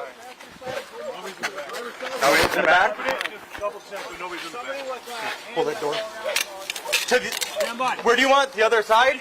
Handgun? Handgun. Everybody in the back. Just here.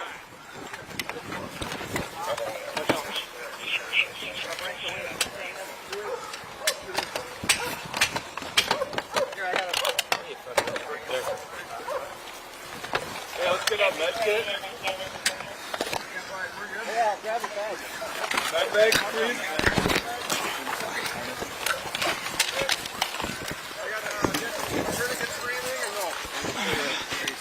You got chest wound here. All right. And chest wound here. We got scissors. We need scissors. Where's he got the shot? Chest. Chest wound here. Looks like. We're rolling quick. I got nothing on the back. Nothing, nope. Nothing on the back. Okay. Oh, we got another one right there. No, that's in, that's out. You said gas, wipe that out. In and out. I got a clear dressing. Alright, we're getting a gauze seal. Clear dressing? Yeah, wipe that out. You got. What's that? So in, out. Hold on, I'm gonna take a gun.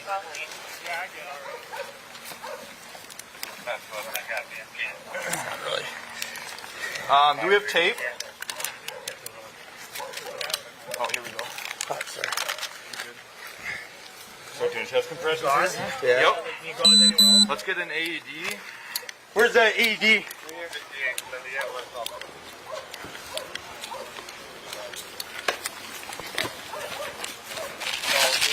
Man, it's hard to watch that. That shit's sad, man. Yep, let's do it.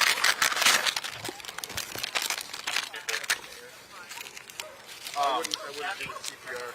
Okay, I'll wait there.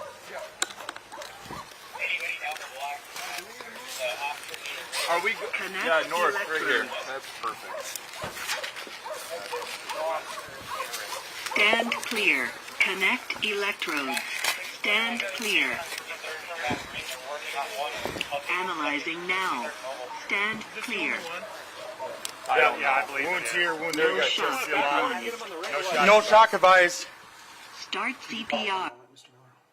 I paused the video at 2:13 and 35 seconds, correct, officer? Yes, sir. There's an individual who walked up who placed his hand on Mr. Wright's neck, correct? That's correct. Could you identify who you believe that is? I don't know who he is, but with his uniform walking up, it looks like a North paramedic. Okay, and what is he doing right now with regard to Mr. Ritz? Checking for a pulse on his neck. And you'd agree this is your body worn camera, so it's showing what these hands out here that you can see in the video. Those are your hands, correct? Yes, sir. And there was a device that you were manipulating in the video just in the last minute or two of this video, correct? That's correct. And is that the AED that you previously testified about? Yeah, we object to that. He already testified to all this, now we're watching the film. Now he's narrating the film. All right. Well, counsel, Yeah, I'm just yes, Your Honor, I understand that there's not supposed to be speaking objections. It has been talked about a couple times. all Thank right. you.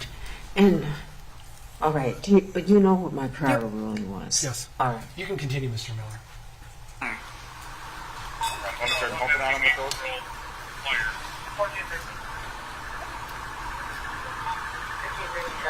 Was he responsive for you guys at all? No. We just pulled him out of the car like 3 minutes ago. He was in the back. He was like this the whole time? Yeah. 7767 makes it center now.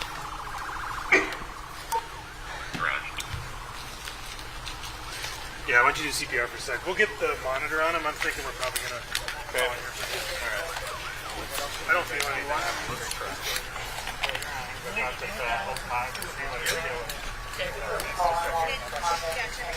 He was like this the whole time. Whole time? Okay. Anybody tell me if he's the only one that we have so far? No, there's like 2 or 3 others, I think. You know who I can talk to? I have no idea, man. That's what I heard in the radio. Fit in ours. It analyzed once and no shock device. No shock device Yep. once? Yep. Justin, do you know those fit? Okay. I get it, and I see if he's filling up on him. Okay, I got that airpiece in. All right, I got. Oh, that's starting to come out. Yep, that's what we're thinking. Yep.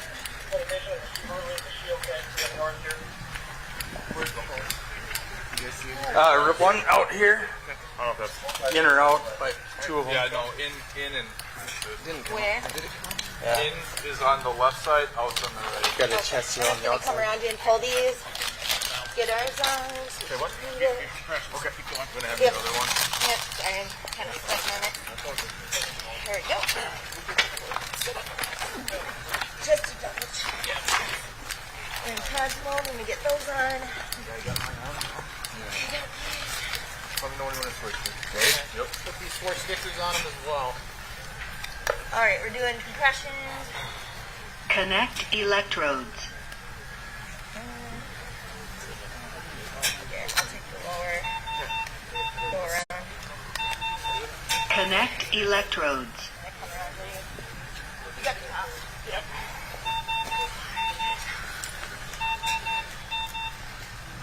Sorry, right here.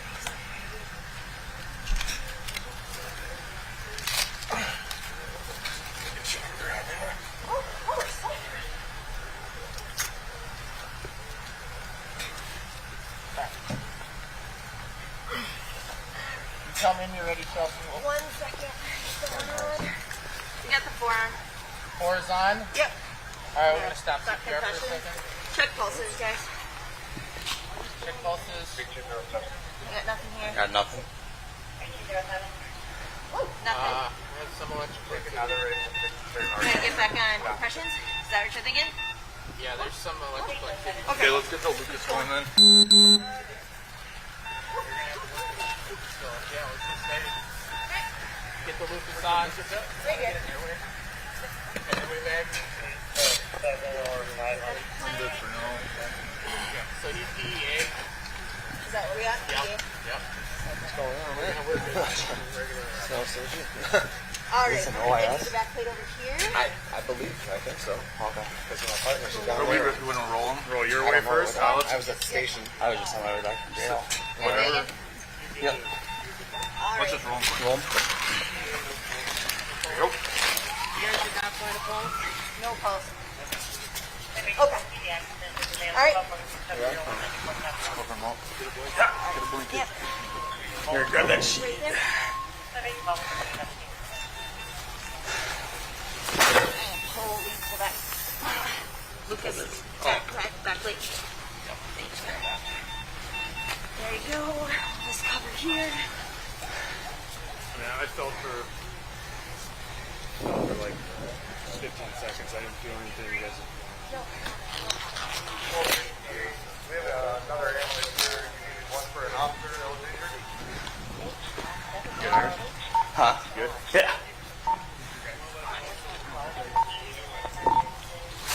16 to 03. I'm going to be stuck down here for a few minutes.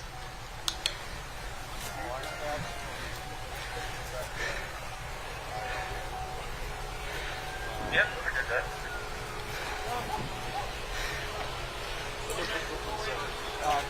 Did you guys go to him? No, you guys arrived. Okay. They arrived. So we won't worry. Yeah. Do you have? We're waiting for me. So I'm gonna grab their run number then. Okay. I guess, right? Yeah. I'll just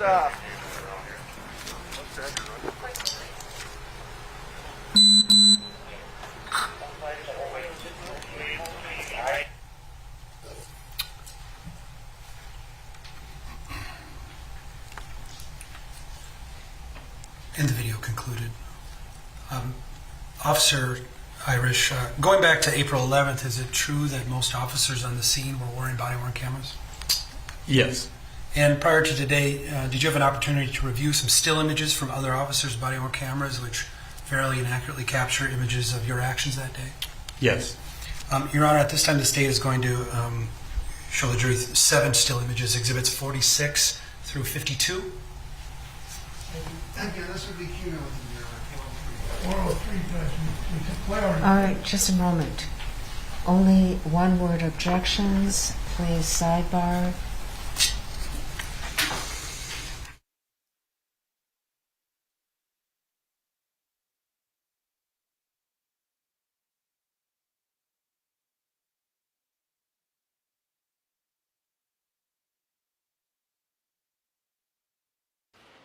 Okay, so the court is having a private sidebar conversation.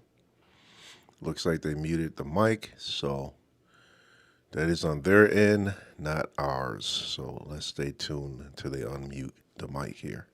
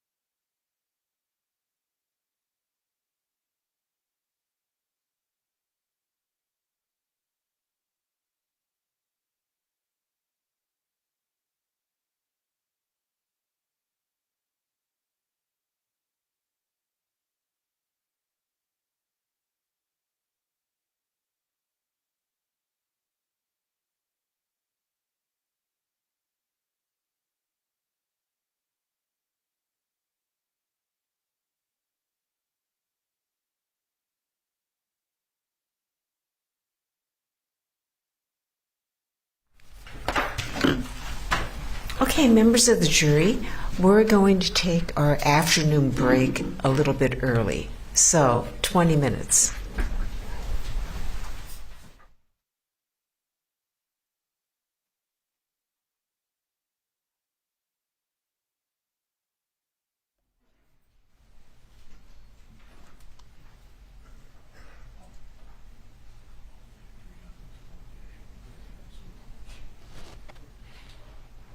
Okay, looks like they're taking a 20-minute break. So the court is about to go into recess.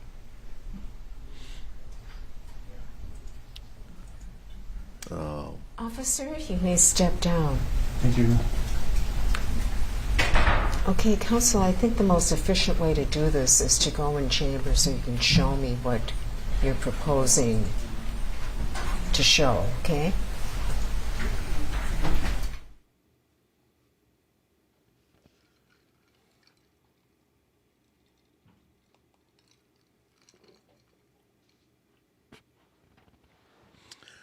Let me see what we have to play in the meantime, or what we got to do until they come back. Let me look around here and see if I can find some clips.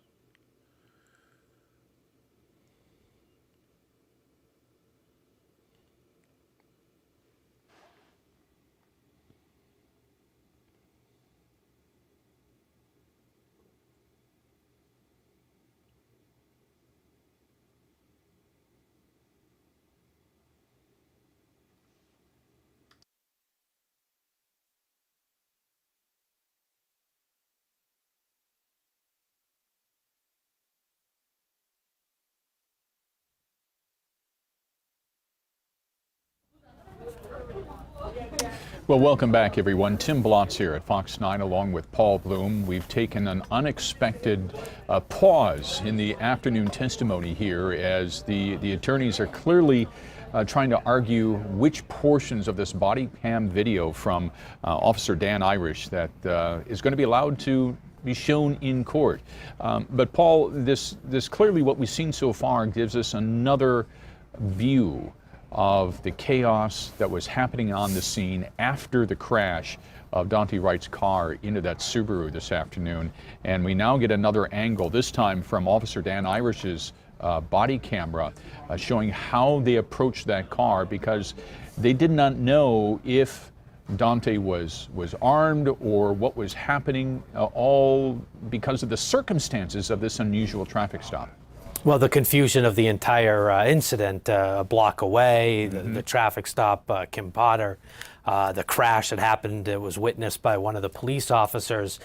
Certainly, we saw the car held at gunpoint for several minutes. Again, quoting someone from social media earlier, I didn't get the full timestamps, but maybe upwards of 9 minutes before officers kind of got enough people at the scene, held the car, felt comfortable kind of marching in. We saw them sort of march in as a group, and it's interesting to point out here. Yeah, that was what they were waiting for was that shield, what they call a bunker. They were waiting for a bunker to get on the scene so the officers could clearly be safe approaching that vehicle, and it took time for that bunker to arrive before they could approach the vehicle. That was my read in all of this, because we heard Officer Salvosa call several times this morning in his body camera video, "We need a bunker, we need a bunker, we need a bunker." Yeah, the bunker certainly part of that, and also working against Daunte Wright getting quicker emergency medical care was just Absolutely. how tinted his car windows were. They just couldn't get a look inside.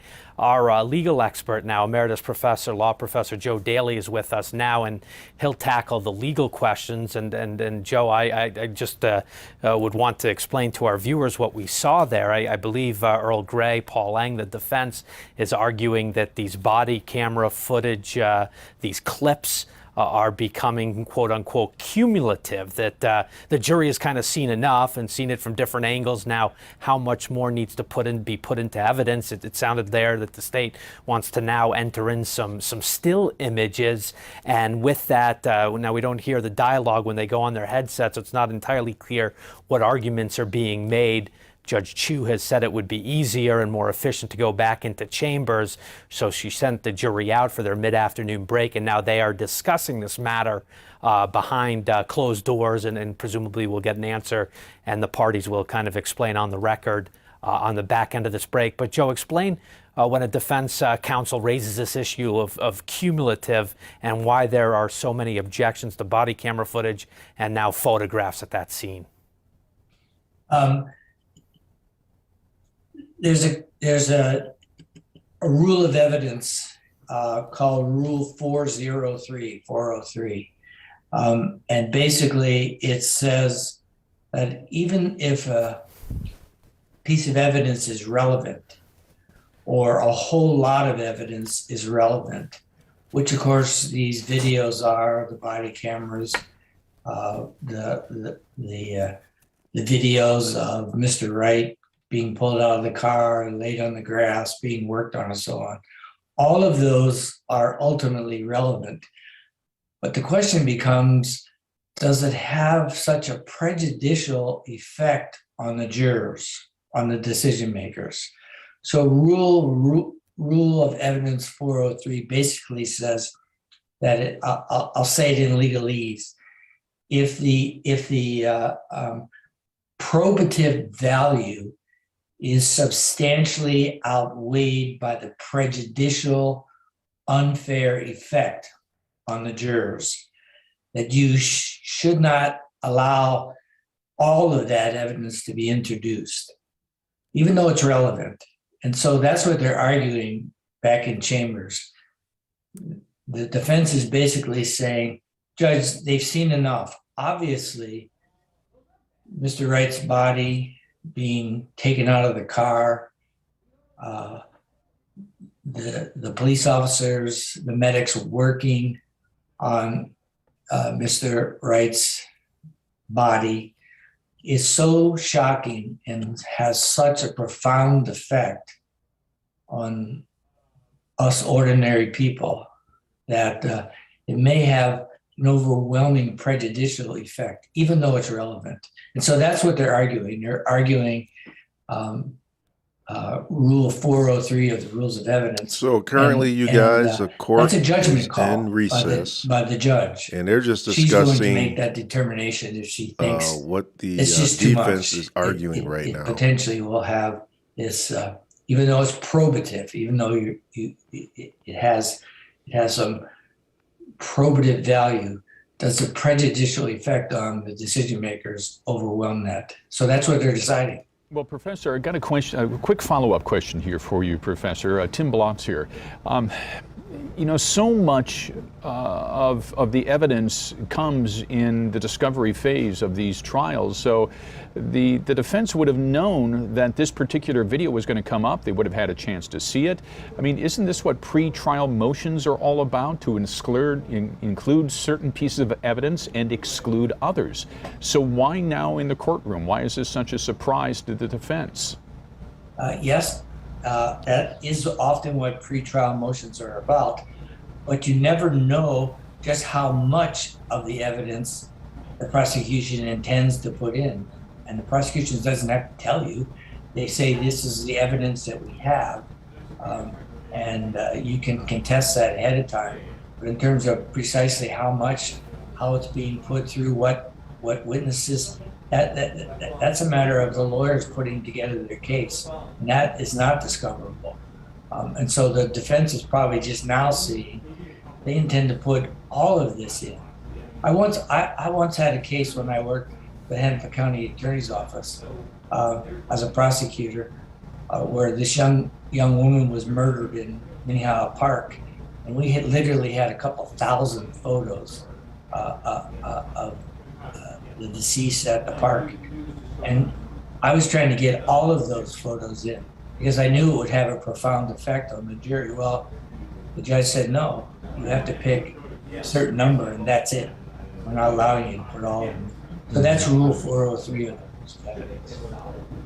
And Professor Daly, Paul Bloom again, I would point out to our viewers, if it wasn't quite obvious, Judge Chu has made some orders in advance of some of these videos, some of these photographs, graphic imagery within evidence, and has cut off the sharing of that on this live video feed that you were watching at home or in your office. If you're at the courthouse, and obviously in the courtroom, you would see these videos in their entirety, or this latest video Dan Irish's, Officer Irish's body camera footage. They have an overflow observation room in the courthouse. Again, that's open to the public. It has about 30 seats, is my understanding. It will be played in that courtroom as well. But in terms of watching it at home, you may have noticed we cut away from the footage. That's not us doing that. That is by judge's order, judicial order, that she is looking to protect Daunte Wright's basically personal vulnerability information, and that is why you don't see the entirety of these videos. I'm going to put you on the spot. You're an arbiter. You sit in judgment in cases, not necessarily on the bench here like Judge Chu is doing, but in different contexts. What have you seen? Do you think we've reached that line where the jury has seen enough from this scene, or do you think Judge Chu allow the state to enter some more kind of pieces of evidence around this sort of emergency care and trying to save Daunte Wright's life after the shooting and crash? I think in this kind of evidence, this kind of video evidence is so stunningly shocking for most of us. We're not doctors, we're not emergency people, we're not police officers, we're not this kind of evidence really does has a profound effect on people, and you can almost overwhelm them with it. And that's the purpose of the rule. Like you said, I arbitrate not criminal cases, but I'm like a judge in police discipline cases around the country. So I've handled a lot of police cases as an arbitrator, whether or not they're going to be disciplined or whether or not they're going to be terminated from their job. And so I'm used to looking at some pretty tough, rough, difficult evidence, but this is hard. That's why the judge said to you, the news people, no, this is going to be highly limited. But this is having an effect on the jury too. It will have a profound effect.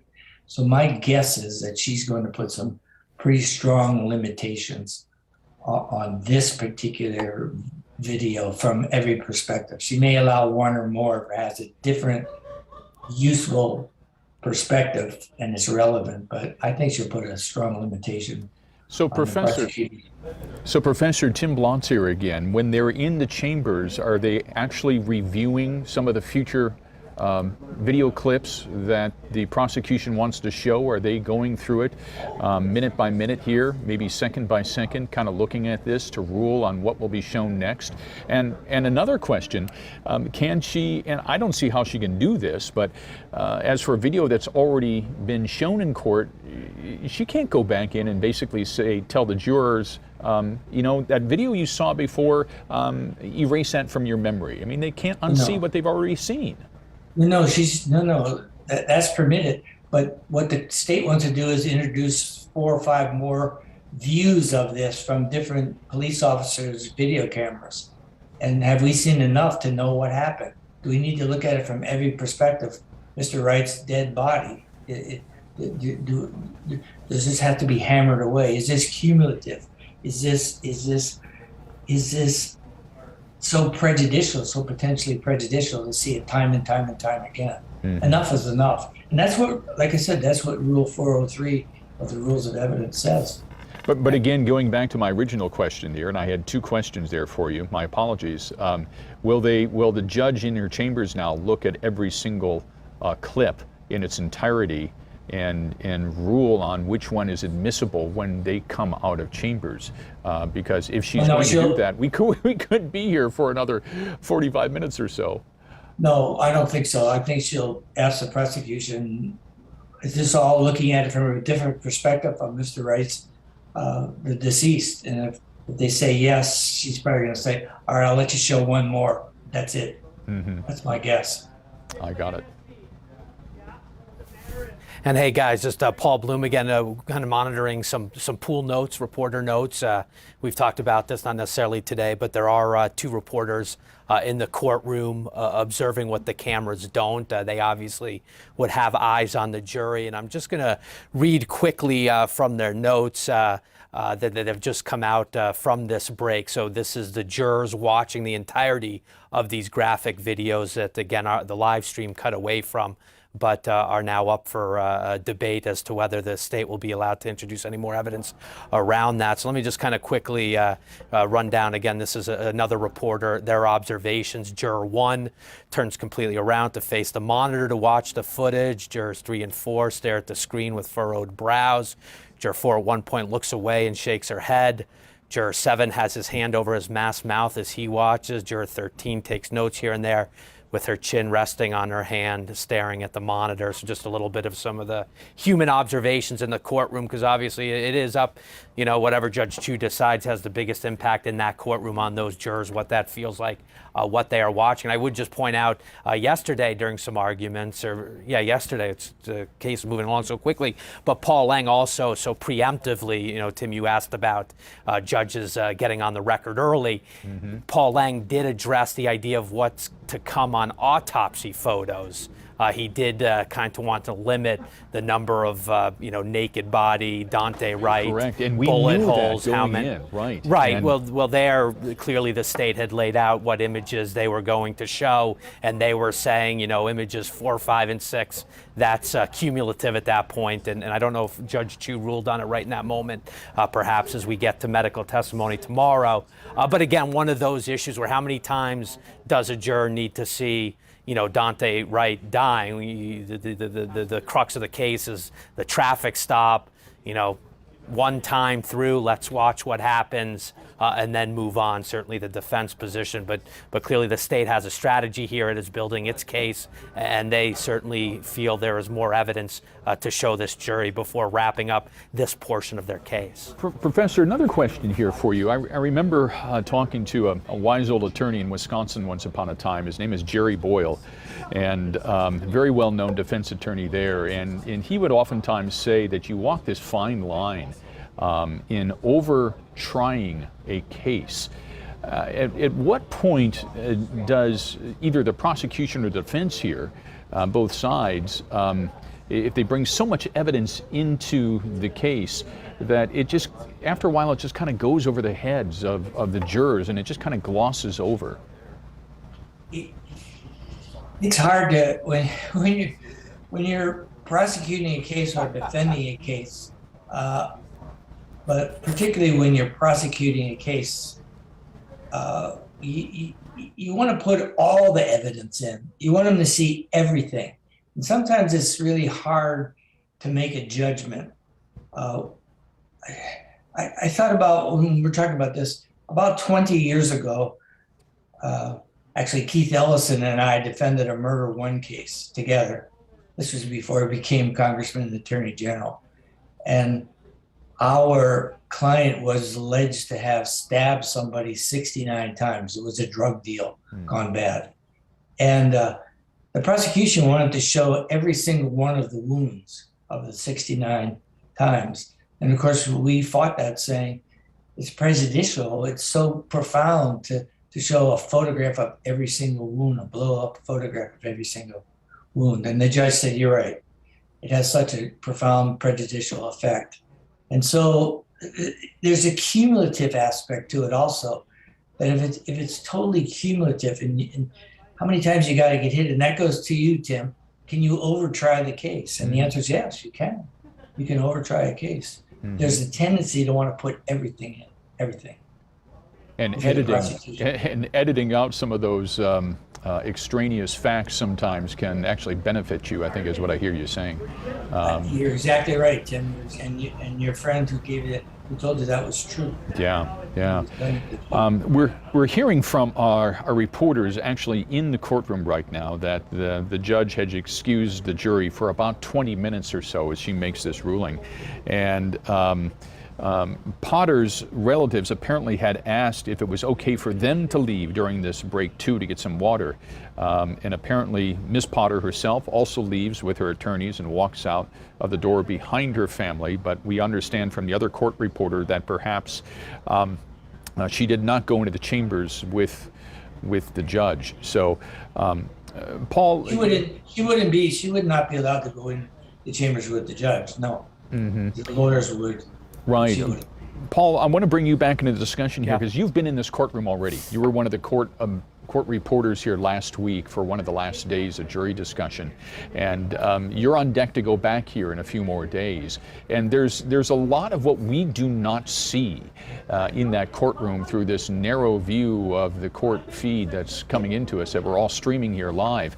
And you can really pick up a sense of the personalities of the people in the courtroom, more so than you can here streaming. And you pick up more of those visual cues that are going on between everyone, don't you?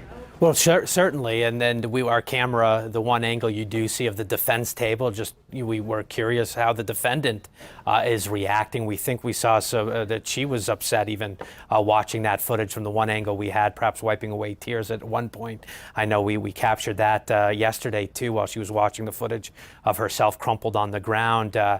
Seeing that in the courtroom that may be difficult on the kind of what we call the wide shot angle that we're allowed to broadcast. So, obviously the defendant and her reactions, critical, family members. Now this courtroom specifically is remade because of the pandemic. But let's get right back inside to this courtroom now, because Judge Ju is on her bench and presumably will have an answer on this evidence question. Stand by. We'll listen in here.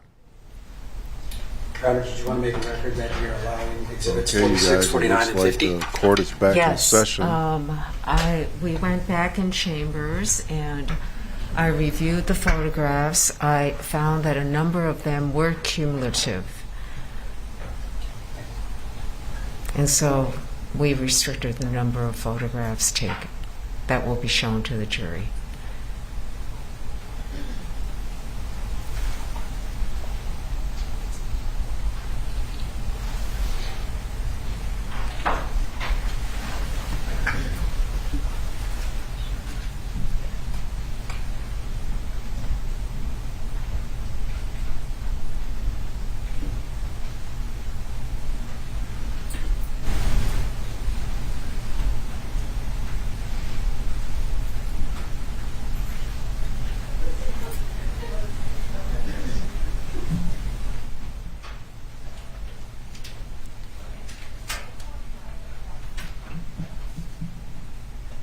Great, please be seated. Okay, Mr. Larson, you may continue. Thank you, Your Honor. Officer Irish, you've previously testified about how you approached Mr. Wright's vehicle, and you testified that you saw Mr. Wright's body slumped. If you saw an image of his position, would you recognize it? Yes, I would. At this time, please show Exhibit 46. And Your Honor, the state offers Exhibit 46. I think, has the court received it? Well, is there any objection to 46? Okay. Number 46 will be admitted over defense objection. At this time, the state also offers Exhibits 49 and 50. Okay, and I'm going to allow those exhibits as well over defense objections. Thank you, Your Honor. You can now publish Exhibit 46.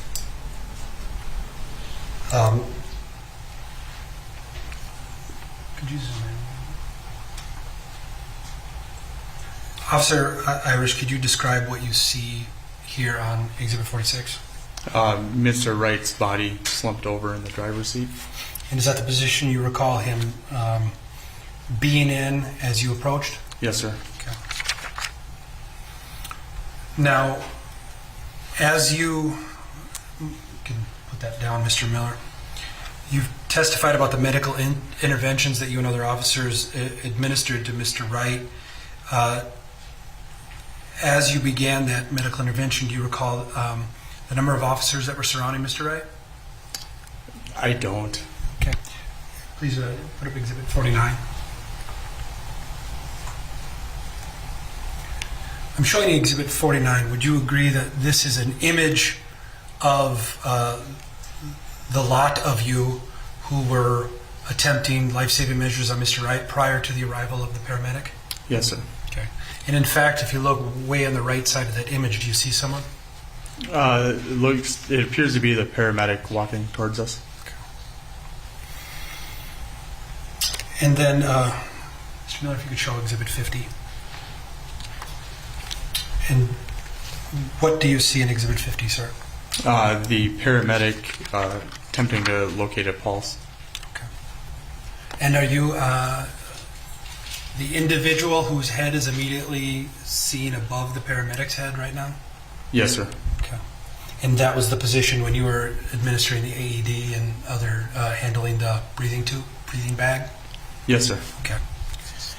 Take that exhibit down. Now you mentioned I believe you mentioned that you left the scene at approximately 2:48 p.m. Around there, yes. Around about. And you completed no further work on the case after that in terms of scene investigation. That's correct. Okay. No further questions.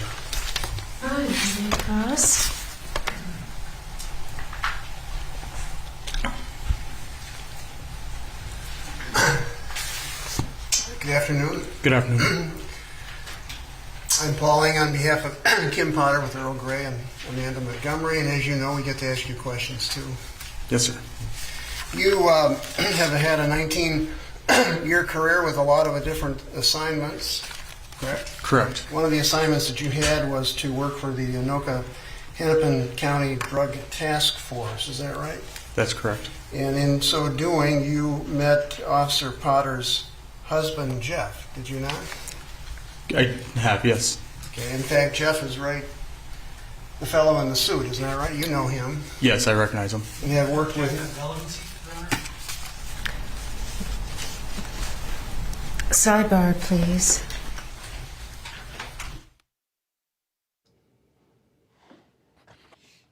Uh-oh.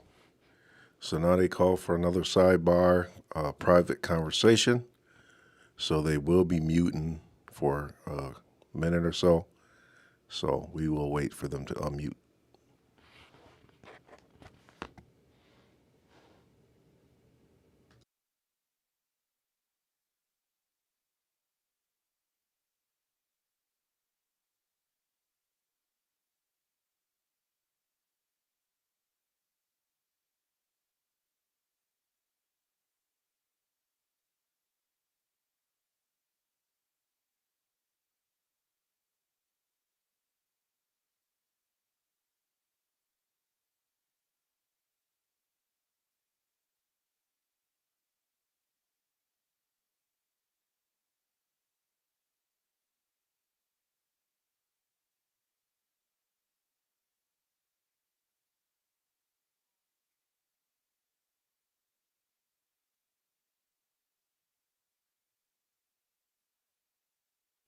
Allowing the answer to stand.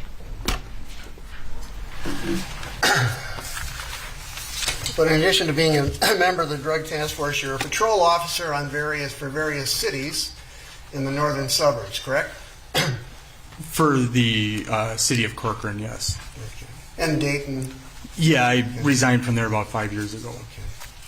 Well, you were, on this day, you were delivering someone to the Hennepin County Jail on a warrant, isn't that right? That's correct. What you had done is arrest somebody, right? Yes, sir. Was it a traffic stop by chance, if you remember? I don't recall what this... Asking what a warrant is. Okay. Is there an objection? Relevancy? The objection is overruled. You had arrested someone on a warrant, is that correct? That's correct. Okay, and a warrant is an order from the court authorizing you to make that arrest, right? That's correct. And when you have an arrest warrant for a body, you bring the body into jail, isn't it right? On most warrants, correct. Okay. So you were coming out of the Hennepin County Jail and you heard this dispatch, isn't that right? That's correct. For shots fired, right? Yes, sir. And you didn't know who fired the shot. No, I did not. But it really didn't make any difference to you as long as you heard something about a shot fired or shots fired, right? That's correct. I mean, so whether or not a police officer fires a shot or someone else fires a shot, you're going to put your lights on and go. That's correct. Okay. Without hesitation, right? Yes, sir. You knew where the scene was, of course, right? Yes. Okay. Could you hear Salvosa, Officer Salvosa, over the dispatch, or did you just have a dispatch saying shots were fired? I believe it was a Brooklyn Center officer that said shots fired initially. you can't tell us who that was? I can't. Okay. All right. But in any event, it took you about how long to get to the scene? 10 minutes? Would that be about right? I would say less than 10 minutes. Okay. And the first thing you saw were two cars which had collided. Is that right? Yes, 2 crash cars. And you've been around a lot of crashes in your career, right? That's correct. And you discerned, did you not, that the crash of these two vehicles occurred with a significant force? Yes. It was not just a fender bender. No. Okay. And the amount of force you know from your training is measured by the speed and the weight of the car involved. Is that correct? Those are the kind of the physics of it, right? More or less, yes, sir. I'm not telling you you're Einstein or anything, but the amount of damage, it depends on how heavy the car is and how fast it's going, right? Yes, there was. And you saw that this was one of the cars, whichever car stopped caused this was going at a significant speed in your experience, right? Yes. Okay. And when you arrived, you deferred to the judgment of the officer on the scene, that would be Officer Salvosa, as to what to do. Is that right? No, I don't believe I ever conferred with him. Well, was he, when you were at the scene and came on the scene, did he have his gun out and ordering the people out of the car, or the woman out of the car, or did you come after that, if you recall? I came after that. So you had come after the woman had been taken from the car or walked away from the car at about the same time that the bunker was used. Am I right about that? That's correct. Okay. And a bunker is a tactical device to protect police. Yes. From errant shots, gunshots, right? Yes. I mean, it's a protective shield that will rebuff a bullet. Is that correct? That's correct. And at the time you were in the line with the bunker, the thought was, at least in your mind, is that this was still a very dangerous situation, right? That's correct. And one of the reasons why it was dangerous is that you knew that a car had fled the scene of some arrest. Isn't that right? I knew it fled the scene from something. I just knew there were shots fired. Well, could you see the lights about a block away, further to the west? Could you remember that at all, officer? I'm not saying you can or not. No, I didn't focus my attention that way. Okay. But the windows of the car were tinted. That's correct. It was difficult to see in. Yes, sir. That made it more dangerous for you. Yes, sir. And one of the most dangerous things you can do is open a car and not know what's inside. That's correct. So you moved in with the bunker and finally opened the door. Is that right? Moved in with the bunker and then moved around to the driver's side of the car. And whether you opened the door or someone else opened the door opened. Yes. And Mr. Wright was taken out. Is that right? That's correct. Okay. And do you know how long it was after Mr. Wright, had gotten to that point that you had taken him out of the car? Did you know that at the time? How many minutes had elapsed? I did not. Okay. So your job after that was to engage in life-saving efforts, is that right? That's correct. Non-judgmental life-saving efforts to figure out what happened, right? That's correct. And the protocols don't allow you to think too hard. You just got to act. Yes, and that comes from experience. And apply the necessary equipment as you have it, right? That's correct. And there was one part of your testimony that I was a little confused about. When you indicated there was some kind of signal coming from the heart that told you to continue, or you, one of your officers, to continue to do the CPR. Am I right about that? Or did I miss you on that? Help me with that. From the AED, it said, no shock advised, continue CPR. Okay. And that's what they did? That's correct. Okay. And it did not advise you to stop all efforts, right? It did not. Okay. And so you followed that direction, right? That's correct.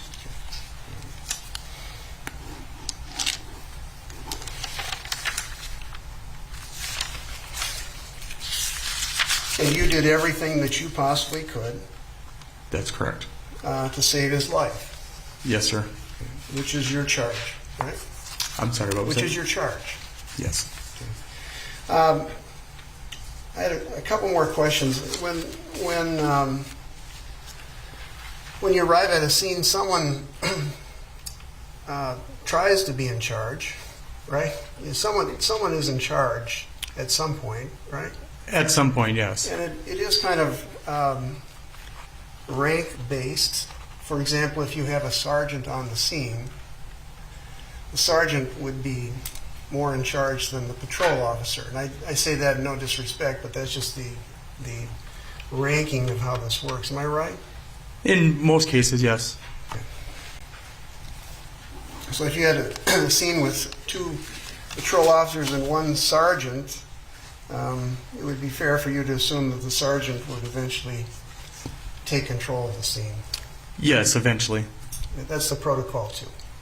Generally, yes. Okay. And make the calls to dispatch, make the necessary alerts on what's going on. Yeah, some of the communications. But it would go to the higher officer. The communications? Yeah. Not necessarily. I can talk on my radio as I see fit. But if the officer, I mean, if there are 2 officers on the scene and the third is a sergeant, the sergeant certainly has discretion to take control and make the dispatches, correct? Yeah, absolutely. Okay. No further questions.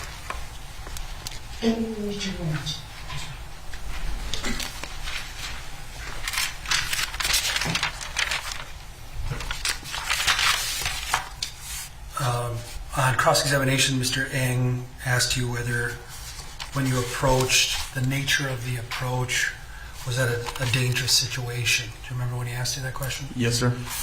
Would you agree that the nature of their approach is sometimes based on what you don't know?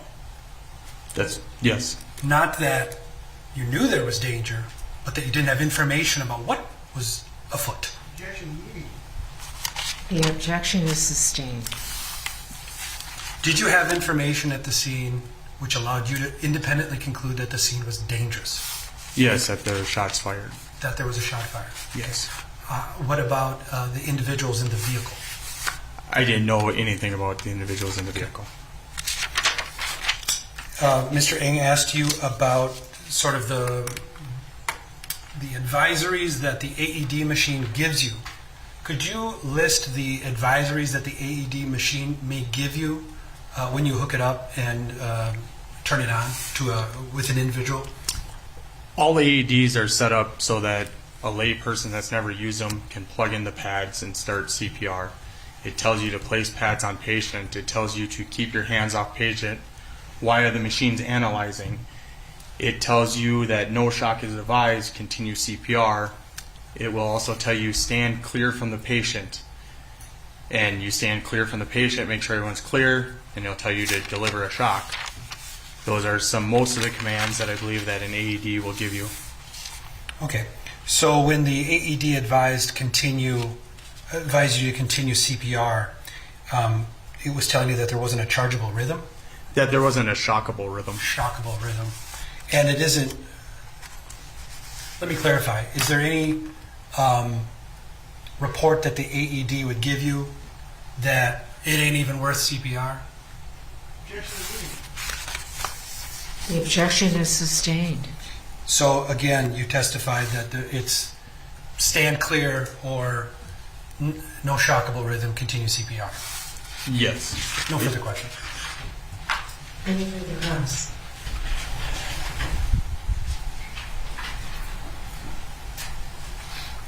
Well, what the machine does is help you make decisions and tells you what to do, which is helpful, right? Yeah, but if I didn't have the machine, I would still make the decision to do CPR if I didn't have a pulse. But it was helpful to have it, obviously. Yeah, absolutely. And that's the reason you use it. That's correct. Anything further? Okay. Thank you. You may sit down.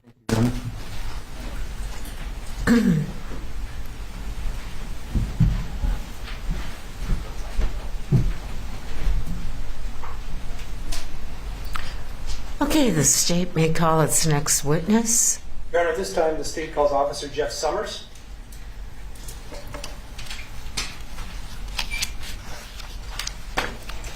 Hello, officer. Will you please come forward? And there is a chair next to me. Will you please stand next to the chair? And raise your right hand. Do you swear under penalty of perjury that you will truthfully testify in connection with this cause? I do. Please have a seat. And officer, please remove your mask. State your full name and spell it.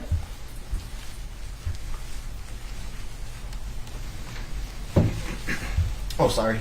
State your full name and spell it. Oh, Jeffrey Allen Summers, Jeffrey. Allen, Allen, Summers, Sommers. Couple of reminders. The court reporter is taking down everything that's being said. Answer with a yes or a no. Don't say uh-huh or uh-uh. Okay? If you don't understand a question, let the lawyer know. If an objection is made, stop talking immediately and don't answer the question unless I tell you to. And only one person can talk at a time. So wait until the question's finished before you start answering. Right? Counsel? Could you state your occupation for the record? I'm a police officer with Brooklyn Center Police. It's a little difficult to hear, yes. Okay, sorry. Police officer with the City of Brooklyn Center. Now, you began your career as a police officer in 2008, correct? Correct. And that was with the Anoka City Police Department? Yes. And then in 2010, you continued your law enforcement career with the Brooklyn Center Police Department? Correct. And have you been with Brooklyn Center ever since? Yes. And you're a licensed peace officer? Yes. And you take continuing education courses to maintain that license? Yes. I also want to note your military service. Could you tell the jury about your time as a Marine? Yes. I did 4 years initial, and I joined the reserves, and just retired back in March of this year. So I did 29 years. Thank you for your service. Do you have a specific assignment within the Brooklyn Center Police Department? Yes, I'm assigned to the patrol division. Okay. And when you work patrol, are you equipped with body-worn camera? I am. And as a patrol officer, am I correct that you respond to 911 calls? You also do some directed patrol? Yes, that's correct. And as a patrol officer and as a Marine, am I correct that you have substantial emergency medical training? Yes, I do. And are you a certified first responder? Yes. And have you utilized your first responder training as a police officer? Yes, I have.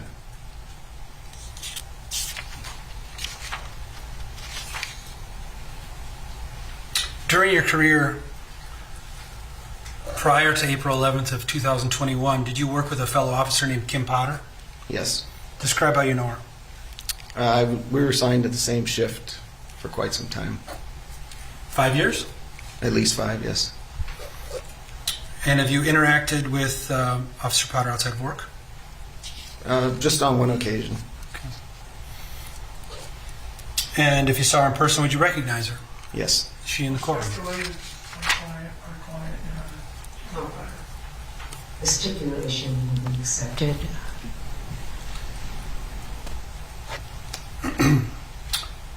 Are you familiar with Sergeant Michael Johnson? I am. And how long have you known Sergeant Johnson? Since I started at the Brooklyn Center Police Department. Am I correct? He's been your patrol sergeant for 4 or 5 years as well? Yes. I want to discuss the events of April 11th, 2021 today. Do you recall that day? I do. And were you on duty that day? I was. What was your shift? Started at 6 a.m. and was supposed to go to 6 p.m. Okay. At 2 p.m., do you recall where you were? I do. Where were you? I was in the report writing room at the police department. Okay. Did you receive any communication from any fellow officers at that time that attracted your attention? I initially heard a traffic stop called out by Officer Lucky, at which point he immediately asked for a second car. Okay. Did you respond at that time, just to that information? I didn't at that point because some other officers who were closer answered up. Okay. Did you receive additional communication? I did. And what was that communication? There was a shots fired. Okay. Did you respond to a shots fired call? I did. Okay. And how did you respond? Well, I ran to my squad car and activated my lights and sirens and went immediately there. And as you were driving to the scene, did you get any updates as to what was going on? I did. And what were those updates? The radio transmission came across that there was a vehicle had crashed, and that Officer Salvosa stated that he was out of his car and had one at gunpoint. As you were driving to the scene, what role did you anticipate playing at the scene? At that point, I didn't know, because all I know that there were shots fired and that there was a crash, so there's a lot of unknowns at that time. And did you arrive in that area where Officer Salvosa was? I did. And would you agree that was the intersection of 63rd and Catherine? Yes, it was. How long did it take you to get there? Probably 3 to 4 minutes, I'm guessing. I can't recall exactly. As you arrived, was your body-worn camera activated? It was. And did it capture footage of your actions that day? Yes. Okay. Well, at this time, Your Honor, the state is going to offer Exhibit 54, Officer Summers' body-worn camera, which captures his actions upon arrival. Is there any objection to Exhibit 54? It is, to the extent it addresses the removal of Mr. Wright's body. All right. The objection is overruled. You may show the video. Thank you, Your Honor. And 54 will be admitted. And Officer Summers, in lieu of asking you who questions about your activities at that time, we're going to play the video. If I need to pause at some point to help the jury understand the video, I may do so. At this time, we'll play about a 14-minute body-worn camera excerpt. You can hit it, Mr. Miller, Exhibit 54.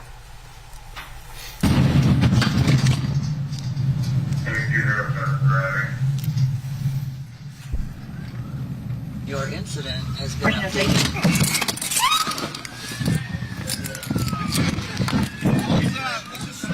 Yeah. What's that? We got a bunker? Do we have a bunker? No. We'll wait for a bunker.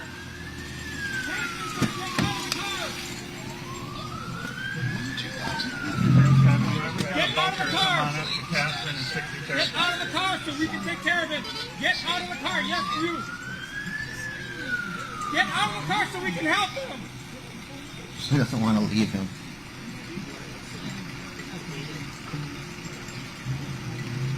Get out of the car! Let's grab a bunker if you got one. You got a bunker?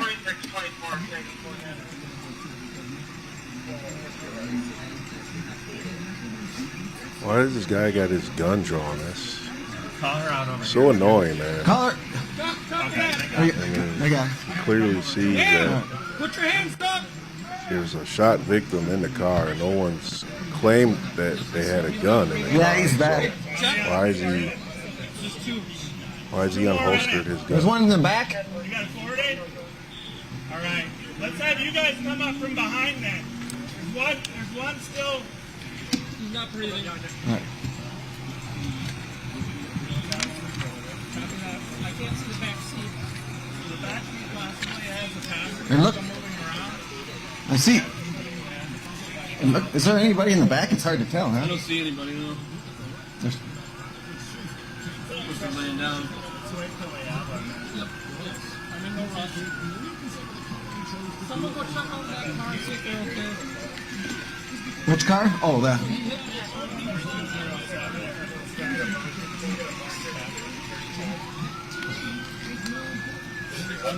Turn your radio off, damn. Can't hear it. Watch out, dude. I got it. You got one out of the car, still got two in there. Can't see what the one in the back can do. I'll be right in.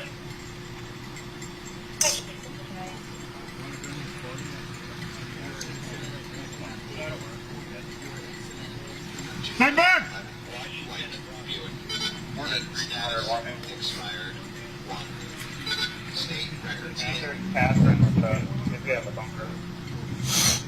2011 white Buick. Plate status expired. Oh, we see one on the front passenger seat. State records hit.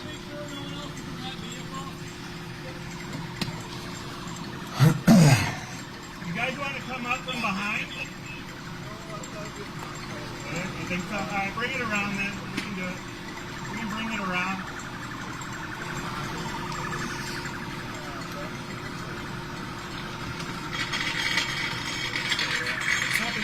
Jesus, I think it's fine. You guys been seeing a guy in the back moving around? No. We just know there's a backseat passenger. And I can't tell if that's a person or not. The female got out and I don't know what she said. So. Hey Al, is there another person in the back or no? No. It's just the driver right now that we. Yeah, that's all I can see. Okay. She didn't say there was anyone else? She doesn't say there's anyone else. I couldn't really see because she was moving around so much. All right.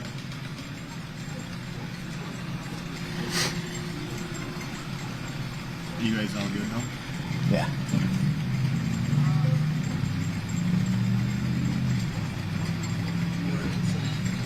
Santa County K-9. Be there in about 1 minute.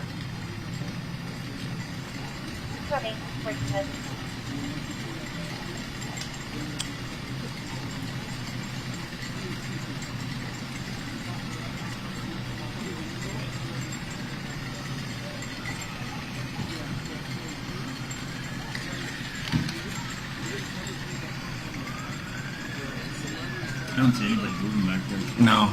It's a fan out. White Buick. Plate status expired. 1. State records hit.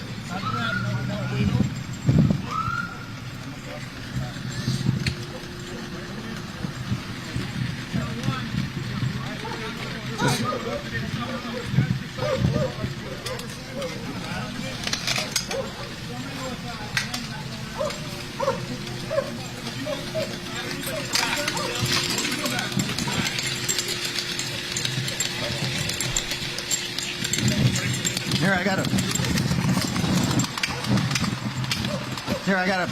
Oh, you got it. Yeah, let's get our med kit. Hey, Al, grab a bag. Med bag, I'll grab the bag.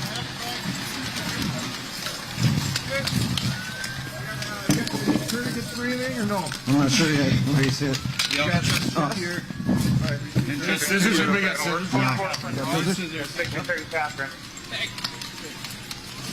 We don't have exit feeling? No. Where's he got the shot? Right there in the chest.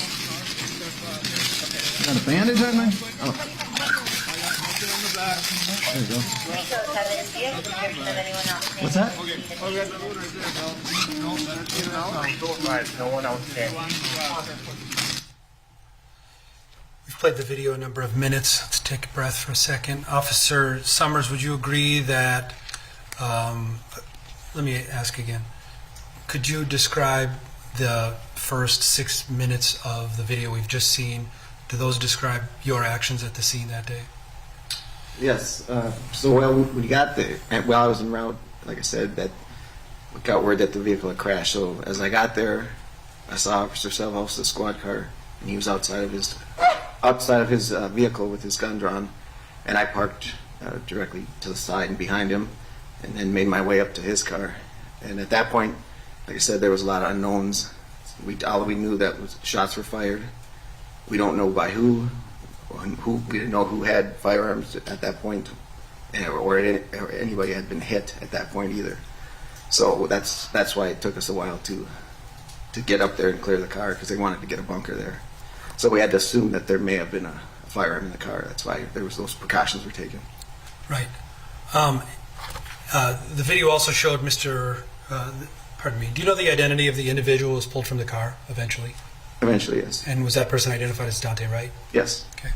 And the portion of the video we just saw was Mr. Wright being taken out of that vehicle and placed on the ground? Yes. And you participated in the life-saving measures at that point, correct? I did. Okay. And right as you, I paused this video at 2:12 and 7 seconds, it appeared that you were digging into a bag. Could you describe what you were looking for in that bag, and then we'll hit play again? Yes, that's the medical bag. It's got various first aid equipment. It's got oxygen tank. I was looking for the bag valve mask. It's called. It's what you use to help the party breathe. Okay. And then I was also looking for an airway too. Okay. And an airway just makes sure that pathway is. It opens up so you can get air into the lungs. Thank you. You can hit play again, Mr. I got a clear dressing.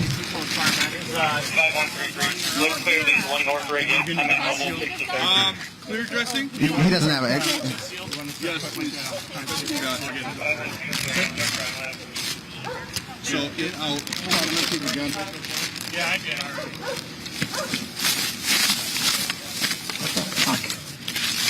We don't have any.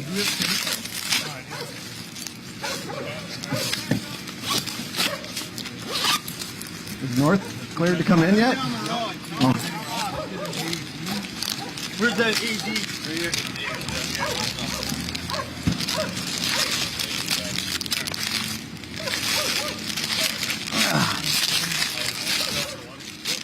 Here's it. You guys want an airway?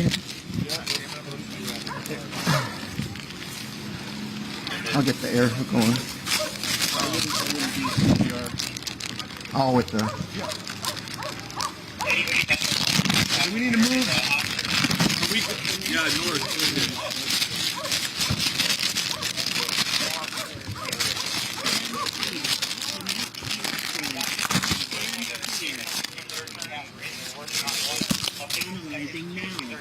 Is this the only one? Yeah. Yeah, I believe it is. You want to backboard and get him on the rail? No shock device.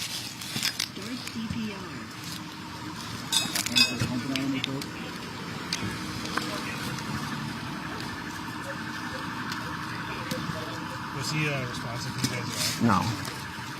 We just pulled him out of the car like 3 minutes ago. He was in the back. He was like this the whole time. Yeah.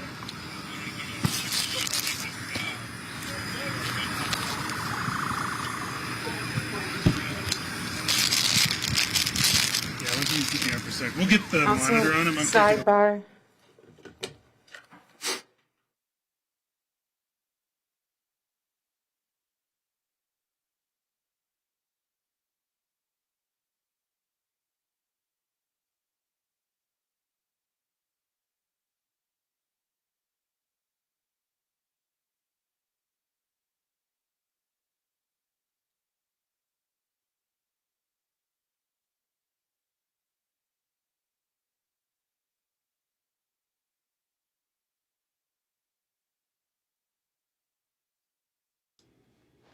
Okay, looks like there is a sidebar conversation going on right now. So they muted the mic. So audio should resume shortly, you guys.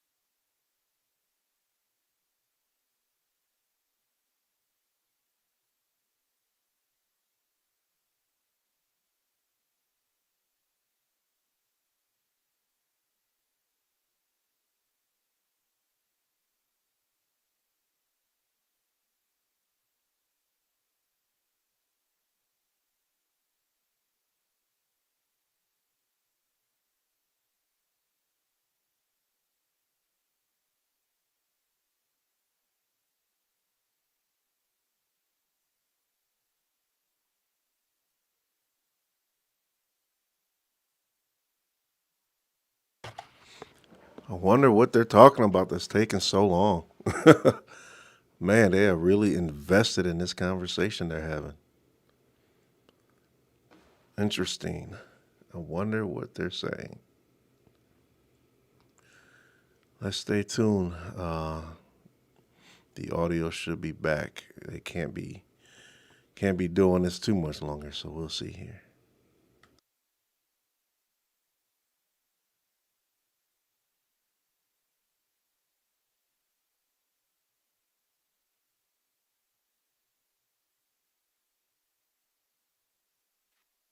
objection is sustained. This is very cumulative. I'll allow you to finish up with testimony concerning what this witness did, but we don't need to show any more video. Officer Summers, we stopped that video as the paramedics arrived. Could you describe what occurred after that moment? Well, I got the oxygen hooked up, started administering the breaths, and they began chest compressions. Oh, I said that I started administering the oxygen, and then chest compressions had begun.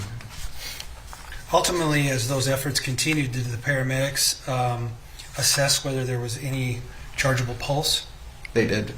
And ultimately, did the paramedics pronounce Mr. Wright dead? Yes. After the paramedics pronounced Mr. Wright dead, what did they do? The paramedics cleared the scene, I believe. Pardon me, what did you do? Oh, what did I do? At that point, I grabbed the oxygen bag, loaded it back into the back of the vehicle that it came from, and at that point, I believe Officer Salvosa and I were tasked to stay with the mother and father who arrived on scene. Okay. Prior to speaking to the mother and father of Mr. Wright, were you told any information about what happened that led to his death? No.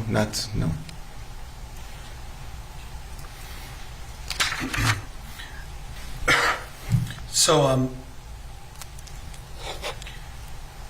when you spoke to, pardon me, I should say, at some point, someone came to the scene. You identified them as Mr. Wright's parents? Correct. And you and Officer Salvosa spoke to them? I was just there to back up Officer Salvosa. He did the speaking. Okay. And am I correct that at some point Officer Salvosa actually left the presence of the parents? Yes. Did you remain with them? I did. How long did you remain with them? It was somewhere around an hour, I believe. And what were you doing when you were next to them? I was just tasked with trying to keep them out of the scene there, crossing the tape. After you concluded speaking to Mr. Wright's parents, what did you do at the scene? I was told to go down to the far western end. And what did you do when you got there? Initially, I looked for a shell casing. Did you find a shell casing? I did not. Okay. What did you do after you gave up looking for a shell casing? At that point, I was put in charge of keeping people out from coming in that way from the west. Okay.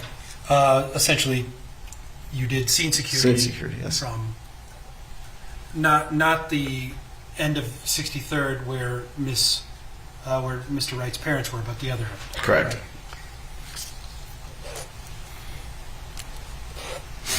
And how long did you provide scene security? That was for a number of hours, actually. I don't recall how many, but it was quite a while. Do you recall whether any other agencies came to that location while you were conducting scene security? There was several. What other agencies came? I believe it was Crystal and Brooklyn Park. I'm sorry. Did the BCA come? They did eventually, yes. Did the Hennepin County Medical Examiner come? Yes.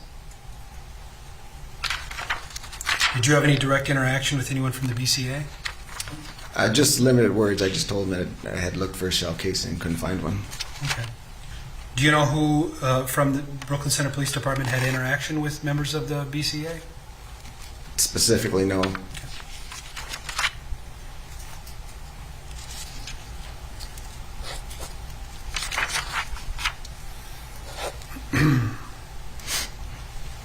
Now, we've seen some of your body-worn camera video here in court today, and you've talked a little bit about what you did at the scene. In addition to those tasks and assisting with security, did you do anything else regarding this case? At the scene there? Yeah. Or, yes, initially part of the, it's called the West Metro Mobile Field Force. So I had to go leave the scene, get my gear, and then come return to the scene. Continuing to provide security. Correct. Yep. How about with regard to collection of any evidence? No, I didn't collect any evidence. Interview any witnesses? No. Write any reports? No. Speak to anyone else about the incident? No. Okay, and you did not witness any of the events which caused Mr. Wright's death? I did not. Okay. No further questions. Do you have cross?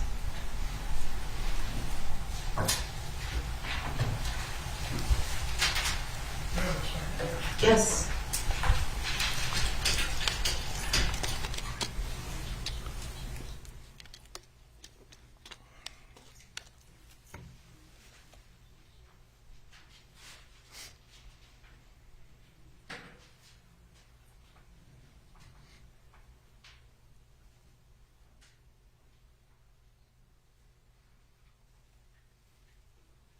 Your Honor, if you have no questions of this witness, we'd like to be heard in earphones. Sure. For the next witness. Do you have any questions on this? Okay. You may step down. Thank you.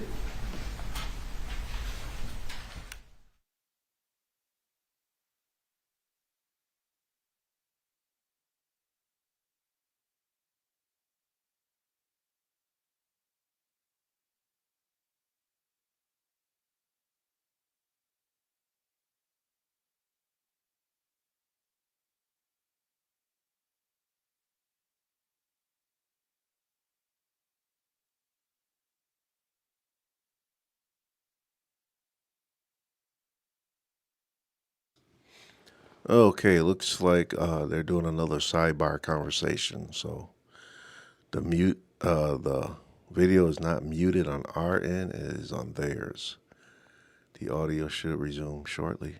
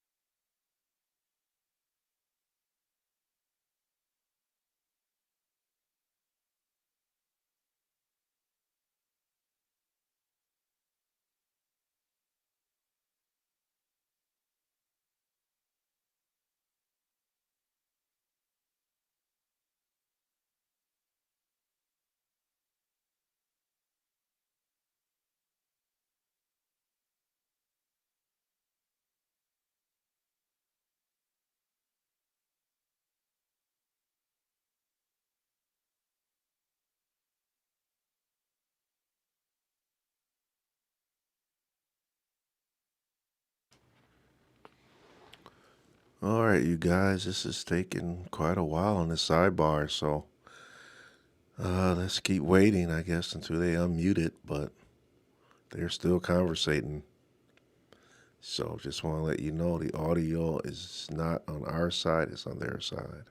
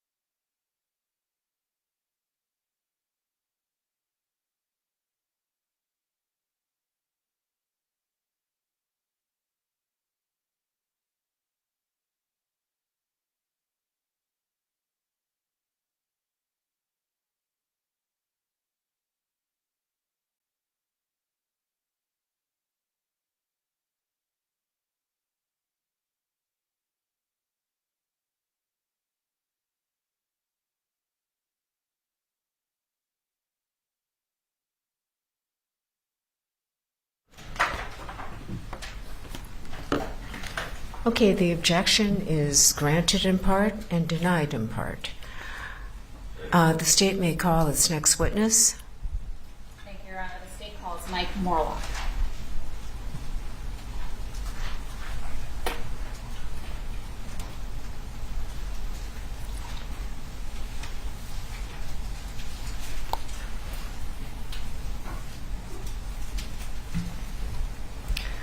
Okay, please come forward. And will you please stand behind the chair, the witness chair? And raise your right hand. Do you swear under penalty of perjury? Okay, you guys, it looks like we have a new witness taking a stand now. I don't know who this Please is, take but the we're witness going to find chair. out.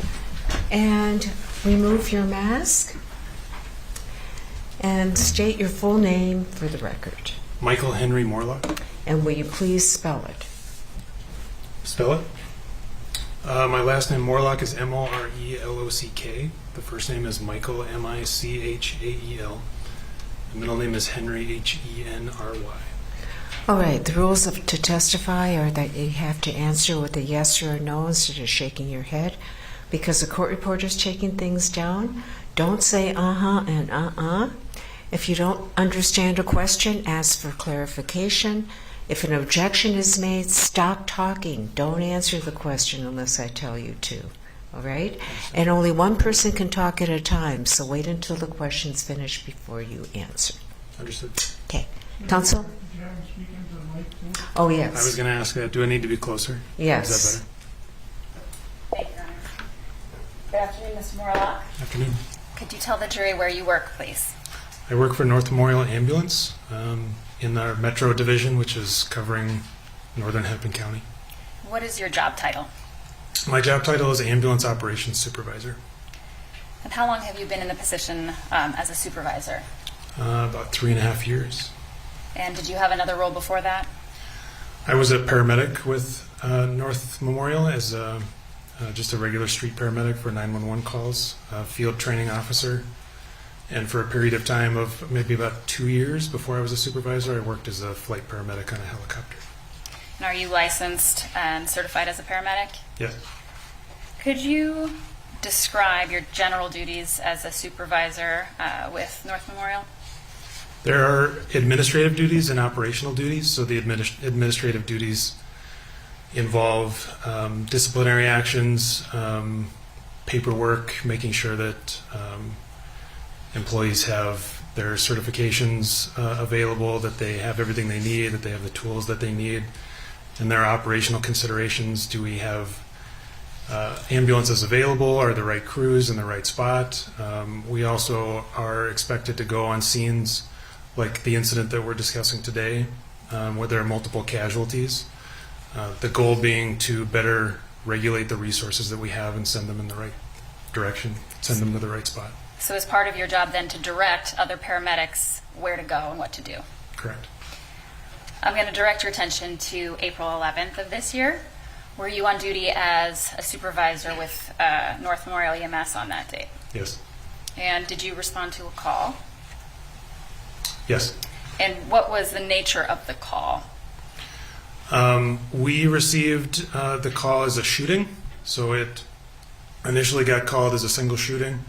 And then briefly after that, we were updated that there were 3 people shot. So the information that you got from your dispatch was that 3 people were shot? Correct. Is the information you get from dispatch always accurate, or is it the best information at the time? It is not always accurate, no. But the information you were aware of was that there may be multiple shooting victims at the scene you were going to. Is that right? Correct. I object that she repeats his testimony. She's done it twice now. All right, counsel, if you could just refrain from doing that. Certainly, Your Honor. All right. Where did you respond on April 11th? I don't remember the cross street. It was somewhere on 63rd Avenue in Brooklyn Center. And what did you see when you arrived? Where was this a particular location you were dispatched to? Yes, we were given a cross street. It was 63rd and some avenue on that street. So I was approaching from the west, so I was facing east on 63rd. And when I approached, I saw a number of vehicles there, a number of police in the area. And there was what appeared to be a line of police approaching a vehicle with rifles drawn and pointed towards the vehicle. And what did you do at that point? So we normally get called to the area on calls like this when we don't know if there's danger, and we wait for the police to clear us in. Since we were already heading to the area, I stopped at that point and waited for some sort of signal that we could approach safely. When you say we, were you by yourself or were you with others? So I had somebody in the vehicle with me that I brought from the garage, knowing that if there were 3 people shot, that we would need as many resources as possible. Shortly, like not far behind me, there was at least 1 ambulance. And you said that you were waiting for the all clear. Did you eventually get an all clear? We got a signal, I believe, from a police officer down near the scene that made some sort of signal to come forward. And then shortly after that, as I was walking up, we got radioed in that we were code 4, which is the signal that the scene is safe. And when you say code 4, is that the meaning of that code? Correct. So did you approach where you had been signaled to by the officers? I did, yeah. And what did you see when you arrived there? So as I approached, I saw a young woman being escorted out of the car towards a squad car. Shortly after that, I was made aware of a number of police officers around a body on the grass, and they were doing compressions, so CPR. At that point, that's where I drew my attention, and I headed in that direction. To the individual who was receiving CPR, is that right? Correct. And what did you do once you approached that individual?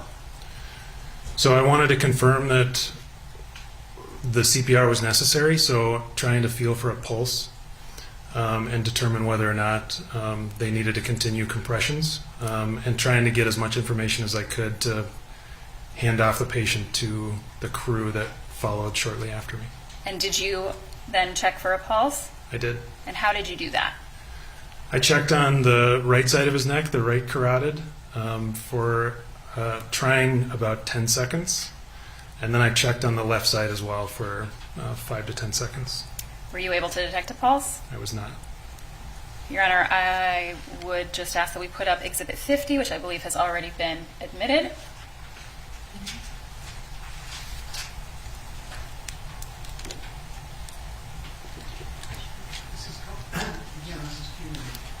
Your Honor, this exhibit is in evidence, and this witness would be able to identify himself as long as we can turn on the screen. All right. I think I want this taken down. The jury has already seen this photograph. And I indicated before that I wanted only the testimony of anything that wasn't cumulative. Your Honor, you indicated no video. We have no plans to show video, but this was the photograph that identifies this witness. Well, I don't want that photograph shown again. The jury has already seen it. All right. I'll move on, Your Honor. You checked for a pulse. Is that right? Correct. And you said that you were not able to detect a pulse. What else did you observe about the patient? I observed that he did not appear to be breathing. I also tried to watch as I was approaching that as the police officers were ventilating him with the BVM, which is the device that we use to ventilate patients, that air was going in and out of his lungs. I looked at his skin color, condition, general things for basic assessments as we approach. And what did you notice about the color and feel of his skin? His skin was fairly dry. He was pale or ashen colored on his skin and in his mucous membranes. And what does the coloration and the feeling of dryness indicate to you as a paramedic? So the skin color can tell us whether or not he's perfusing blood throughout his body. The pink color is blood being moved around his body. The dryness or wetness of his skin can tell us either that it's a cold day out and that it evaporated, or that he is no longer perfusing and no longer compensating for a low blood pressure, for instance. And does lack of perspiration indicate the same sort of thing to you in that way? It can, yes. Okay. So as you approached and checked pulses, were the officers around you already working on the body? Yes. And what did you learn from them, and what did you see was happening at that time? So what I learned from them initially was that the AED that they had applied had not recommended that it deliver electricity, did not recommend that it shock the patient. And what does that mean to you? It means that the AED didn't recognize a shockable rhythm. Was there an indication of PEA? At the time that I initially approached, I'm not able to determine that. We have to put an ECG monitor on. Okay. But you were advised that there was no shock advised, is that right? Correct. So did you observe any injuries at that point? I did see either an entrance or exit wound on the right side of the patient's body, a gunshot wound. And did you see injuries consistent with death? Those injuries could be consistent with death, yes. But when you approached and you saw these conditions, what did you direct? Well, let me stop there. Were there other paramedics who also arrived on scene shortly after you? Yes. Did you give them some direction? So I initially directed the police to continue compressions until the paramedics could get there and do a more thorough assessment. When the paramedics behind me arrived, I told them that I could not feel a pulse, that the AED had not recommended delivering electricity, and that I told the police to continue doing compressions. Did you then hand over the paramedic side of things to the team that had arrived? Correct. And who were those individuals? Dustin Johnson and Chelsea Corder. And what did you do at that point when you sort of transferred management of the patient to these other two? So my job at that point is to determine how many patients we have at the scene, what the extent of injuries are, determine if we need any more resources. Were you able to did you get any more information at that point? I did have difficulty initially trying to figure out exactly how many patients we are, what the nature of their injuries are, and what the extent of those injuries were. So at that point, were you still looking for more patients? Correct. After you handed off the, primary care role of the patient who was receiving CPR to your other paramedics, did they consult with you about what they were doing and what to do with respect to that patient?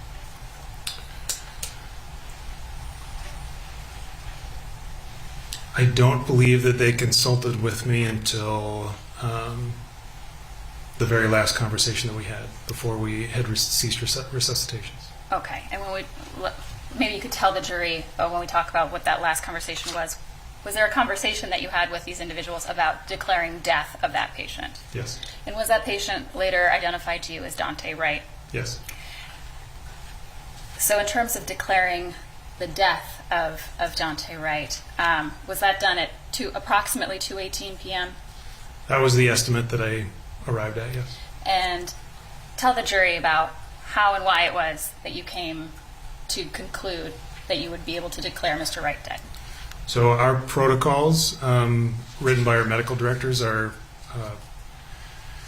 derived from evidence-based practice.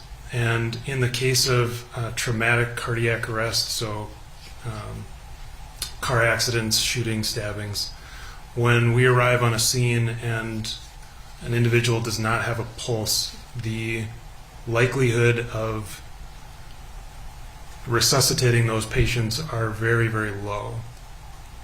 So our protocols do give us the option of ceasing resuscitation if we arrive on the scene and the patient does not have a pulse and no shockable rhythm. And were those the conditions that you observed and your team worked on with respect to Mr. Wright that day? Yes. And so when you declared Mr. Wright dead at approximately 2:18 p.m., did that just mean that you decided to stop working on him at that point, meaning stop performing the efforts that you were? Correct. Does that mean anything about the time his heart actually stopped beating or the time he actually passed away? That's correct. It does not have any relation to when his heart actually stopped beating. Okay. And after you declared Mr. Wright dead, did you continue to direct other paramedics to do further work at the scene? Different paramedics than Dustin and Chelsea? Were there other rigs that arrived? Yes. And how many rigs in total, if you recall, arrived on that scene? 3, I believe. So you indicated that Dustin Johnson and Chelsea Corder had been working on Mr. Wright. Did you direct an additional rig or additional set of paramedics to attend to occupants of another vehicle? Yes, And did they do that? they did. And at some point, did you direct Dustin Johnson to another individual who had been an occupant of a vehicle? Yes. And it was Dustin Johnson who was responsible for rendering care in that situation? Both of them are responsible for rendering care, but I believe he was the initial one giving care to that person. And he would have then worked with his partner, Chelsea Corder, is that right? Correct. Nothing further, Your Honor. Attorney Cross. We have no question. All right, thank you. You may step down.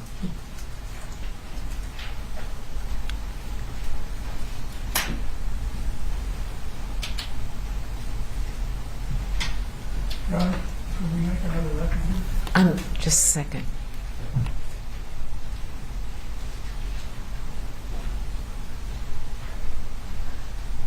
All right, members of the jury, we're going to take another 15-minute break, okay? So I know it's getting to be a long day and it's near the end of the week, so 15 minutes.